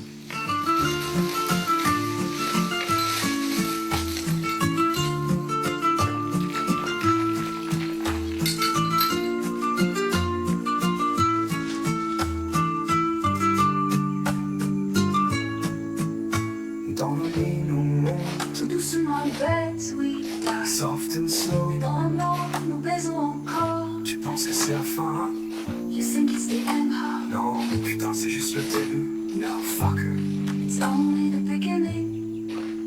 Oh Dieu, prends-moi bellement. Oh God, take me, beautiful death. Mais baise-moi d'abord. Et on baise aussi. Nique tes morts bourgeois. Je veux encore ton corps. Because in the grave, I still want your body.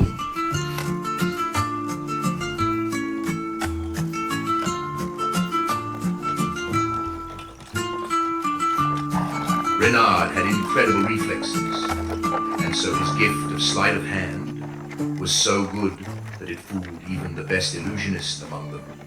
By this point he was singing as no one in the world had ever sung before, astonishing audiences with his talent. There was not much more the Bohemians could teach him other than technique. Renard worked hard studying the anatomy and marionette books. He would make sketch after sketch until it was perfect. He had gathered a few extra bones from their grave-digging expeditions for the second marionette. Renard sat for days, assembling the macabre marionettes, and worked on them until he was satisfied. They were a flawless likeness of human anatomy and moved just as realistically. Georges and Duquesne had helped Renard build a large apparatus above the stage where the puppets could be controlled by a series of cogs and strings. Now only one thing was missing, their costumes. Look at me, the corpse so grim, the ghoul of haunted sins. Voyez-moi le cadavre aussi sinistre, le spectre décontenté. A face to make your courage dim and turn your hearts to rails. Un visage qui fait trembler et au cœur désespéré.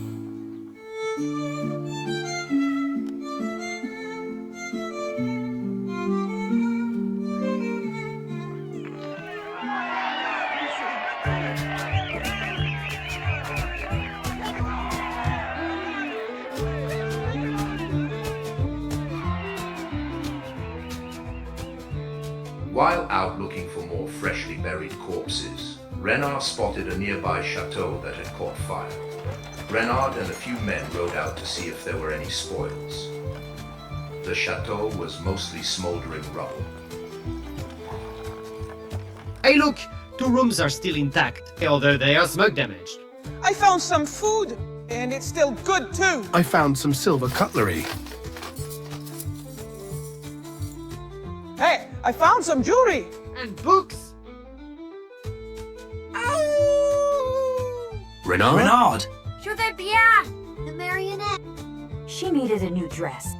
I found a wedding dress. Oh! It's all charred and grey from smoke. It's perfect. Haha! I found a piano!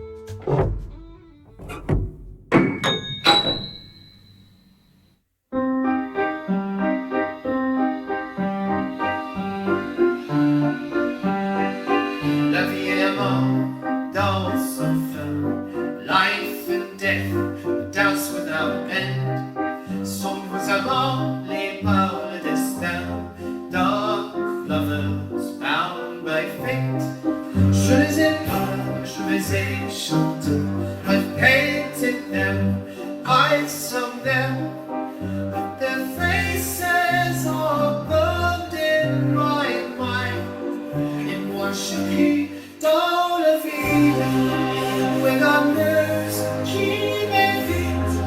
Les sombres tombent, la flamme s'éteint. L'arme des jeunes donne mort. On dies and I remain just a man. J'ai de la vie dans chaque veine. I drink life from every glass. Enchâssé dans des veines de fer. Enshrined in dreams of iron. Oh, la mort qui m'appelle chaque nuit. Oh, death that calls to me each night. She promises inspiration but never falls through. Et moi je crie dans la ville. Où est la muse qui m'évite? Les sombres tombent, la flamme s'éteint. L'arme des gens reste en mémoire. On dies and I remain just a man. Je cherche la beauté dans la mort. Mais la tombe n'a que des coffres. Mon ordre, ma flamme, où êtes-vous? Vous m'avez quitté avec votre œil aussi. You've left me, have you betrayed me too? Et moi je crie dans la ville.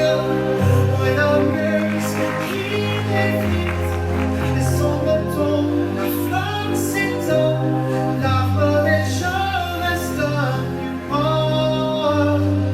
On dies and I remain just a man. La vie en sombre et je brûle encore. Life in ashes, and yet I burn still. In this dance without hope.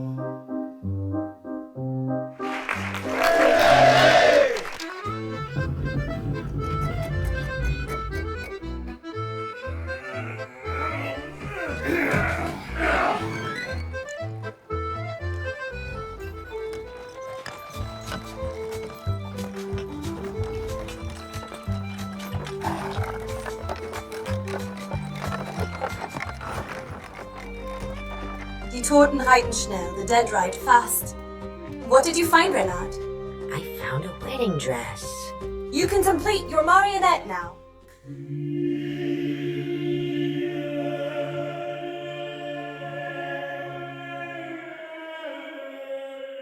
And completed, he did.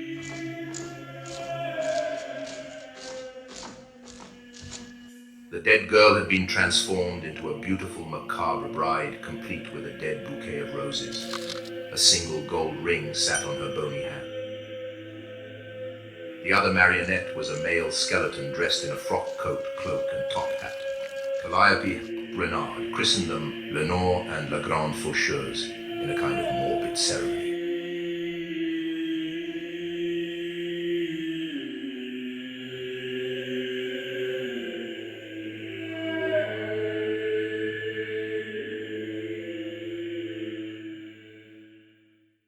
Mesdames et messieurs, ladies and gentlemen, I present to you Renard, the living corpse. Behold our beloved living dead.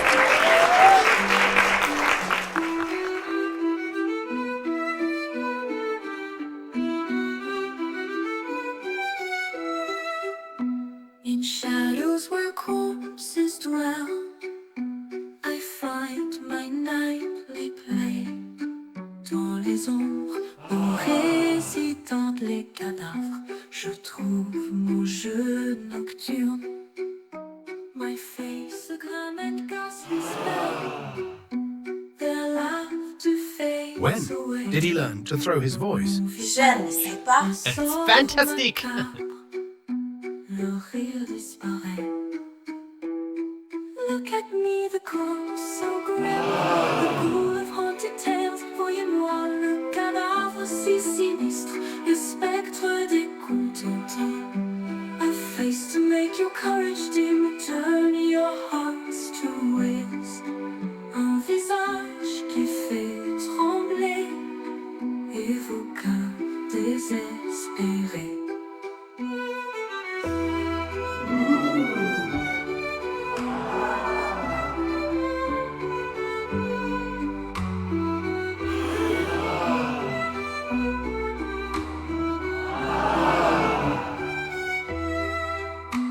In shadows where the corpses hide, I weave my morbid lore. Dans les ombres où se terrent les cadavres, je tisse mon conte morbide. With masks and cloaks to guard my pride, from scorn I must endure. Avec des masques et des capes pour protéger ma fierté du mépris que je subis. Witness now the tragic jest. In darkness I reside. Voyez maintenant la plaisanterie tragique. Dans l'obscurité je réside. With melodies from deep unresting shadows by my side. Avec des mélodies de troubles profonds et des ombres à mes côtés.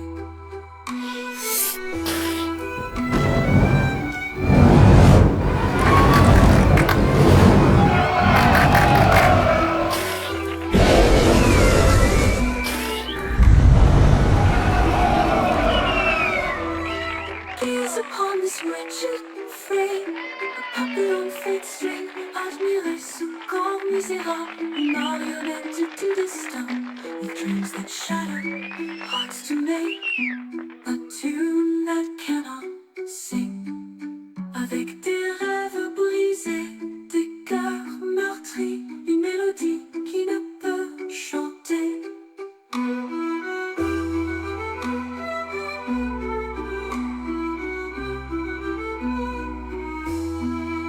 They see the mask, but not the corpse. They hear the voice, not cries. Ils voient le masque, mais pas le cadavre. Ils entendent la voix, pas les pleurs. For deep within, a heart does work behind these haunted eyes.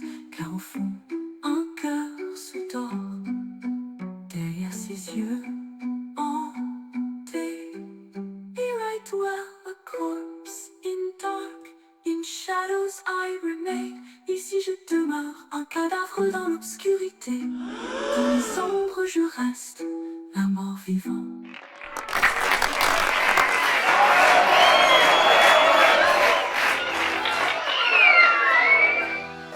One day Renard traded one of his books on illusion to Ducan for one on Orientalism he had gotten from the spoils of the burned chateau. It was there that Renard first learned about the Kitsune spirits, and the idea of it bewitched him. His heart was still broken from losing his fox family, and the idea of going to a foreign land surrounded by water swept his imagination away.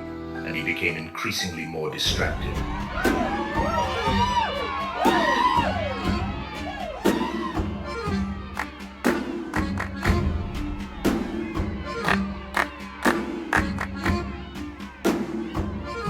Ah, regardez, look at that. Oh, how I wish I could daydream as well as Renard. Lady Morpheus, thy name is Absinthe. Oh, we are starting to bore you, aren't we? Perhaps Renard has outgrown us. You seem distracted by something. What is on your mind, Renard? There's a world out there, full of secrets and spirits. I read about the Kitsune of Japan, and I want to try and find them, hoping they might teach me how to change my fate. Ah, you see? Daydreams! Renard seeks freedom, and he wishes to find the truth of his fate. Is this not La Vie de Bohème?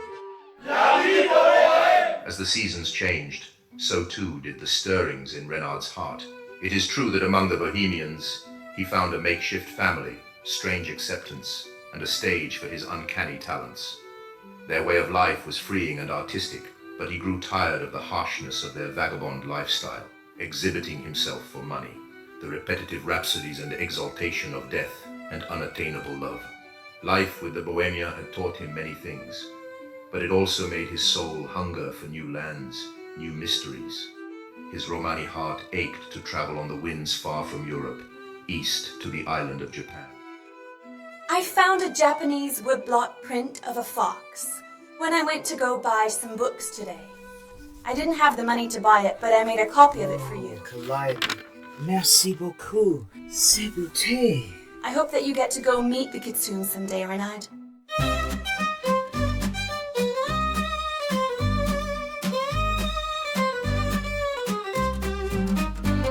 In shadows where the corpses lie, they shoved her in my cage. Dans les ombres reposent les cadavres, ils l'ont poussée dans ma cage. A face of death made her heart die. My first taste of love's rage. Mon visage de mort a fait mourir son cœur. Mon premier goût de la rage d'amour.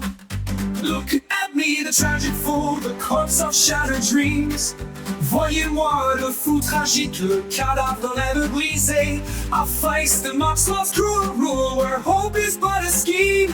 Un visage qui se moque de la règle cruelle de l'amour, l'espoir n'est qu'une ruse. In shadows where the corpses moan, I curse my lonely fate. Dans les ombres où je mise les cadavres, je maudis mon destin solitaire. With every sigh, a heart of stone. Love's bitterness innate, avec chaque soupir un cœur de pierre. L'amertume de l'amour inné. No maiden's kiss, no lover's touch will ever come my way. Aucun baiser de demoiselle, aucune caresse d'amant ne viendra jamais à moi. A face so glam, un soul débauche, they all just run away. Un visage si sinistre, une âme débauchée, il fuit doucement de moi.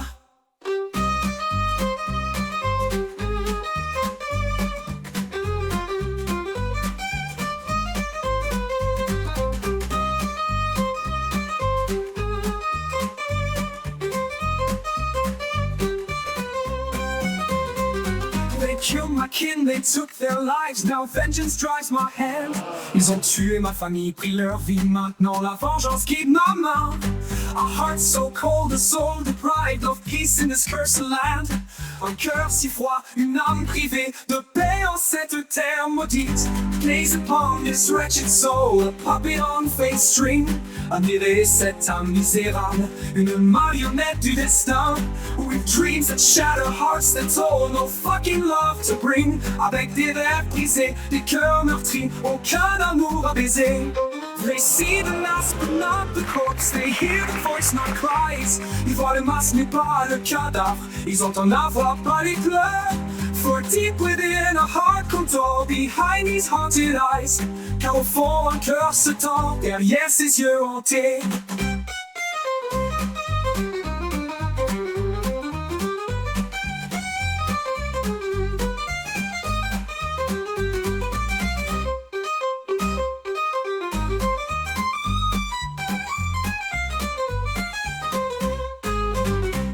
Witness now the loveless wretch, a tale of hearts turned grey. Voyez maintenant le misérable sans amour, une histoire de cœur de gris. With every note a tear does fetch, in every mournful lay. À chaque note une larme est versée. dans chaque lamentation funèbre. Here I dwell, a corpse in dark, in shadows I remain. Ici je demeure, un cadavre dans l'obscurité. Dans les ombres je reste, la mort vivante, forever stuck, bound by this endless pain. La mort vivante, pour toujours austère, liée dans cette douleur sans fin.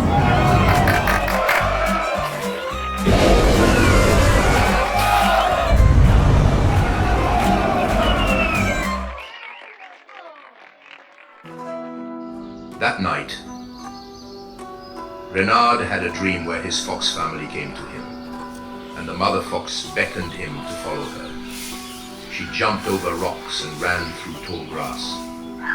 She trotted off into the dark woods where they first met, and then she came to a river where a large rock sat in the middle.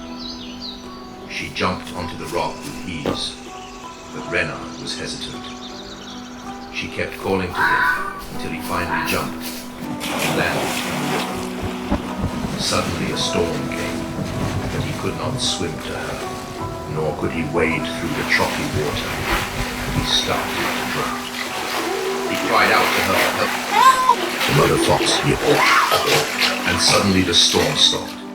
Renard saw his reflection in the pool of water and laughed. But he also saw his fox mother's reflection next to him, beckoning him to follow her. He swam across the river to the large rock of ease and climbed up to the top. When he reached the top of the rock, the mother fox had turned into a kitsune in a puff of smoke. He reached out for her, but suddenly he woke up.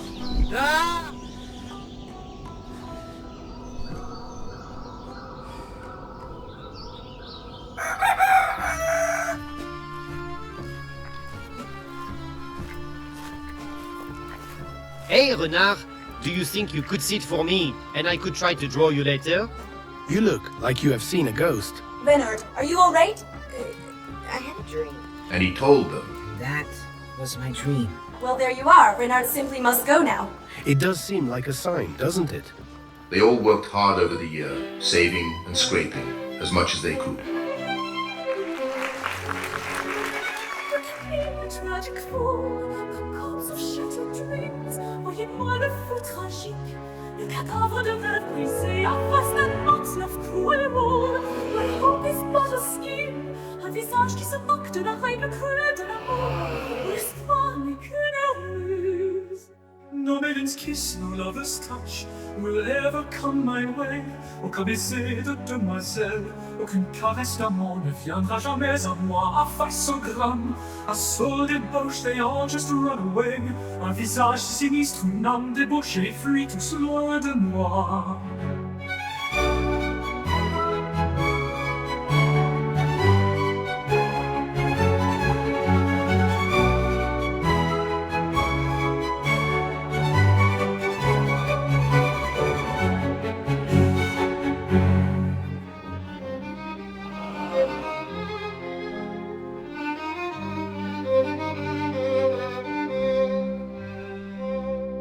Shadows where the corpses lie, they shoved her in my cage. Dans les ombres reposent les cadavres qui l'ont poussée dans ma cage. A face of death made her heart die, my first taste of raw rage. Mon visage de mort a fait mourir son cœur au premier coup de la rage brute. Look at me, the tragic fool, the corpse of shattered dreams. Voyez-moi le fou tragique, le cadavre de rêve brisé. A face à monster of cruel rule, where hope is but a scheme. Un visage qui se moque de la règle cruelle de l'amour, où l'espoir n'est qu'une ruse.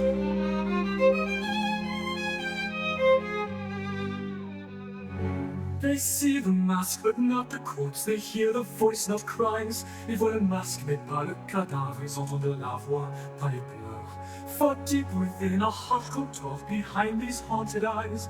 Car au fond, un cœur se tord derrière ses yeux hantés.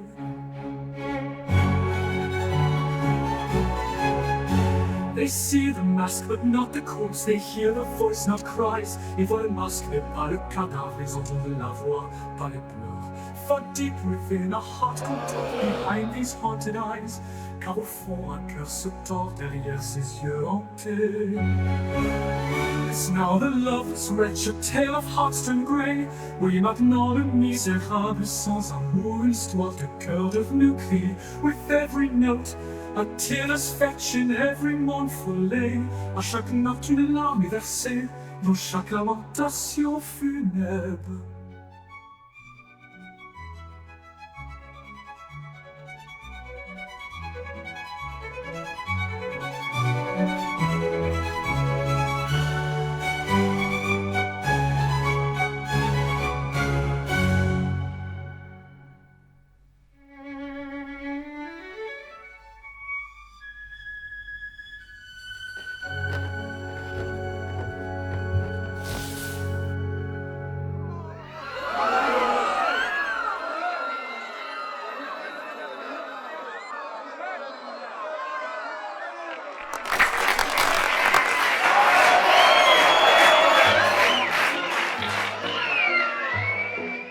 As autumn draped its golden hues over the land, the Bohemians huddled together and plotted a serene and solemn plan.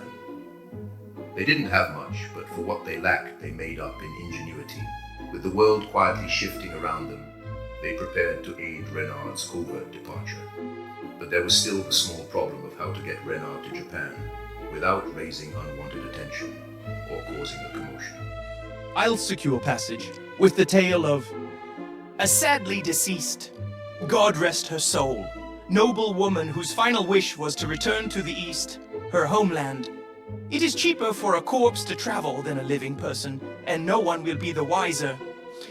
That way, and no one will ask any questions, and you can travel in peace. Oh, that is a brilliant idea. Hey, that's brilliant. I know.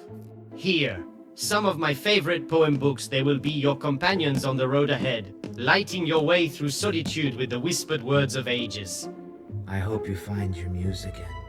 Merci, mon ami. Beyond the horizon lies your new canvas. It is ready for the first stroke of your awaited renaissance. We'll never forget you, Renard. We will never forget We'll you. never forget you. Thank you, my brothers and sisters in the arts. These verses will echo in my heart, guiding me through the nights to come. With the final details meticulously arranged, Renard prepared for his secretive departure. Under the cover of dawn's early shadows, he mounted his horse, the soft clatter of hooves a gentle farewell. The Bohemians watched from a distance, their presence a silent testament to their bond. With the dawn's first light streaking across the sky, Renard rode towards Marseille. His path was lit by the soft glow of the rising sun, casting long shadows behind him. He carried with him the silent hopes of his Bohemian family, the several books of poetry, some food and water, and the promise of a profound new beginning. Ahead lay Le Perdrix, the vessel that would carry him and his memento mori marionettes to the distant shores of Japan. The Persian left this part of Eric's life obscure, for he did not know anything about it, and Eric wasn't inclined to tell him. The journal Darius had so graciously given to me was able to shed a little light on this period in his life. On a whispering, misty morning, a solitary figure cloaked in a dark, flowing mantle edges toward the weather-beaten docks of Marseille. The sea, a boundless scribe under the ink-black sky, whispers of forgotten lands and hidden truths. The docks of Marseille stirred with life, a bustling artery where the scent of the sea mingled with the sharp tang of salt and sweat. Beneath the looming shadows of masts and furled sails, crates of cargo shifted, and the low hum of voices rose and fell like the tide itself. The air, thick with the cries of seagulls circling above, held the promise of journeys yet untold as ships of all sizes, dark-hulled brigs and grand merchant vessels, bobbed upon the water, their timbers groaning as though whispering ancient secrets to the sea. The sky, streaked with the dim glow of dawn, barely lit the maze of weather-beaten warehouses and taverns that clung to the edges of the docks like barnacles to a ship's hull. In the distance, the sea stretched beyond the port, a boundless horizon where the mysteries of the East beckoned, calling travelers to lands unseen. Yet, within the heart of this chaos, there was order. The steady rhythm of sailors' boots on cobblestones, the clatter of ropes, and the snap of wind in distant sails, a symphony of departure and return that had long shaped the fate of this ancient port. The ship loomed like an ancient predator of the sea, her silhouette sharp and unyielding against the mist. Built from dark oak, La Perdrix, the Partridge, was a merchant brig, crafted for endurance, speed, and stealth. Her two tall masts cut through the air, sails furled tightly like slumbering wings. The wood of her hull was worn, bearing the scars of countless voyages across unforgiving waters, the dark grain slick with salt and age. Brass accents along the gunwales gleamed faintly under the pale morning light, remnants of her former elegance, now dulled by years of exposure to the elements. The ship was smaller than a grand galleon, but swift, designed to navigate treacherous seas and bustling ports with equal grace.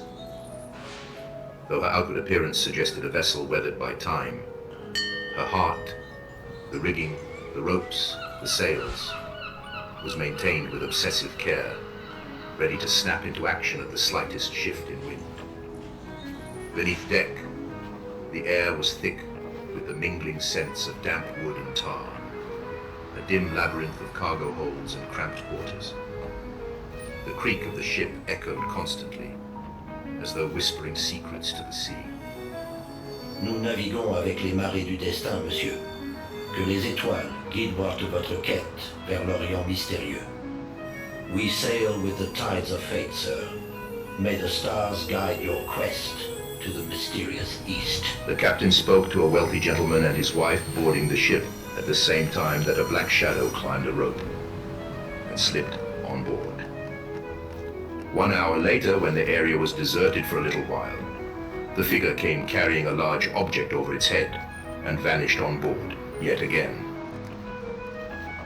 The crew, hardened by years on the water, knew her every sound, every shift of her timbers in response to the ocean's moods.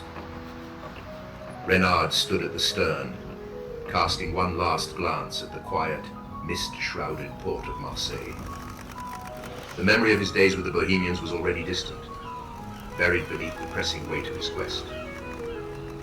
Now, as La Perdrix prepared to leave the safety of the harbor, she was bound for the distant shores of Nagasaki, in the heart of Japan, a world away from the familiar coasts of Europe. The ship would soon cut through fog-choked waters, leaving the familiar shores of France behind, and with them, the lingering vestiges of Renard's old life. As the crew finished their preparations, a silence fell over the docks, broken only by the soft creaks of the ship, her timbers groaning as though already sensing the long journey ahead. La Perdrix left the bustling port of Marseille, its sails catching the Mediterranean wind as it embarked on a long and dangerous journey eastward. The sea, calm and familiar, stretched like an old friend, but each wave carried them farther from the shores of Europe, deeper into the uncharted unknown. Days turned into weeks as the ship pressed on, weaving through the narrow channels of the Aegean Sea. Here, they sailed past the ancient ruins of Greece, where empires once rose and fell. Above them, the stars lit their way, guiding La Perdrix through the vast, dark waters of the night, where the horizon seemed to stretch forever.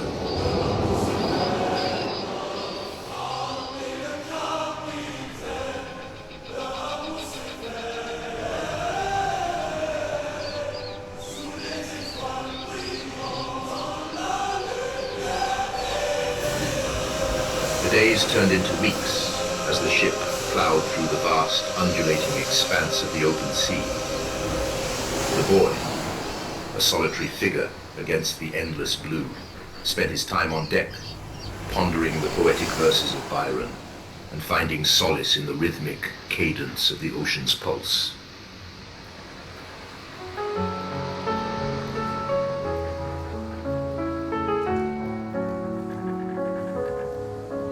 Rouler au vaste sombre océan, rouler, 10 000 flottes te traversent en vain. Roll on, thou deep and dark blue ocean, roll. 10,000 fleets sweep over thee in vain. Beyond the waves we drift through time, no shadow left, no trace of crime. In the depths we're lost and gone, just a drop of rain swallowed by the dawn.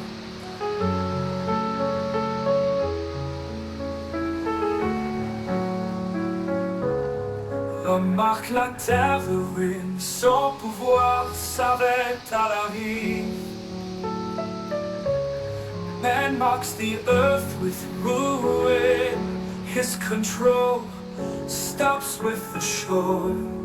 Beyond the waves our fates entwine, no graves remain, no bells to chime. In the sea we fade away, just drops of rain into endless gray.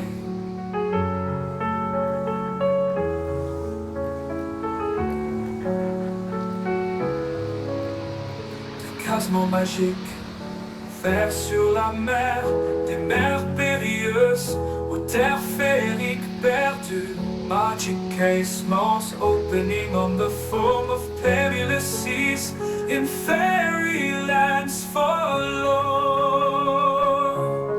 Beyond the waves the casements swing, to perilous seas where night birds sing. Through dreams of magic, light and dark, we drift on far beyond the mark.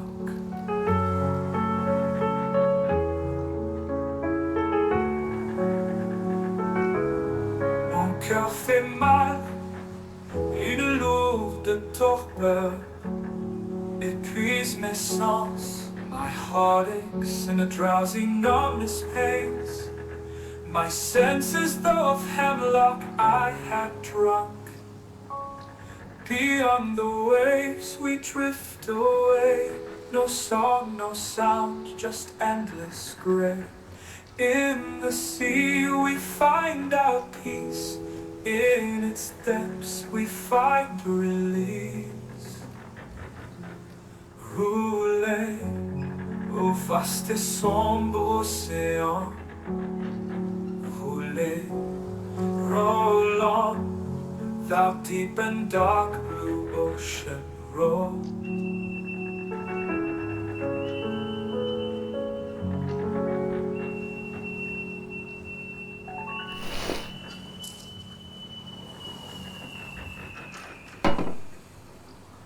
Rouler au vaste et sombre océan, rouler. Thou deep and dark blue ocean, roll.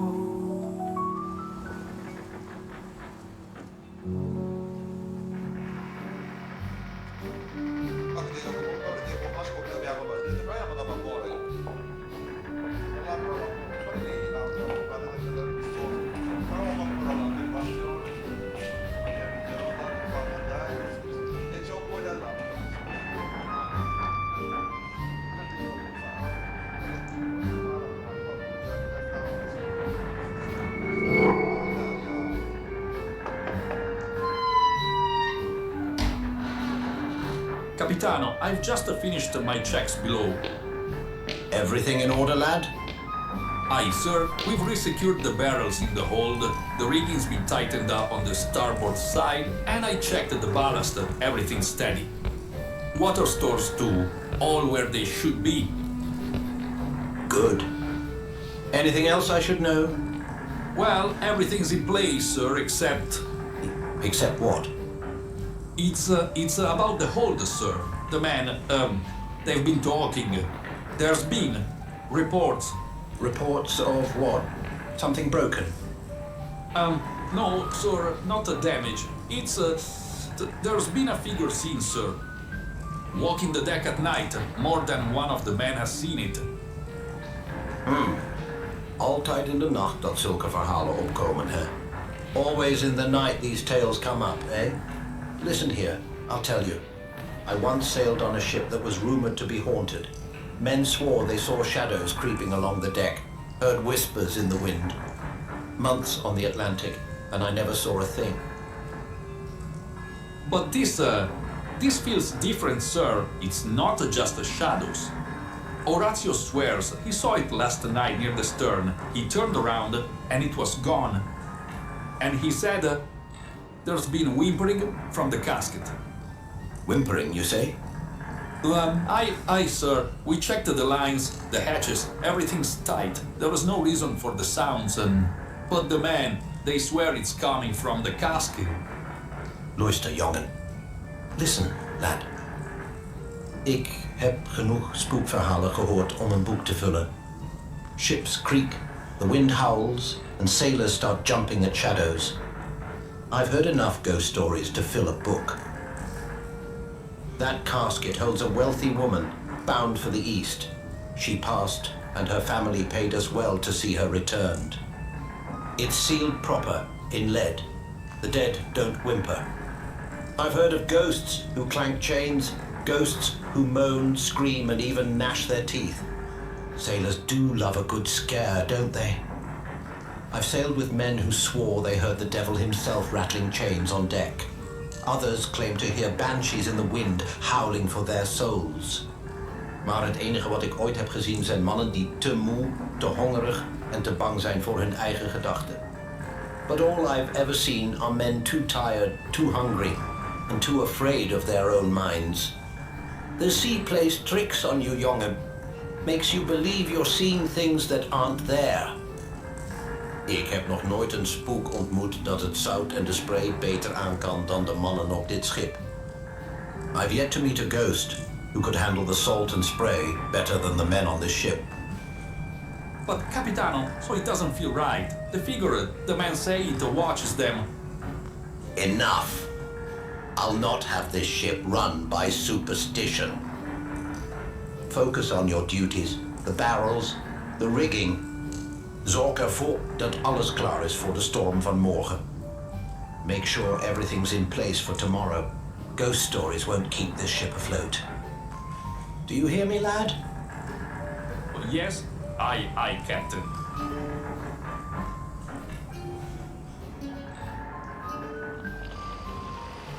Hidden within the casket, Renard emerged only under the cloak of darkness.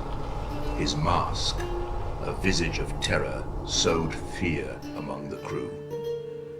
The ship was alive with whispered warnings and hushed conversations about the ghostly presence that haunted their nights. You spoke to the Capitan about the apparition? See, I did. Told him about the shadow, even mentioned the strange casket in the hold. And? Como powiedziałeś? He doesn't want to hear it. Said I was tired seeing things. Ma è una bugia. I know what I saw. Typical. Kupiec. Shadows don't walk the deck for no reason. He'll wait till it's troppo tardi. Mark my words.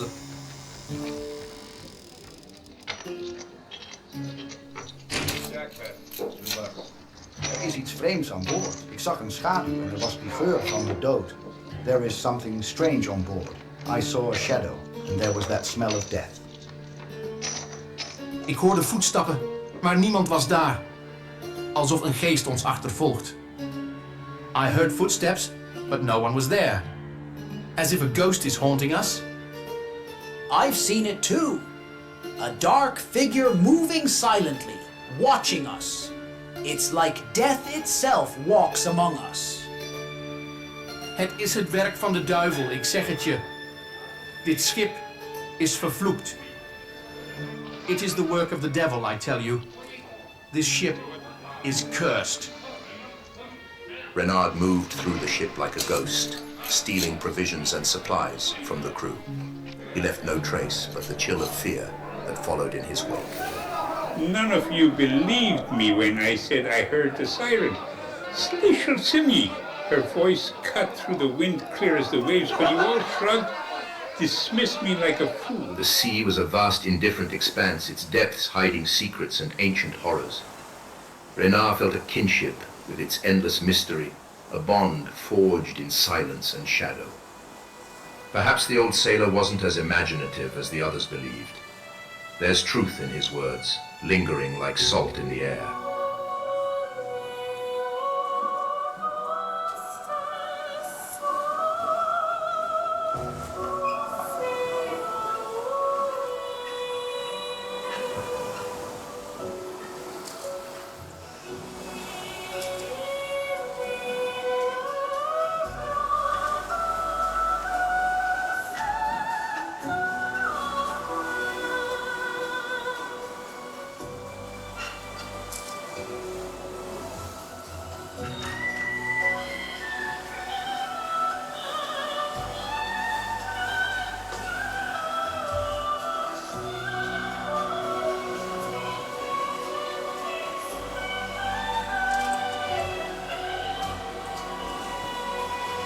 Beyond the waves we drift through time.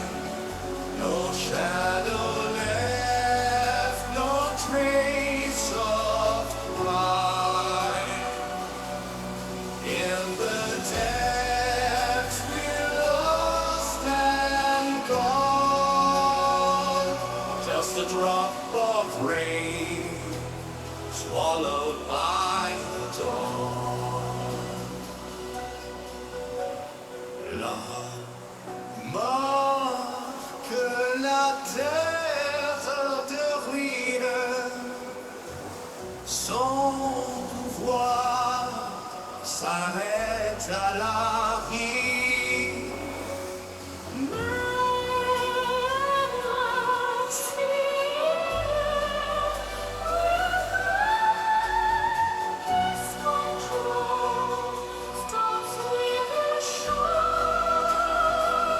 Beyond the waves our fates entwine. No bridge remain, no bells to chime. In the sea we fade away, just drops of rain into endless gray. Des cassements magiques ouverts sur la mer, des mers périlleuses aux terres féeriques perdues.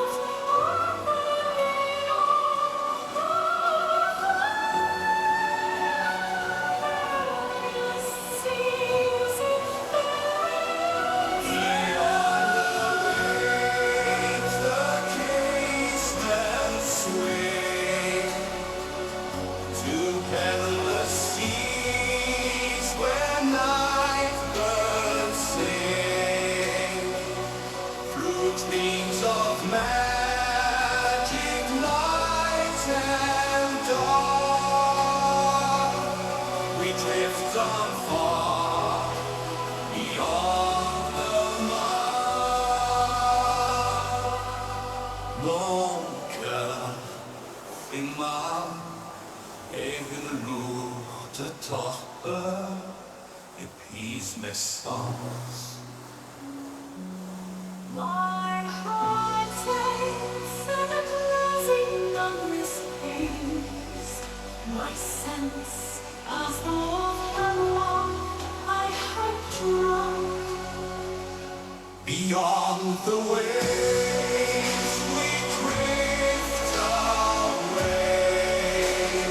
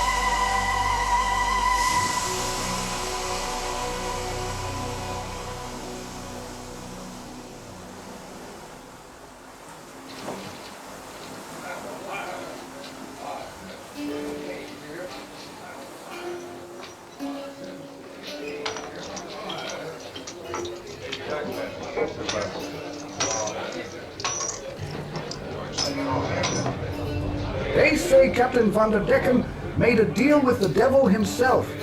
He vowed to sail forever, never to make port, cursed to roam the seas for all eternity.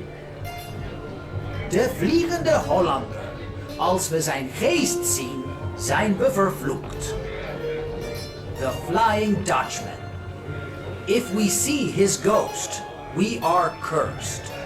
Ho sentito che chiunque lo guardi negli occhi è condannato a morire in mare. I heard that anyone who looks into his eyes is doomed to die at sea. They say his eyes burn like coals and his voice can drive a man mad. We're doomed if we cross paths with him. This ship is cursed, and I tell you we're not the first. Eric Van der Decken, the mad captain, roams the seas. They say he was once a great man, but he made a pact with darkness. The crew leaned in, captivated and horrified, as the old sailor recounted the legend. Eric Van der Decken, captain of the Flying Dutchman, dared to defy God and the devil. On a fateful voyage, he swore to sail around the Cape of Good Hope, come hell or high water. The heavens unleashed their fury, but he laughed, cursed, and spat in the face of the storm. Zijn ogen. Ze zeggen dat ze gloeien als de hellevuren. His eyes. They say they glow like the fires of hell. And his eyes burned with the damned light of the inferno. They say he and his crew were condemned to sail the seas forever, never to make port. A ghostly reminder of hubris and blasphemy. And now, Eric, that accursed name haunts the waves. You don't think the ghost on our ship? It couldn't be. Pray it's not. Pray it's just a tale to scare children. But in your heart, you know the truth. Eric's curse is real. And if we've drawn his ire, God help us all. In the dark of the night, neath the storm-ravaged sky, Captain Eric Van der Decken, with a tempest in his eye, felt around the cape. Though the heavens might fall, defying even God with his thunderous call. For his heart was a tempest, his soul bound to roam. The seas his dominion, the waves his home. Cursed to sail forever through gale, fog and rain. The Flying Dutchman never to rest again. For his heart was a tempest, his soul bound to roam. The seas his dominion, the waves his home. Cursed to sail forever through gale, fog and rain. The Flying Dutchman, never to rest again. Door de nacht en het noodweer, zijn eed klonk zo luid. Rond de kaap zal hij varen, waar de storm hem ook stuit. God nog mens zal hem stoppen, zijn wil staat al staal. Voor altijd te dwalen, door het oneindig verhaal. A mercrio y stormi, vi autation. Amerik Sverige riad sigla, host himmelen voor. Eindjen Gud, eindjen man, Hans Etlan kan broita. Deel sigla han viver, havs het svarta oida. Langs de kap de goede hoop, daar waar de oceaan woest draait. Zijn schip werd waargenomen, als een schip die niet vergaat. Op een tocht zonder einde, door een kind ooit gezien. Met verscheurde zeilen, van oost naar west misschien.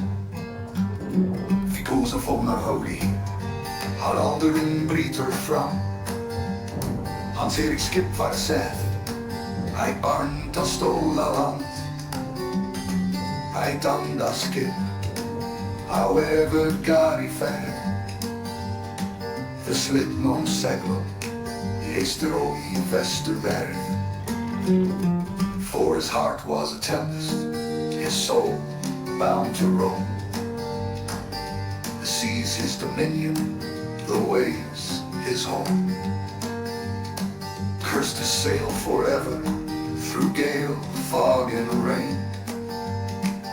The Flying Dutchman, never to rest again. Their words hung in the air like a pall, the sense of doom settling over them as tangibly as the mist that clung to the ship's hull. There's storm clouds ahead, sir!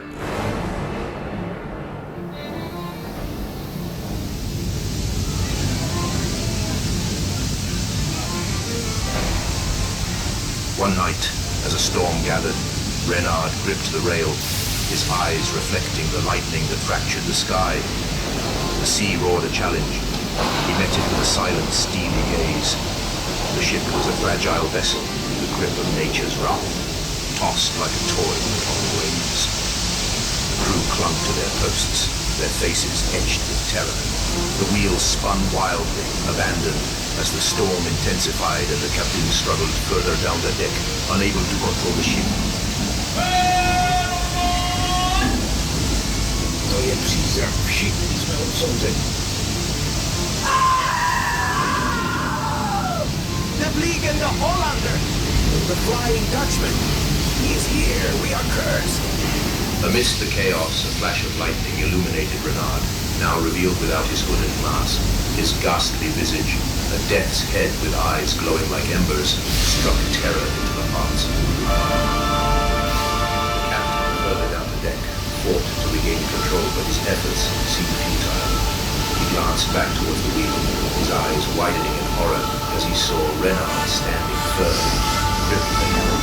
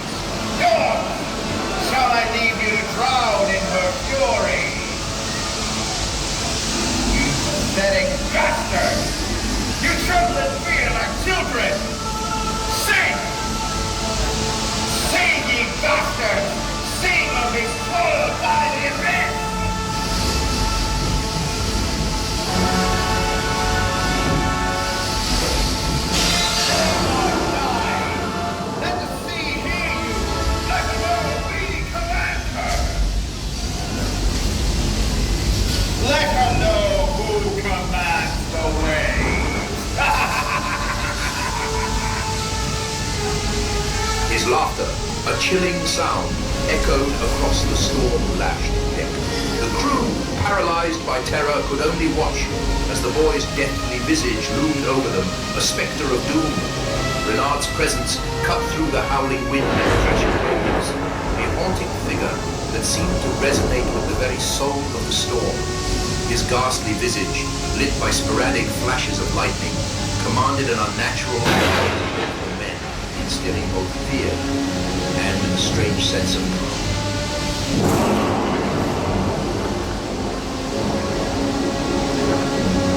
As the storm's fury reached its zenith, Eric stood firm at the helm, his eyes glowing like embers in the darkness. His presence was both a curse and a salvation to the crew, their fear binding them to his will. The captain's shouts mixed with the howling wind, trying to keep the crew focused, but all eyes kept darting back to Eric, the living embodiment of their legends and fears.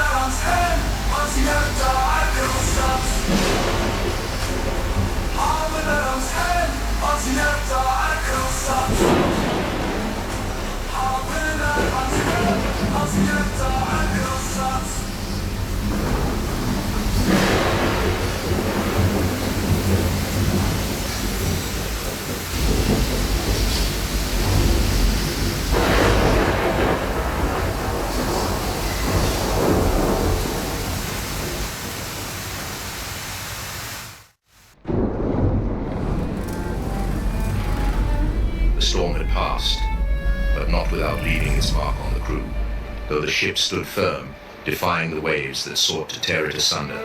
It did so with a resilience that seemed unnaturally defiant.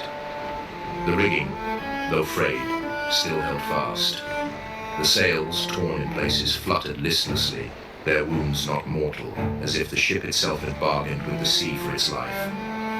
The deck, washed in the brine of the ocean's fury, bore only the faint scars of battle. The men, their faces still ashen from the ordeal, moved like shadows across the planks, their eyes darting toward the dark horizon, knowing, though none would say it aloud, that their survival had come at a cost, one not yet understood.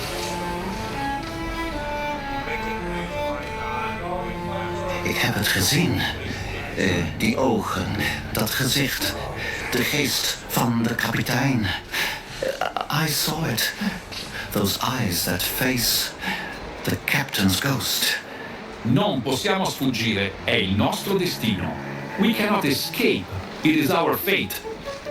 The storm had taken more than their strength. It had taken their very sense of safety. What lingered now was not the storm's roar, but its absence. The silence of the sea and accusation, a haunting stillness. The men huddled in small groups, their eyes wide, haunted, their breath coming in short, shallow bursts, as though afraid to disturb whatever now watched from the shadows. The ship itself seemed to groan under the weight of it, the wood creaking, the lines swaying as if touched by unseen hands. We're cursed, I tell you. This ship is damned. We should burn it and be rid of it before it claims us all. Aye. Better to die now than to face the horrors that await us. Silence, all of you! The first mate, an old man hardened by decades of storm and salt, stood at the helm, his gnarled hand gripping the wooden rail as though it could anchor him to reality. His face, lined with the deep etchings of time and weather, was grave as he held up a small figure. Worn, a piece of driftwood, the figure's hollow eyes seemed to stare back at the men, unblinking, accusing.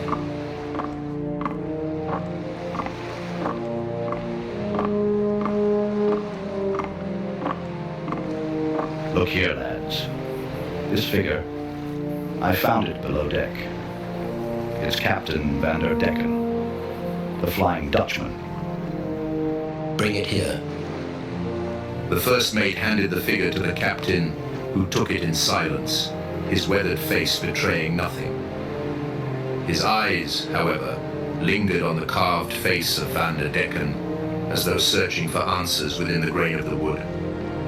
He turned to face the crew, who now stood waiting, their eyes flicking nervously between the captain and the figure as though the very act of holding it might call down the wrath of the sea once more. Bosun, pipe all hands to muster.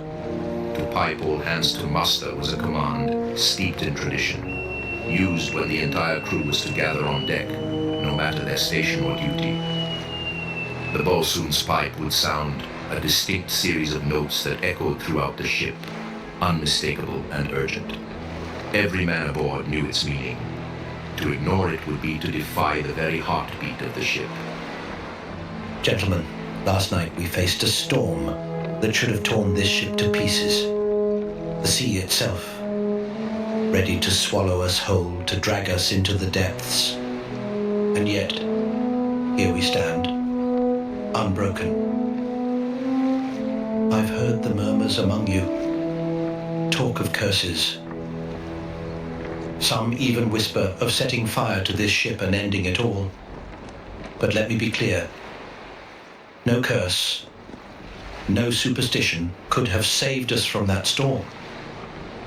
We survived because of something else, something far more real. You all saw it. De Vliegende Hollander, the Flying Dutchman, crossed our path. And it was not our skill or our strength that brought us through. It was Captain Erik Van der Decken, his ghost at the helm, steering us away from certain death. No man survives a storm like that by chance alone. I've sailed many seas, and I've heard enough ghost stories to fill a lifetime. But last night, I felt it. Whether it's a curse or a blessing, we owe our lives to him. Erik Van der Decken, the Dutchman of legend. His name has haunted sailors for centuries, but now it's more than a tale. Now, it's what saved us. Bosun, pipe all hands. Announce it. Double grog for every man aboard. Tonight we drink. And not to curses or fear, but to Captain Erik Van der Decken, the Flying Dutchman. He pulled us back from the abyss. But don't be fooled, gentlemen. The sea is watching, and it's not finished with us yet. With reverence, the captain moved to the mainmast, securing the figure of Van der Decken to the wood as if binding their fates to the ghost of the sea. The crew watched, their faces shadowed with uncertainty, as though the act itself might call forth another storm. Hollander, Erik van der Decken, vervloekte kapitein van de diepte, wij eren uw naam. We varen deze zeeën in uw schaduw.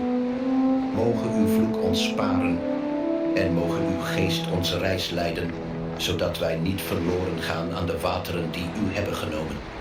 Erik van der Decken, cursed captain of the deep, we honor your name. We sail these seas under your shadow.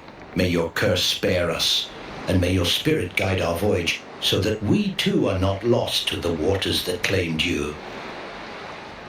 Now, men, use your voices. Sing with your heart, with every breath in your chest.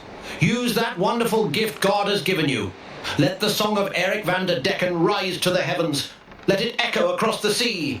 Let the Flying Dutchman hear us, and may the waves bow before the strength of our voices.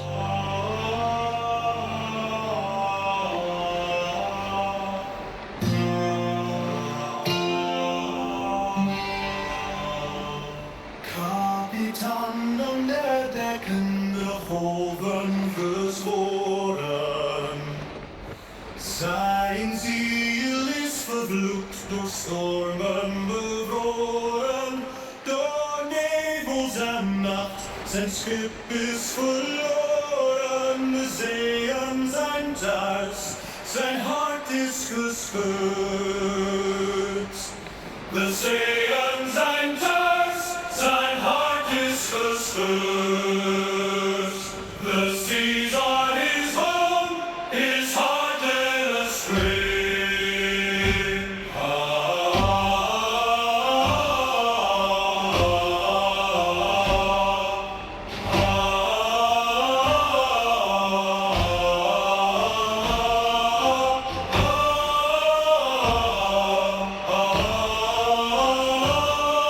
The seas are his home, his heart let us free.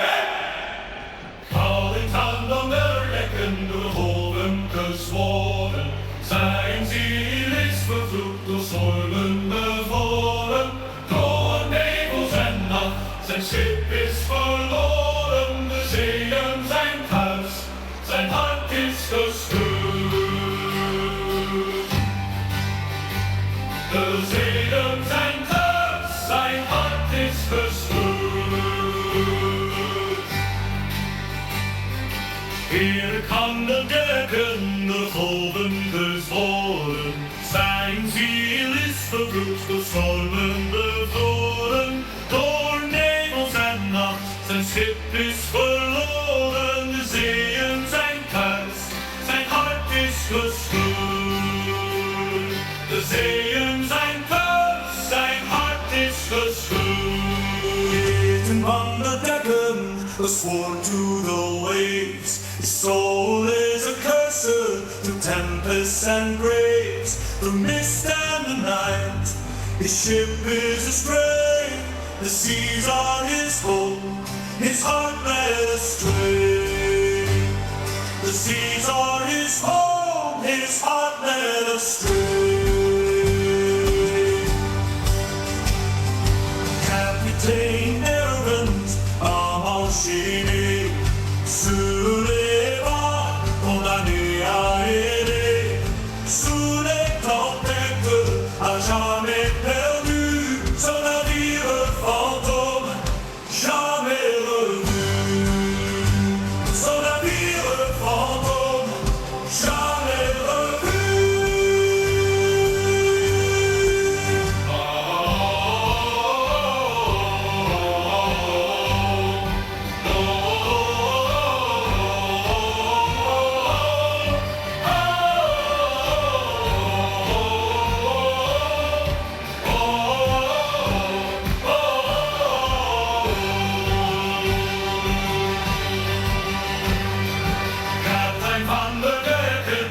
Sjomen als spår, hans själ är förbannad i eviga tårar genom timma och natt.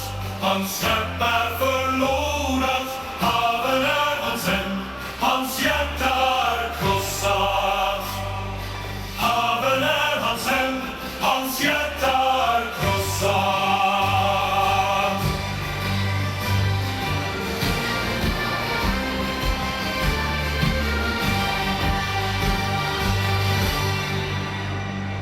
so, under the watchful eyes of the Flying Dutchman, the ship surged onward, its timbers creaking with a renewed purpose.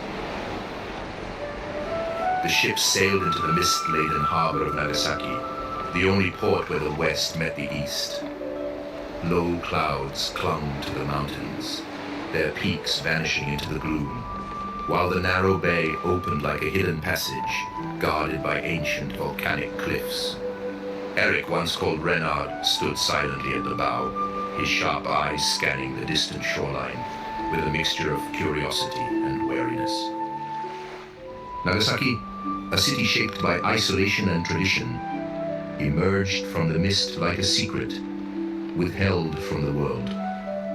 The wind carried the scent of spices and incense mixing with the sea salt, a stark contrast to the European cities Eric had left behind.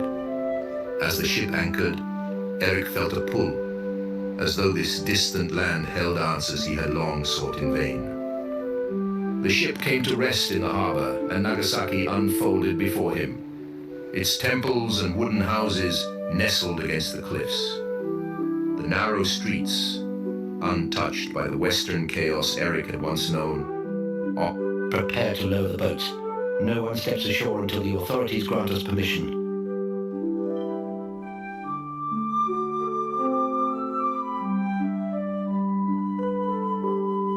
Eric, a man now in body and spirit, stood tall at the ship's bow, his mind racing with the possibilities that awaited him in this isolated land. Would the legends be true? Would the fox spirits, the kitsune, reveal the secrets he had long searched for? Or would Japan see him as all others had, a monster in the shadows? As the boats neared the shore, Eric caught his first clear glimpse of the city. The rooftops sloped gracefully toward the bay, their curved tiles gleaming faintly in the morning light. Men in flowing robes, their faces impassive, watched from the docks, their eyes betraying no fear, but curiosity. Behind them, the thick wooden gates stood closed, guarding the passage between two worlds. Nani ga Hitsuyoka? What is your purpose here? Watashi tachi wa yui wa gakuni kara no koeki de arimasu. We come in peace, for trade from our country. Eric, still cloaked in black, watched as the conversation unfolded. His gaze moved over the people, the landscape, and the walls that enclosed this strange and foreign world. But his thoughts strayed not to the trade at hand. No, Eric's mind was fixed on the deeper mysteries of Japan, on the spirits and legends that lay hidden beneath this land's surface. He had crossed continents for this moment. As Eric stepped from the boat, the wooden dock beneath his feet felt solid, yet unreal. This was a new world.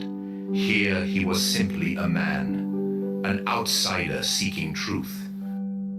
Eric found himself in the heart of a bustling Japanese marketplace, a world away from the tempestuous seas that had shaped his legend. The air was thick with the scent of fresh fish, exotic spices, and the earthy aroma of rice.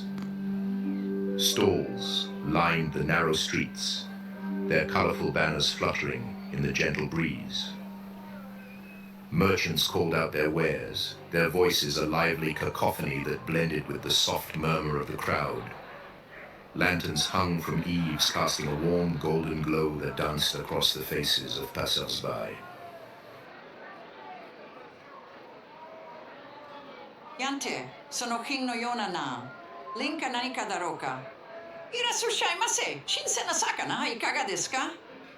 Welcome. How about some fresh fish? Their murmurs of yurei and bakemono mingled with the calls of the vendors, adding a layer of mystique to the already enchanting atmosphere. In this land where the boundary between the physical and the spiritual was often blurred, his spectral aura afforded him a peculiar respect. The marketplace, normally a scene of cheerful commerce and chatter, seemed to pause in solemn reverence as he passed. Eric moved with a grace that was both unsettling and mesmerizing.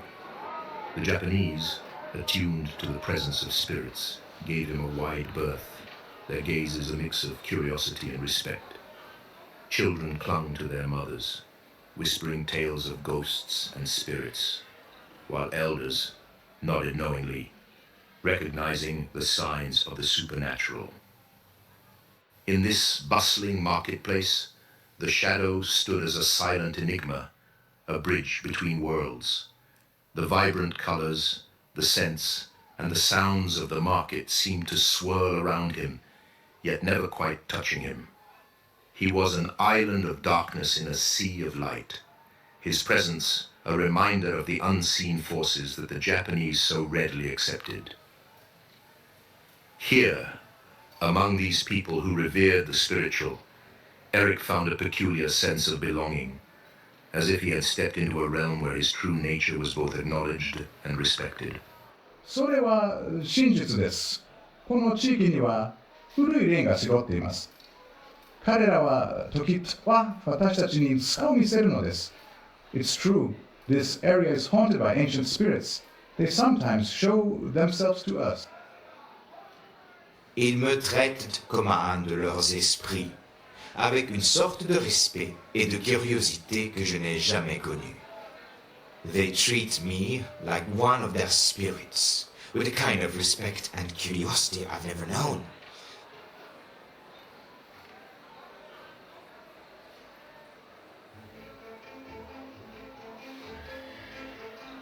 After a long journey by boat from Nagasaki, he arrived in the bustling market of Yokohama. Yokohama, unlike Nagasaki, unfolded with a different rhythm. The market was alive, not with secrets whispered in the shadows, but with a bold, open vitality. Wooden stalls stretched in orderly rows, their banners snapping in the sea breeze. Merchants, loud and insistent, hawked wares both local and foreign, a subtle shift from the secluded harbors we left behind. The scents were familiar, yet altered. The brine of the sea still clung to the air, but it mixed now with the bitterness of coffee and the faint metallic tang of trade ships docked nearby. Stalls displayed porcelain teacups alongside strange imported goods, curiosities that spoke of Yokohama's growing connections to the wider world. The people, too, were different. Here, in this vibrant city, the past and the future collided. The ghosts of Japan's traditions walked alongside the first signs of something new, something foreign. Yokohama was a place of transition where even a shadow might find itself reflected in the eyes of the living. Once docked, he stepped onto the vibrant streets, where he overheard a conversation between two elderly women. Intrigued, he listened closely, the mythical resonance of their tales drawing him in.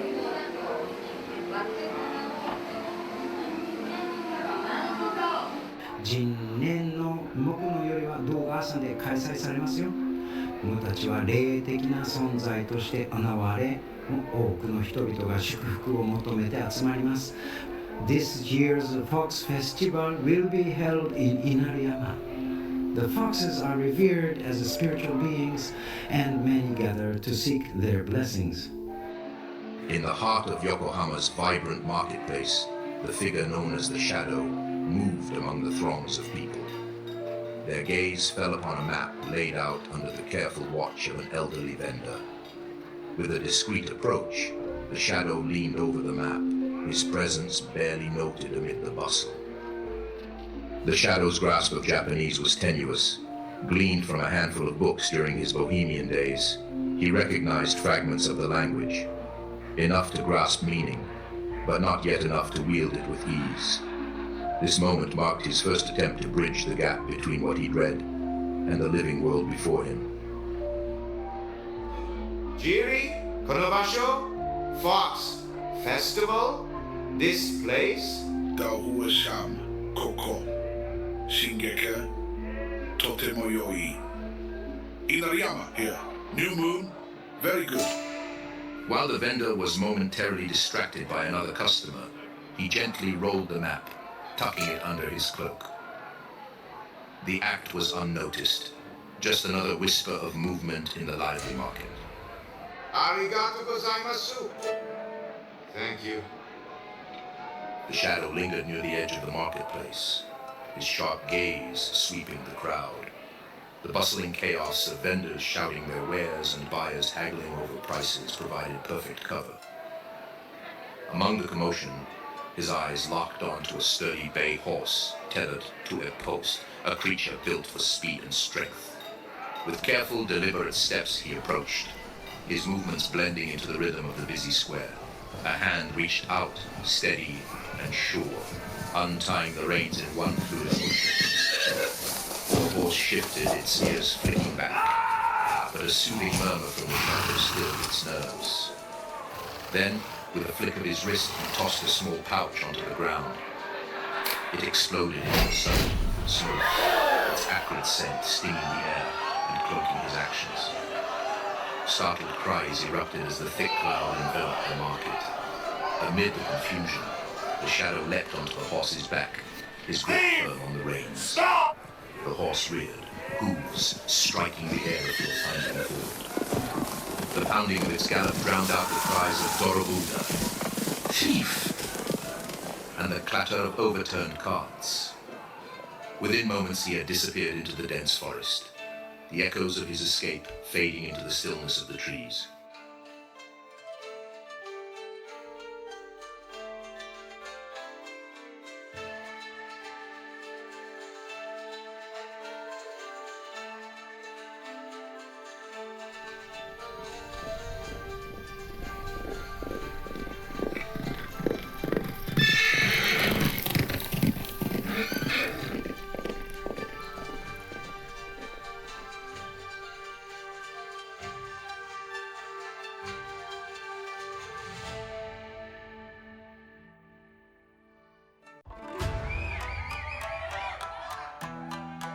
The Fox Festival, known in Japan as Kitsune Matsuri, is a tapestry woven from the threads of Shinto devotion and folklore honoring the foxes who serve as Inari's messengers, guardians of harvest and prosperity.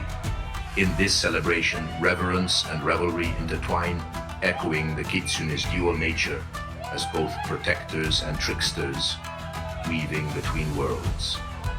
As Eric stepped onto the grounds of Fushimi Inari Shrine, he felt a shift in the air. The scent of sandalwood incense merged with autumn leaves and taiko drums reverberated through the mountain path. Vermilion torii gates stretched ahead, endless as an ocean wave, guiding pilgrims and wanderers deeper into the spirit realm. The festival exploded with color and sound. Pathways brimmed with stalls offering delights, from Inari sushi, humble and honoring, to fox masks, intricate and alive in their craftsmanship. Kitsune dancers wove through the crowd with near supernatural grace, their movements more than performance, an invocation to the spirit foxes they embodied. At the festival's heart stood a grand altar to Inari, cloaked in offerings. Priests, robed in ceremonial white, tended to their rituals with solemn precision, pouring sake and rice as tributes to the deity. Spectators, clad in fox masks that seemed almost alive in the firelight, gazed on in a rare silence, the sacred rites, a bridge to realms unseen. Eric moved unnoticed among the festival goers, his own fox mask blending effortlessly into the sea of faces. The whispered Romani myths he had once known mingled with the chants of the priests, while the lantern-lit mountain paths seemed to pulse with stories beyond even his wildest imaginings. As night deepened, a procession began, winding its way through the torii gates up the mountain. Each participant carried a lantern, casting soft lights into the shadowy woods, a symbolic guide for the spirits visiting the mortal realm. Eric joined the procession, feeling a profound connection to the ritual, his journey mirroring the pilgrimage of souls seeking solace and answers. Konokyuri o mimomori tamai. Spirit of the Fox, watch over this festival. Souffle mystérieux, une force subtile qui glisse entre les ombres et les pierres. Ce lieu semble tissé d'un charme ancien, comme s'il murmurait aux âmes égarées. There is a mysterious breath here, a subtle force that slips between shadows and stones. This place seems woven from an ancient charm, as if it whispers to lost souls. Intrigued by the festival's deep connection to the spiritual, Eric found himself seated at a kabuki theater, waiting for the performance to begin. The theater was dimly lit, filled with the soft scent of incense. The audience hushed as the narrator took the stage for a tale of love, loss, and transformation. As the shadow sat enveloped in the dim light of the kabuki theater, the curtains rise on a spectacle that is more than mere entertainment. It is a mirror to his soul.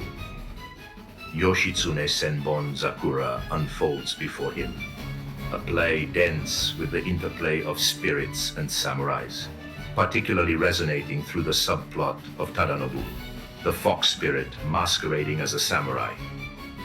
The stage was set as an ancient, mystical forest. Cherry blossom petals floated down, creating a magical atmosphere. The narrator, dressed in traditional Japanese robes, moved gracefully, their presence commanding attention. マジス物と伝説に包まれた時代に純愛と悲しみに縛られた両母10名がいました。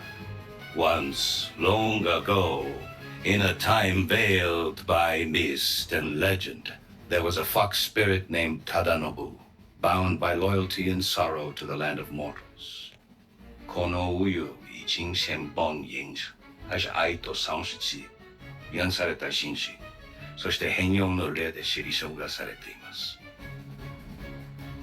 This tale, Yoshitsune, Sengon Zakura, is woven from threads of love and loss, of hidden truths and transformations.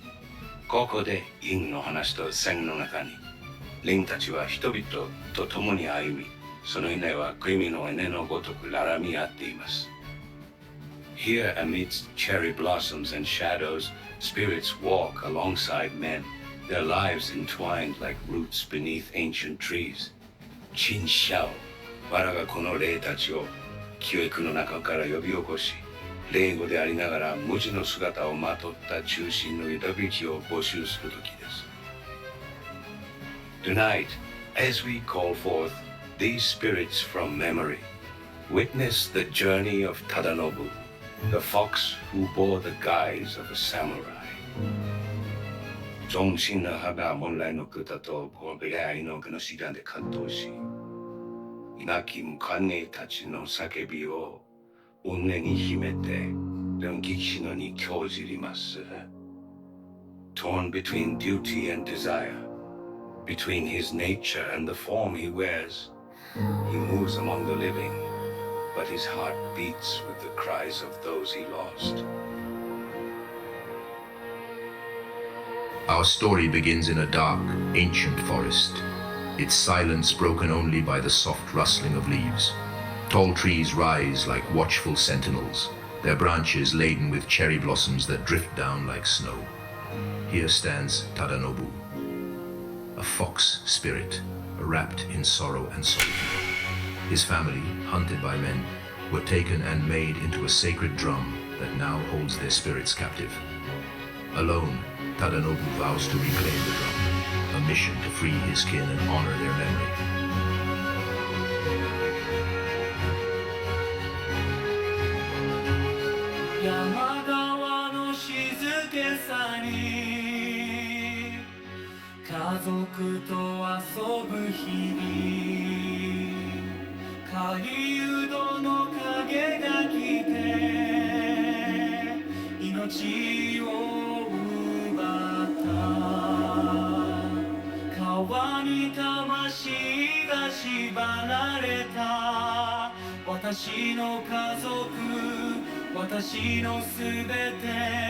Their spirits are bound to skins. My family, my everything. Yamakawa modotte. Kazoku watashi no unme. Kaze wa utsuro, higi wa shizuka. Oh, river glen. return to me. My king, my joy, my destiny. But the wind is hollow, the trees are bare. まだ歩く影の道。時が戻せぬものを探し、心は縛られ、視界は明確。それでも悲しみの中を進む。I wander still, a shadow strays, seeking what time cannot replace. My heart is bound, my vow is clear, yet still I walk in sorrow here. I wander still, a shadow strays, seeking what time cannot replace. My heart is bound, my vow is clear, yet still A drumbeat ripples through the stillness of the forest, low and distant, like a whisper carried on the wind. Tadanobu pauses mid-step, his ears twitching as if the sound has struck something deep within him. Another beat follows, slightly louder, reverberating through the air and into his very core. He staggers slightly, his fox form trembling, his breath quickening, as though the sound alone has wounded him. Though the source of the sound remains unseen, its effect is unmistakable. Tadanobu's body responds as if under attack. He claws at the ground, his movements erratic, his tail thrashing wildly. The beat grows louder, more insistent, and he begins to spin, his motions no longer graceful but frenzied, like a creature caught in a trap. His robes twist and flutter as he stumbles, falling to his knees, his hands clutching at his chest as though trying to silence the relentless echo within. He rises shakily, his fox mask tilted, slipping askew as if to reveal the strain etched on his face. The sound of the drum pulses through him, its pain seeping into his movements, which now shift between defiance and desperation. He turns his head sharply, his eyes scanning the shadows for the source of this torment. But the drum remains unseen, a specter striking at his very soul. The forest is silent again, but the echo lingers in his heart, a distant call that will not be ignored. With trembling hands, Tadanobu adjusts his mask, his gaze turning to the horizon. The unseen drum has awakened something within him, a pain, a memory, and a purpose. The stage begins to shift. The dim glow of lanterns brightens, casting sharper shadows across the shrine. Tadanobu rises unsteadily to his feet. His robes, once flowing and free, now seem heavy, dragging with an invisible weight. The fox mask, tilted and loose, hides his face. Yet his movements tell the story. Hesitation, struggle, and, finally, resolve. With slow, deliberate gestures, Tadanobu lifts his trembling hands to his fox mask. The air around him feels thick, charged with unspoken energy. The first stagehand, dressed entirely in black, appears from the shadows, moving like a phantom to gently untie the strings of the mask. Another stagehand steps forward, presenting the helmet of a samurai, its surface gleaming under the stark light. Tadanobu's movements are precise and ritualistic. He lowers the fox mask slowly, as though releasing a part of himself, and hands it to the unseen stagehand. In its place, the samurai helmet is placed upon his head. His once fluid, animal-like motions shift into something firmer, grounded, each gesture now carrying the weight of his newfound purpose. Stagehands in black glide forward, pulling away the flowing robes of the fox spirit to reveal a suit of armor beneath, shimmering with an almost otherworldly glow. Piece by piece, They adjust his gauntlets and fasten his breastplate, their movements seamless, as though the transformation is part of a sacred ritual. Finally, the transformation is complete. Tadanobu now stands as a samurai. His posture is resolute. The fox is gone, yet its spirit remains. Tadanobu, the warrior, has risen.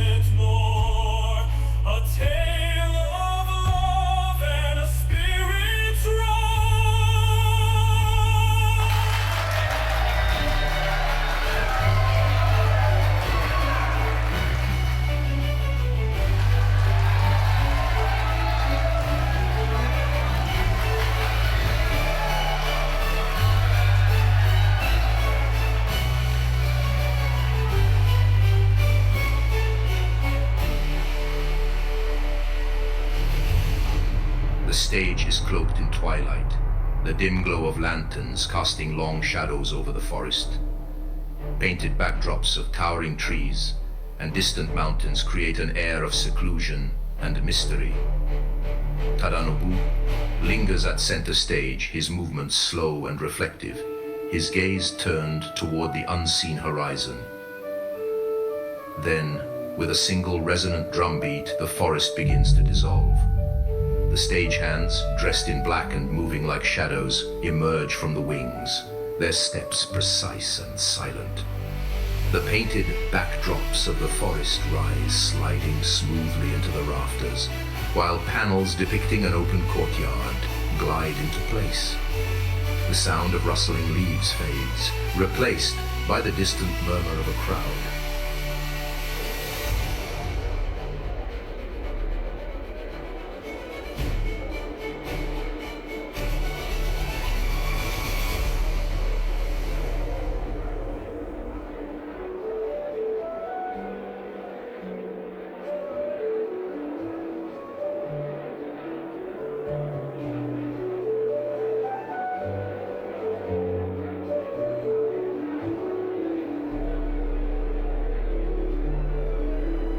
sun blazes high in the sky, its golden light illuminating the grand courtyard. Bright banners ripple in the breeze, their colors vivid against the clear blue sky. Villagers, clad in their finest attire, gather in eager silence, their faces lifted to the raised platform where Shogun Yoshitsune stands. His commanding presence is framed by the glint of his ceremonial robes, shimmering like sunlight on rippling water. At the center of the dais, the drum stands proud, an imposing figure of craftsmanship, its surface catching the light. Yoshitsune steps forward, his hand raised for silence, and the crowd stills as if the earth itself holds its breath. With a measured gesture, the shogun signals the drum's debut. A single resonant strike fills the air, deep and commanding, its sound rolling through the courtyard like a wave. The villagers erupt in cheers, their voices rising to meet the drum's echo as Yoshitsune lifts his voice in song.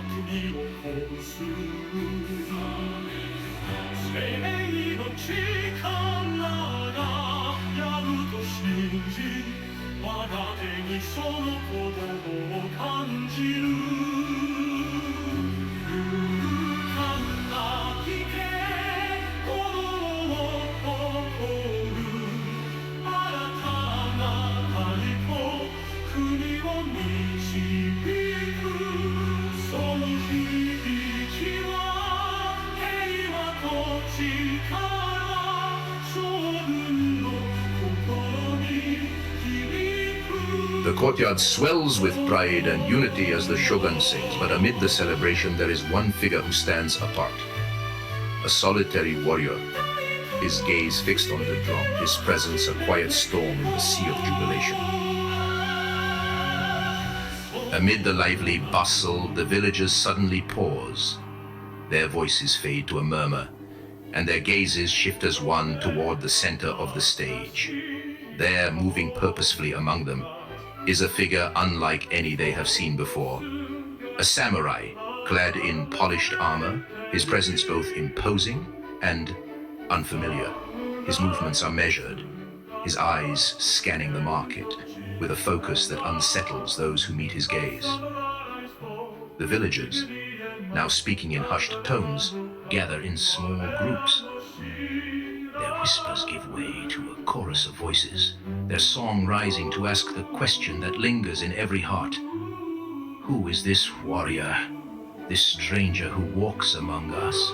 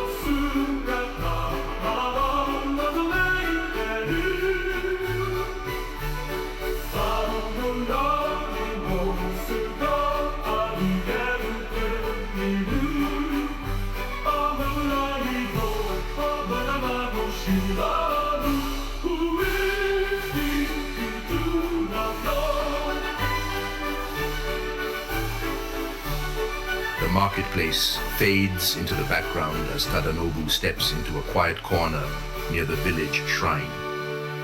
The chatter of the villagers grows distant, though surrounded by life, he stands apart, a solitary figure burdened by the weight of his disguise. With each step, the mask of the samurai feels heavier, the armor colder.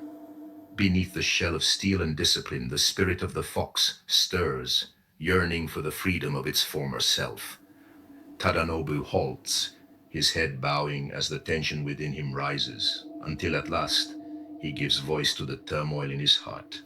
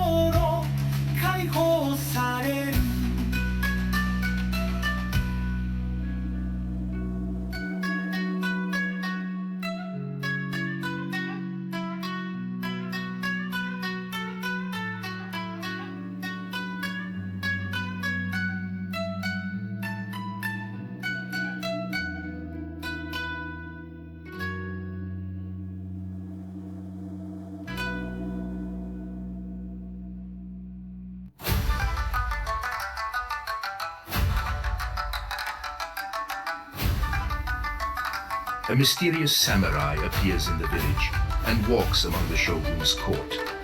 The atmosphere is tense as Tadanobu approaches, bowing deeply in respect. Tadanobu moves with purpose, his eyes fixed on the sacred drum prominently displayed in the center. As he approaches the drum, the villagers step back, their curiosity mingled with respect and fear. Tadanobu's hand hovers over the drum, feeling the sorrow and significance of the object. The shadow's heart pounds in his chest as he watches Tadanobu's hand hover over the drum. The sight of the drum brings back the painful memory of the fox's death. He is transported back to the day when he found the bodies of the beloved animals, their lives stolen away. The resonance of the drum's sound is a painful echo of that day.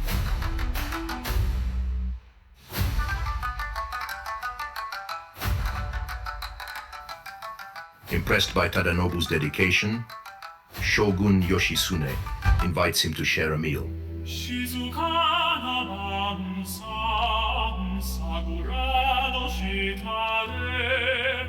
A quiet meal beneath the cherry blossoms.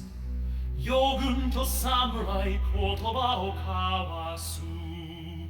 A shogun and a samurai exchanging words. Tadanobu's presence intrigues the shogun, who sees a kindred spirit in the young samurai. Tadanobu and Yoshitsune sit across from each other, sharing a meal. The atmosphere is warm, with soft lighting and the gentle clink of porcelain. Their conversation is animated, yet respectful, as they discuss the state of the land and the duties of a samurai.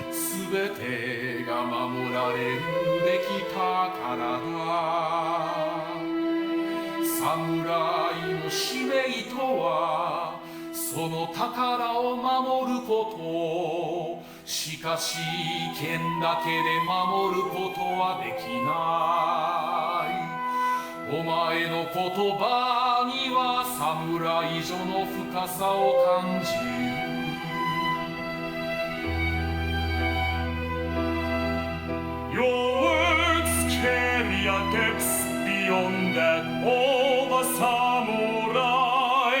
天楽坊よ、お前が見ている未来はどんなものだ。未来は剣の影から抜け出すべきだ。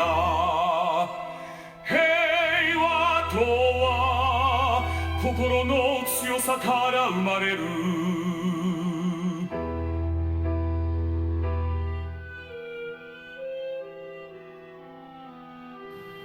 The serene moment is abruptly shattered by the sound of alarm bells. The hall becomes a flurry of activity as soldiers prepare for battle. Tadanobu, despite the internal pain caused by the drum's beating, readies himself to fight alongside Yoshitsune's men. The stage erupts into chaos as soldiers rush to their positions. Tadanobu stands, his face reflecting both pain and resolve. He draws his sword, ready to lead the charge into battle. The shogun's orders ring out, urging his men to defend their land. Tadanobu, driven by a fierce resolve, leads the charge into battle. The sound of the drum, though painful, fuels his determination. The stage erupts into a dynamic and intense fight scene, with Tadanobu's movements reflecting both his skill and inner turmoil.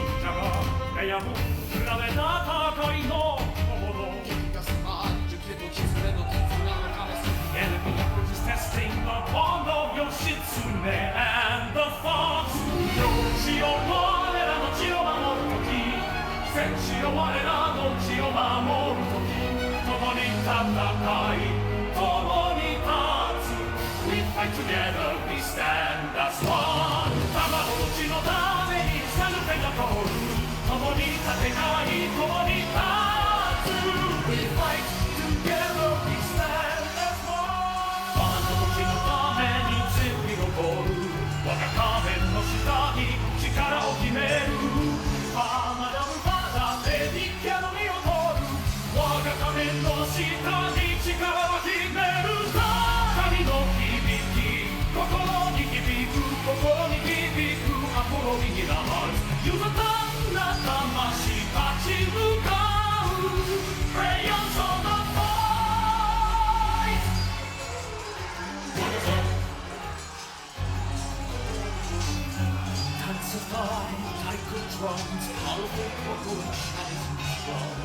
And to magic shedこの地を守り未来を築く We protect this land building the future 全ての魂に平和をもたらす日本の古代伝説の中心でエコモの古代伝説の中心で愛の物語と魂の王タナスピリッツロー狐と将軍新たな書を始める The Fox and the Shogun begin a new chapter 平和のための共同の道情の道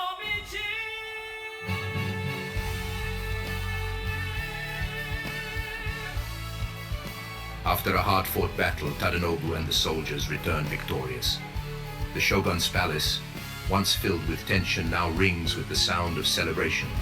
Tadanobu, though visibly exhausted, joins the feast. The stage is set for a grand celebration. The palace is adorned with lanterns and banners, and the air is filled with the sounds of music and laughter. Tadanobu enters, his armor bearing the marks of battle. He is greeted with cheers and applause as he takes his place at the feast. Tadanobu, taking a deep breath, decides to reveal his true identity. The festive atmosphere grows quiet as he stands to speak. Tadanobu stands, his expression serious and contemplative. He removes his helmet, revealing his true identity as a fox spirit. The shogun and the guests watch in stunned silence as he speaks. この太鼓には深い意味が隠されていますそれは単なる楽器ではありませんその表面に何かかけがえのないものが宿っています Lord Yoshitsune, this drum you cherish carries a deep significance It is more than an instrument It holds the spirit of something irreplaceable, who replaceable. その意味を理解しているように話しているな。この太鼓が運ぶ物語とは何だ You speak as though you truly understand its meaning. What story does this drum carry? You speak as though you これを聞きます。私は世界と世界の間を歩む者失われたものと残されたものの橋渡しをする存在ですこの重荷を一人で背負ってきましたが今貴兄様の前では理解されていると感じます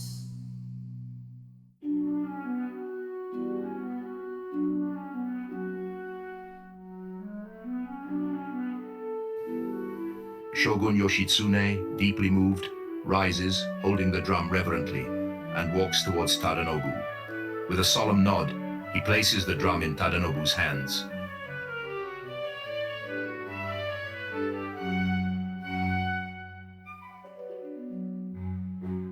The final scene takes place in a serene forest clearing at dawn. The first light of morning casts a gentle glow, highlighting the natural beauty of cherry blossom trees and lush greenery. The air is filled with the soft sounds of birdsong and the rustling of leaves. Tadanobu, now back in his true fox form, stands in the clearing with a sense of calm and fulfillment.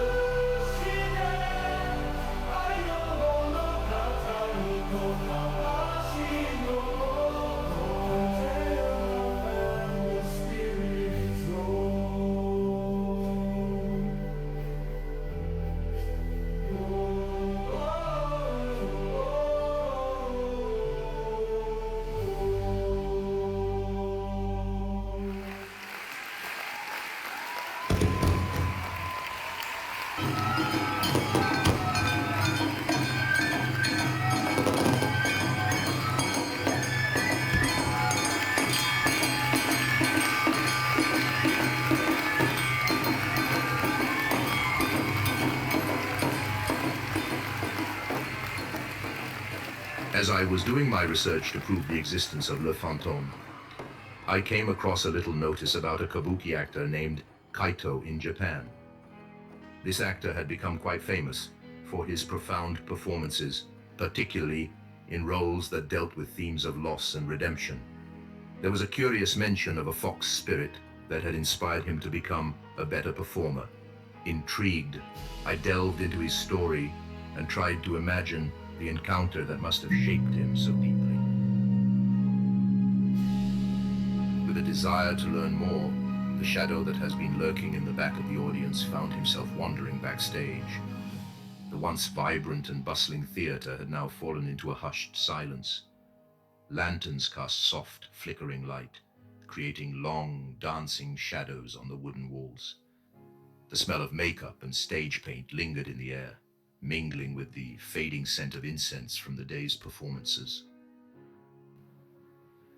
As the shadow moved through the narrow corridors, he observed the performers as they removed their elaborate costumes and carefully placed their masks back on shelves. Their faces, tired yet satisfied, spoke of a day's work well done. The quiet murmur of conversation and occasional bursts of laughter echoed softly through the backstage area. In one corner, sitting on a worn wooden bench, was Kaito. His makeup was partially removed, revealing a face marked by dedication and intensity. He was meticulously cleaning a fox mask, the delicate strokes of his fingers highlighting the care and reverence he held for his craft.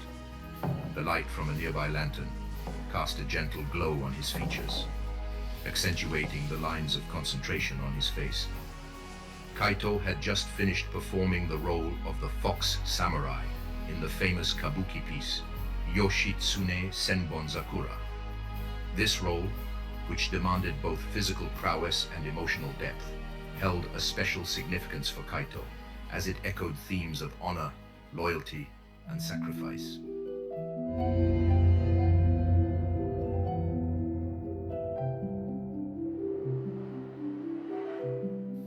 Alerted by the slight disturbance in the quiet of the backstage, Kaito glanced up sharply. The unexpected sight of the shadow halted his movements, his eyes widening momentarily in surprise. As he took in the solemn figure before him, his initial shock morphed into an expression of intrigued contemplation. Recognizing a kindred spirit in his silent demeanor, Kaito's face relaxed into a warm, welcoming smile. He gestured to the empty space beside him, inviting the shadow to join him in quiet companionship. こんばんは。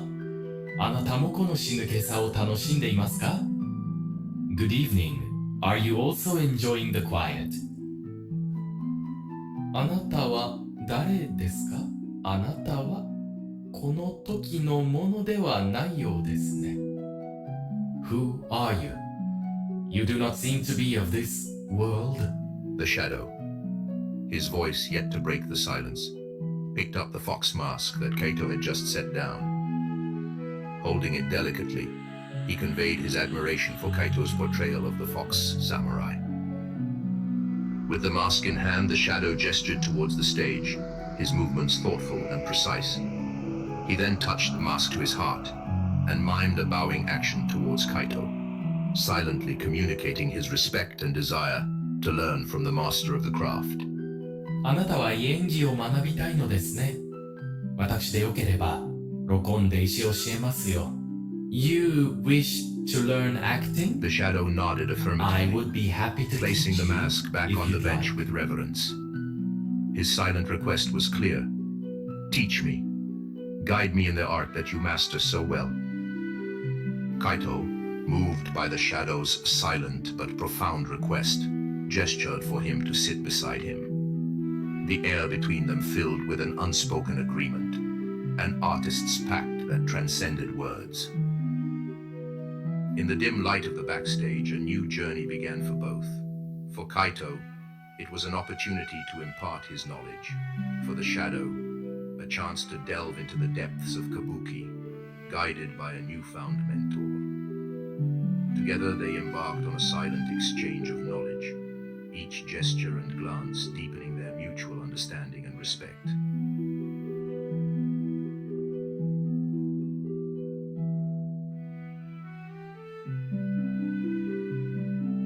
トンギは心の表現です。感じてそれを伝えなさい。Movement is an expression of the heart. Feel it and convey it. Remember, in Kabuki, every gesture speaks. The way your hand trembles, the angle of your head, even the stillness of your body, all of it carries meaning. Movement is not merely an action, it is a reflection of the soul. The audience must see not only what you are doing, but what you are feeling. That is the essence of kata.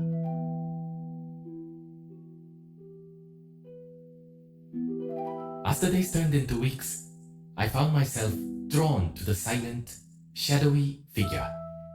My strange student, who had yet to reveal his name, communicated through pantomime, his gestures speaking volumes where words remained unspoken.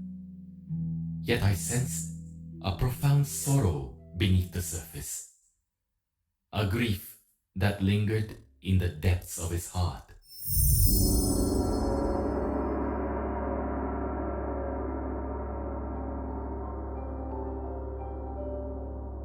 When I introduced the role of the fox samurai, Tadanobu, I could sense his quiet intrigue.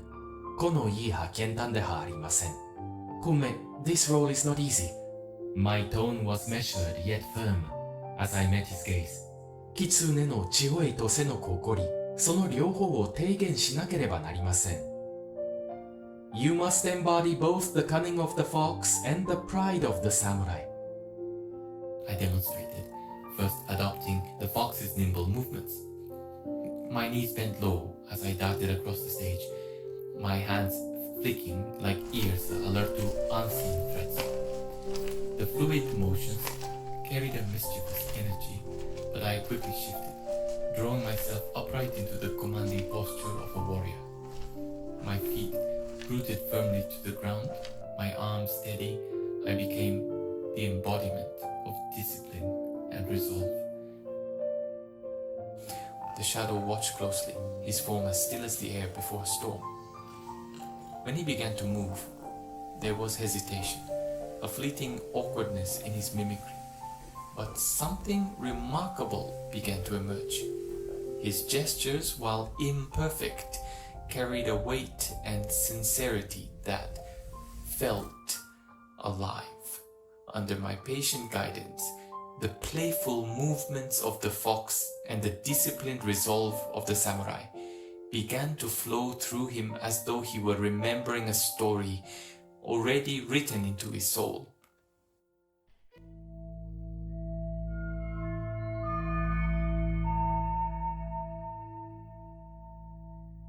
Weeks had passed since the shadow had first entered the theater. In that time, he had transformed from a silent observer into a remarkable student of kabuki. His pantomime, once hesitant, had grown into something hauntingly elegant, his movements imbued with a precision that spoke of both discipline and sorrow. Yet, through all of this, he remained silent, his gestures and expressions his only form of communication. I assumed this was his way. Silent, unknowable, a spirit without a voice.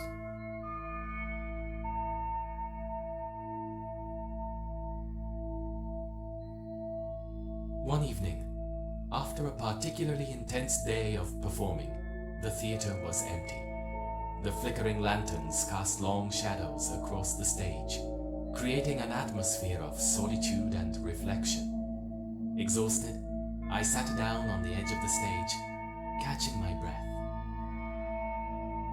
The theater, now silent, held an air of anticipation. Lost in thought, I was unaware of the shadowy figure approaching. He moved silently, as he always did, his presence blending seamlessly with the darkness around him.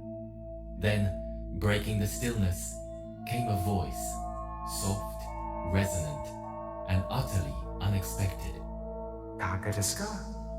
Would you care for some tea?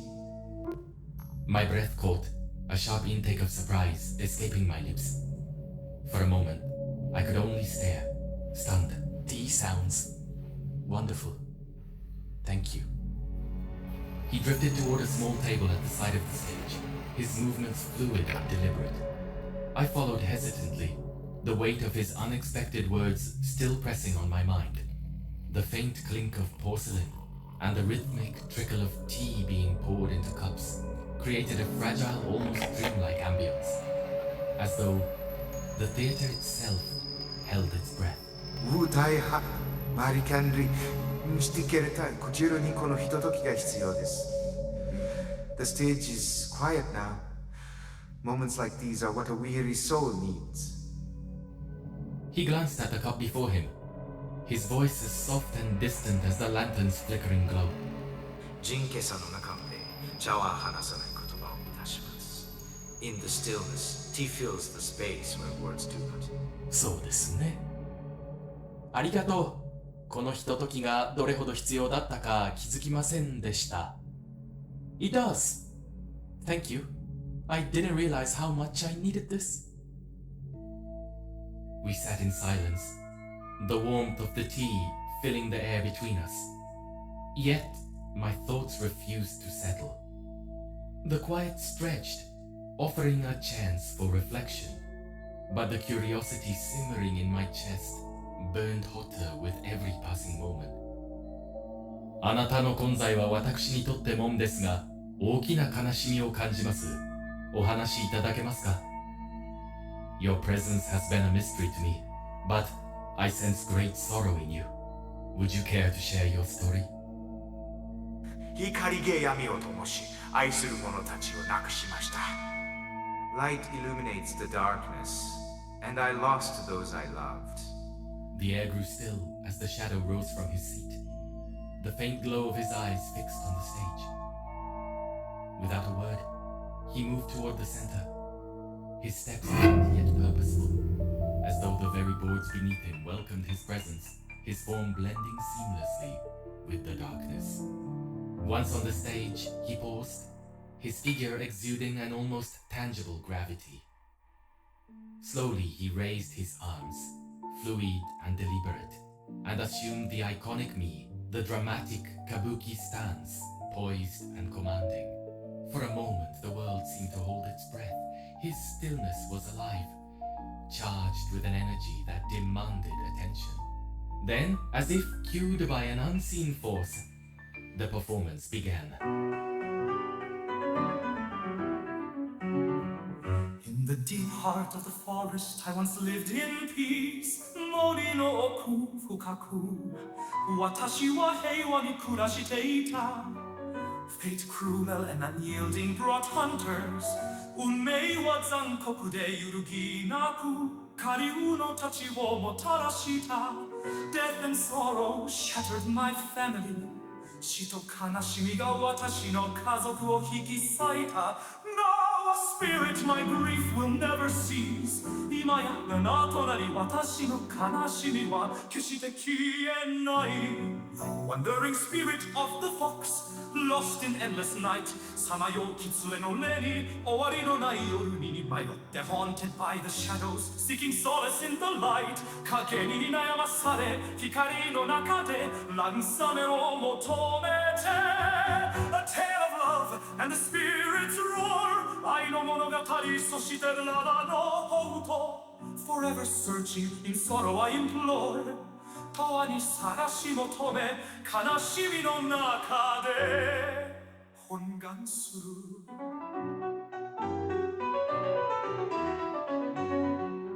In despair my heart broke 絶望の中で私の心は壊れた My spirit restless couldn't find peace 私の笑いは安らぎを見つけられず Reborn as a wandering soul さまよう魂として生まれ変わり Roaming the forest my pain never ceased 森をさまよい私の痛みは決して消えない Wandering spirit of the fox Lost in endless night さまようそののない終わりのない夜に迷って Haunted by the shadows Seeking solace in the light 影に悩まされ光の中で慰めを求めて A tale of love and the spirit's roar 愛の物語そしてラマの宝丹 Forever searching in sorrow I implore 影に探し求め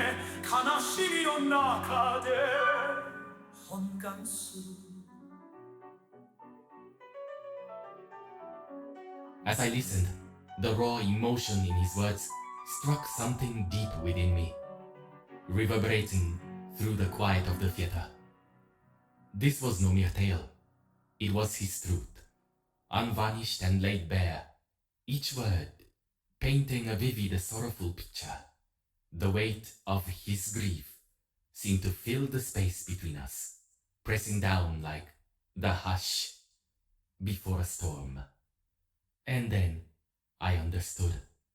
The role I had performed so many times, the fox samurai Tadanobu, was no longer just a character on stage. Every movement, every gesture I'd studied with diligence now felt like fragments of his very existence. His tale was not distinct from my art. It was its very essence, hidden until now. The themes of loss, honor, and redemption I had once thought abstract were reflections of the soul now standing before me. This could not be mere chance. His presence here was as much a part of my path as my craft was a part of his story. It was as though we had been guided, our fates intertwined, to this moment beneath the flickering lanterns of the theater. Thank you for sharing such a profound part of yourself with me. May I know your name? Shihadorida. Who am I? I am Kage Kitsune Shichiro. My breath caught at the weight of the name. Kage Kitsune Shichiro, the shadow fox, the seventh son. Kage, for the shadows he seems to move within. Kitsune, for the fox spirit not just painted on his mask, but alive in his every step. And Shichiro, the seventh child, carrying the weight of loss and longing. It's not just a name, it's a reflection of his very soul, carved from grief and mystery, like something woven into the fabric of the world itself.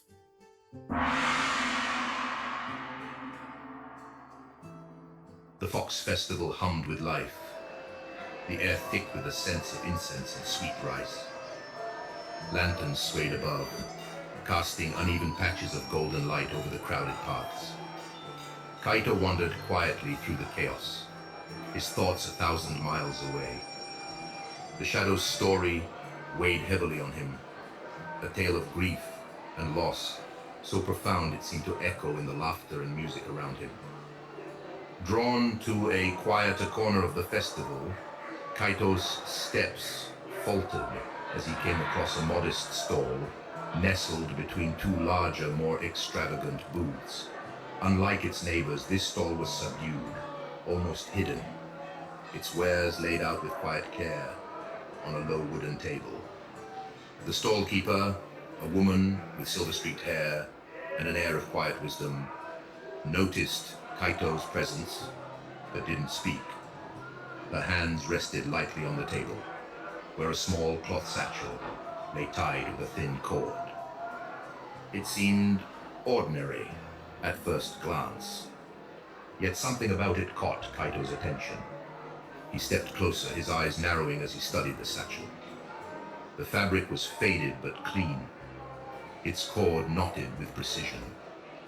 A faint shimmer of jade green peeked through the edges of the cloth, just enough to make Kaito pause. Koreha? What is this? The woman tilted her head, her gaze sharp yet kind. You have a sharp eye. Kaito didn't respond immediately. His fingers hovered over the satchel, and for a moment he felt something, a pull, a sense of familiarity he couldn't explain. なぜこんなに惹かれるのだろう? Why am I so drawn to this? The woman leaned forward slightly, her voice low and measured. あなたがここにいたのは偶然ではありません。Perhaps it is no coincidence you found this. Kaito's breath caught as he glanced up at her. She untied the cord with practiced hands, loosening the cloth just enough to reveal the faint outline of what lay within.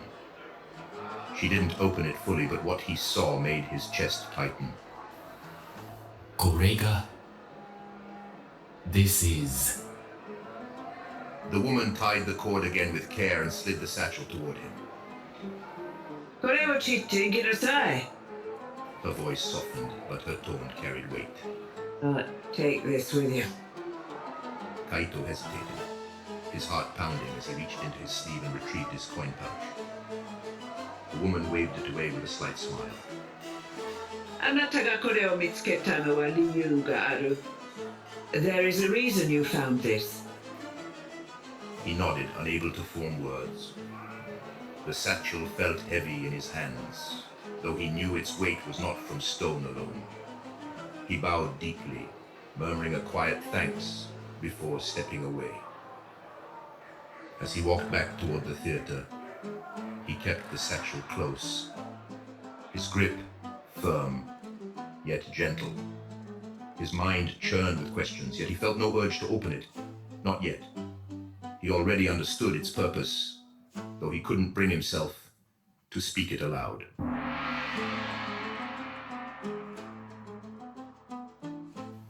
The festival grounds were quiet now, the energy of the day's celebration dissipating into the cool night air.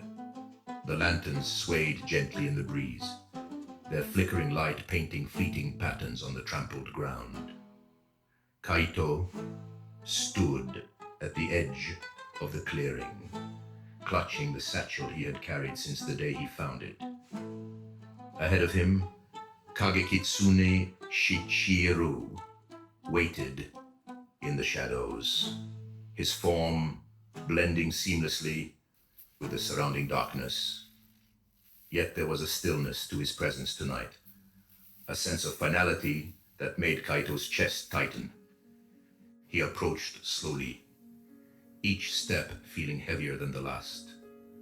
When he finally reached the spirit, Kaito bowed deeply, the satchel held carefully in both hands. これを知っていなってください。あなたの時来の一部として私たちを思い出してください。Please take this with you. Remember us as part of your journey. The spirit's hands emerged from the folds of his robes, slow and deliberate, as if the simple act of accepting carried its own weight. Kaito hesitated briefly before pressing the satchel into his palms. キャン・ニャンナーガラシャッタ人までを取りぞすための大国をあなたに渡すことはできませんが I sadly cannot give you a drum to bring back those you've lost. Kaito paused, his voice steadying as he continued. これを彼らの記憶の象徴として But take this as a symbol of their memory. The spirit's hooded head tilted slightly, and he untied the cord with trembling fingers. Carefully, he unfolded the fabric to reveal the figures nestled within. 7 jade foxes rested in the cloth, their green surfaces shimmering faintly in the lantern light.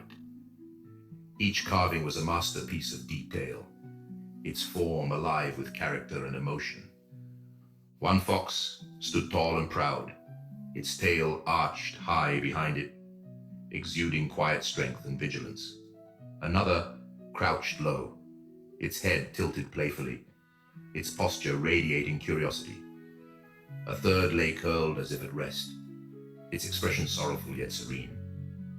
Others bore more solemn protective stances, their eyes sharp and watchful. One sat with its paws tucked beneath it, exuding calm and patience. Another stood in a pose of fierce courage, its form poised as if ready to defend. The last, smaller than the others, had an expression of gentleness, its stance open and inviting, as though it carried the promise of comfort.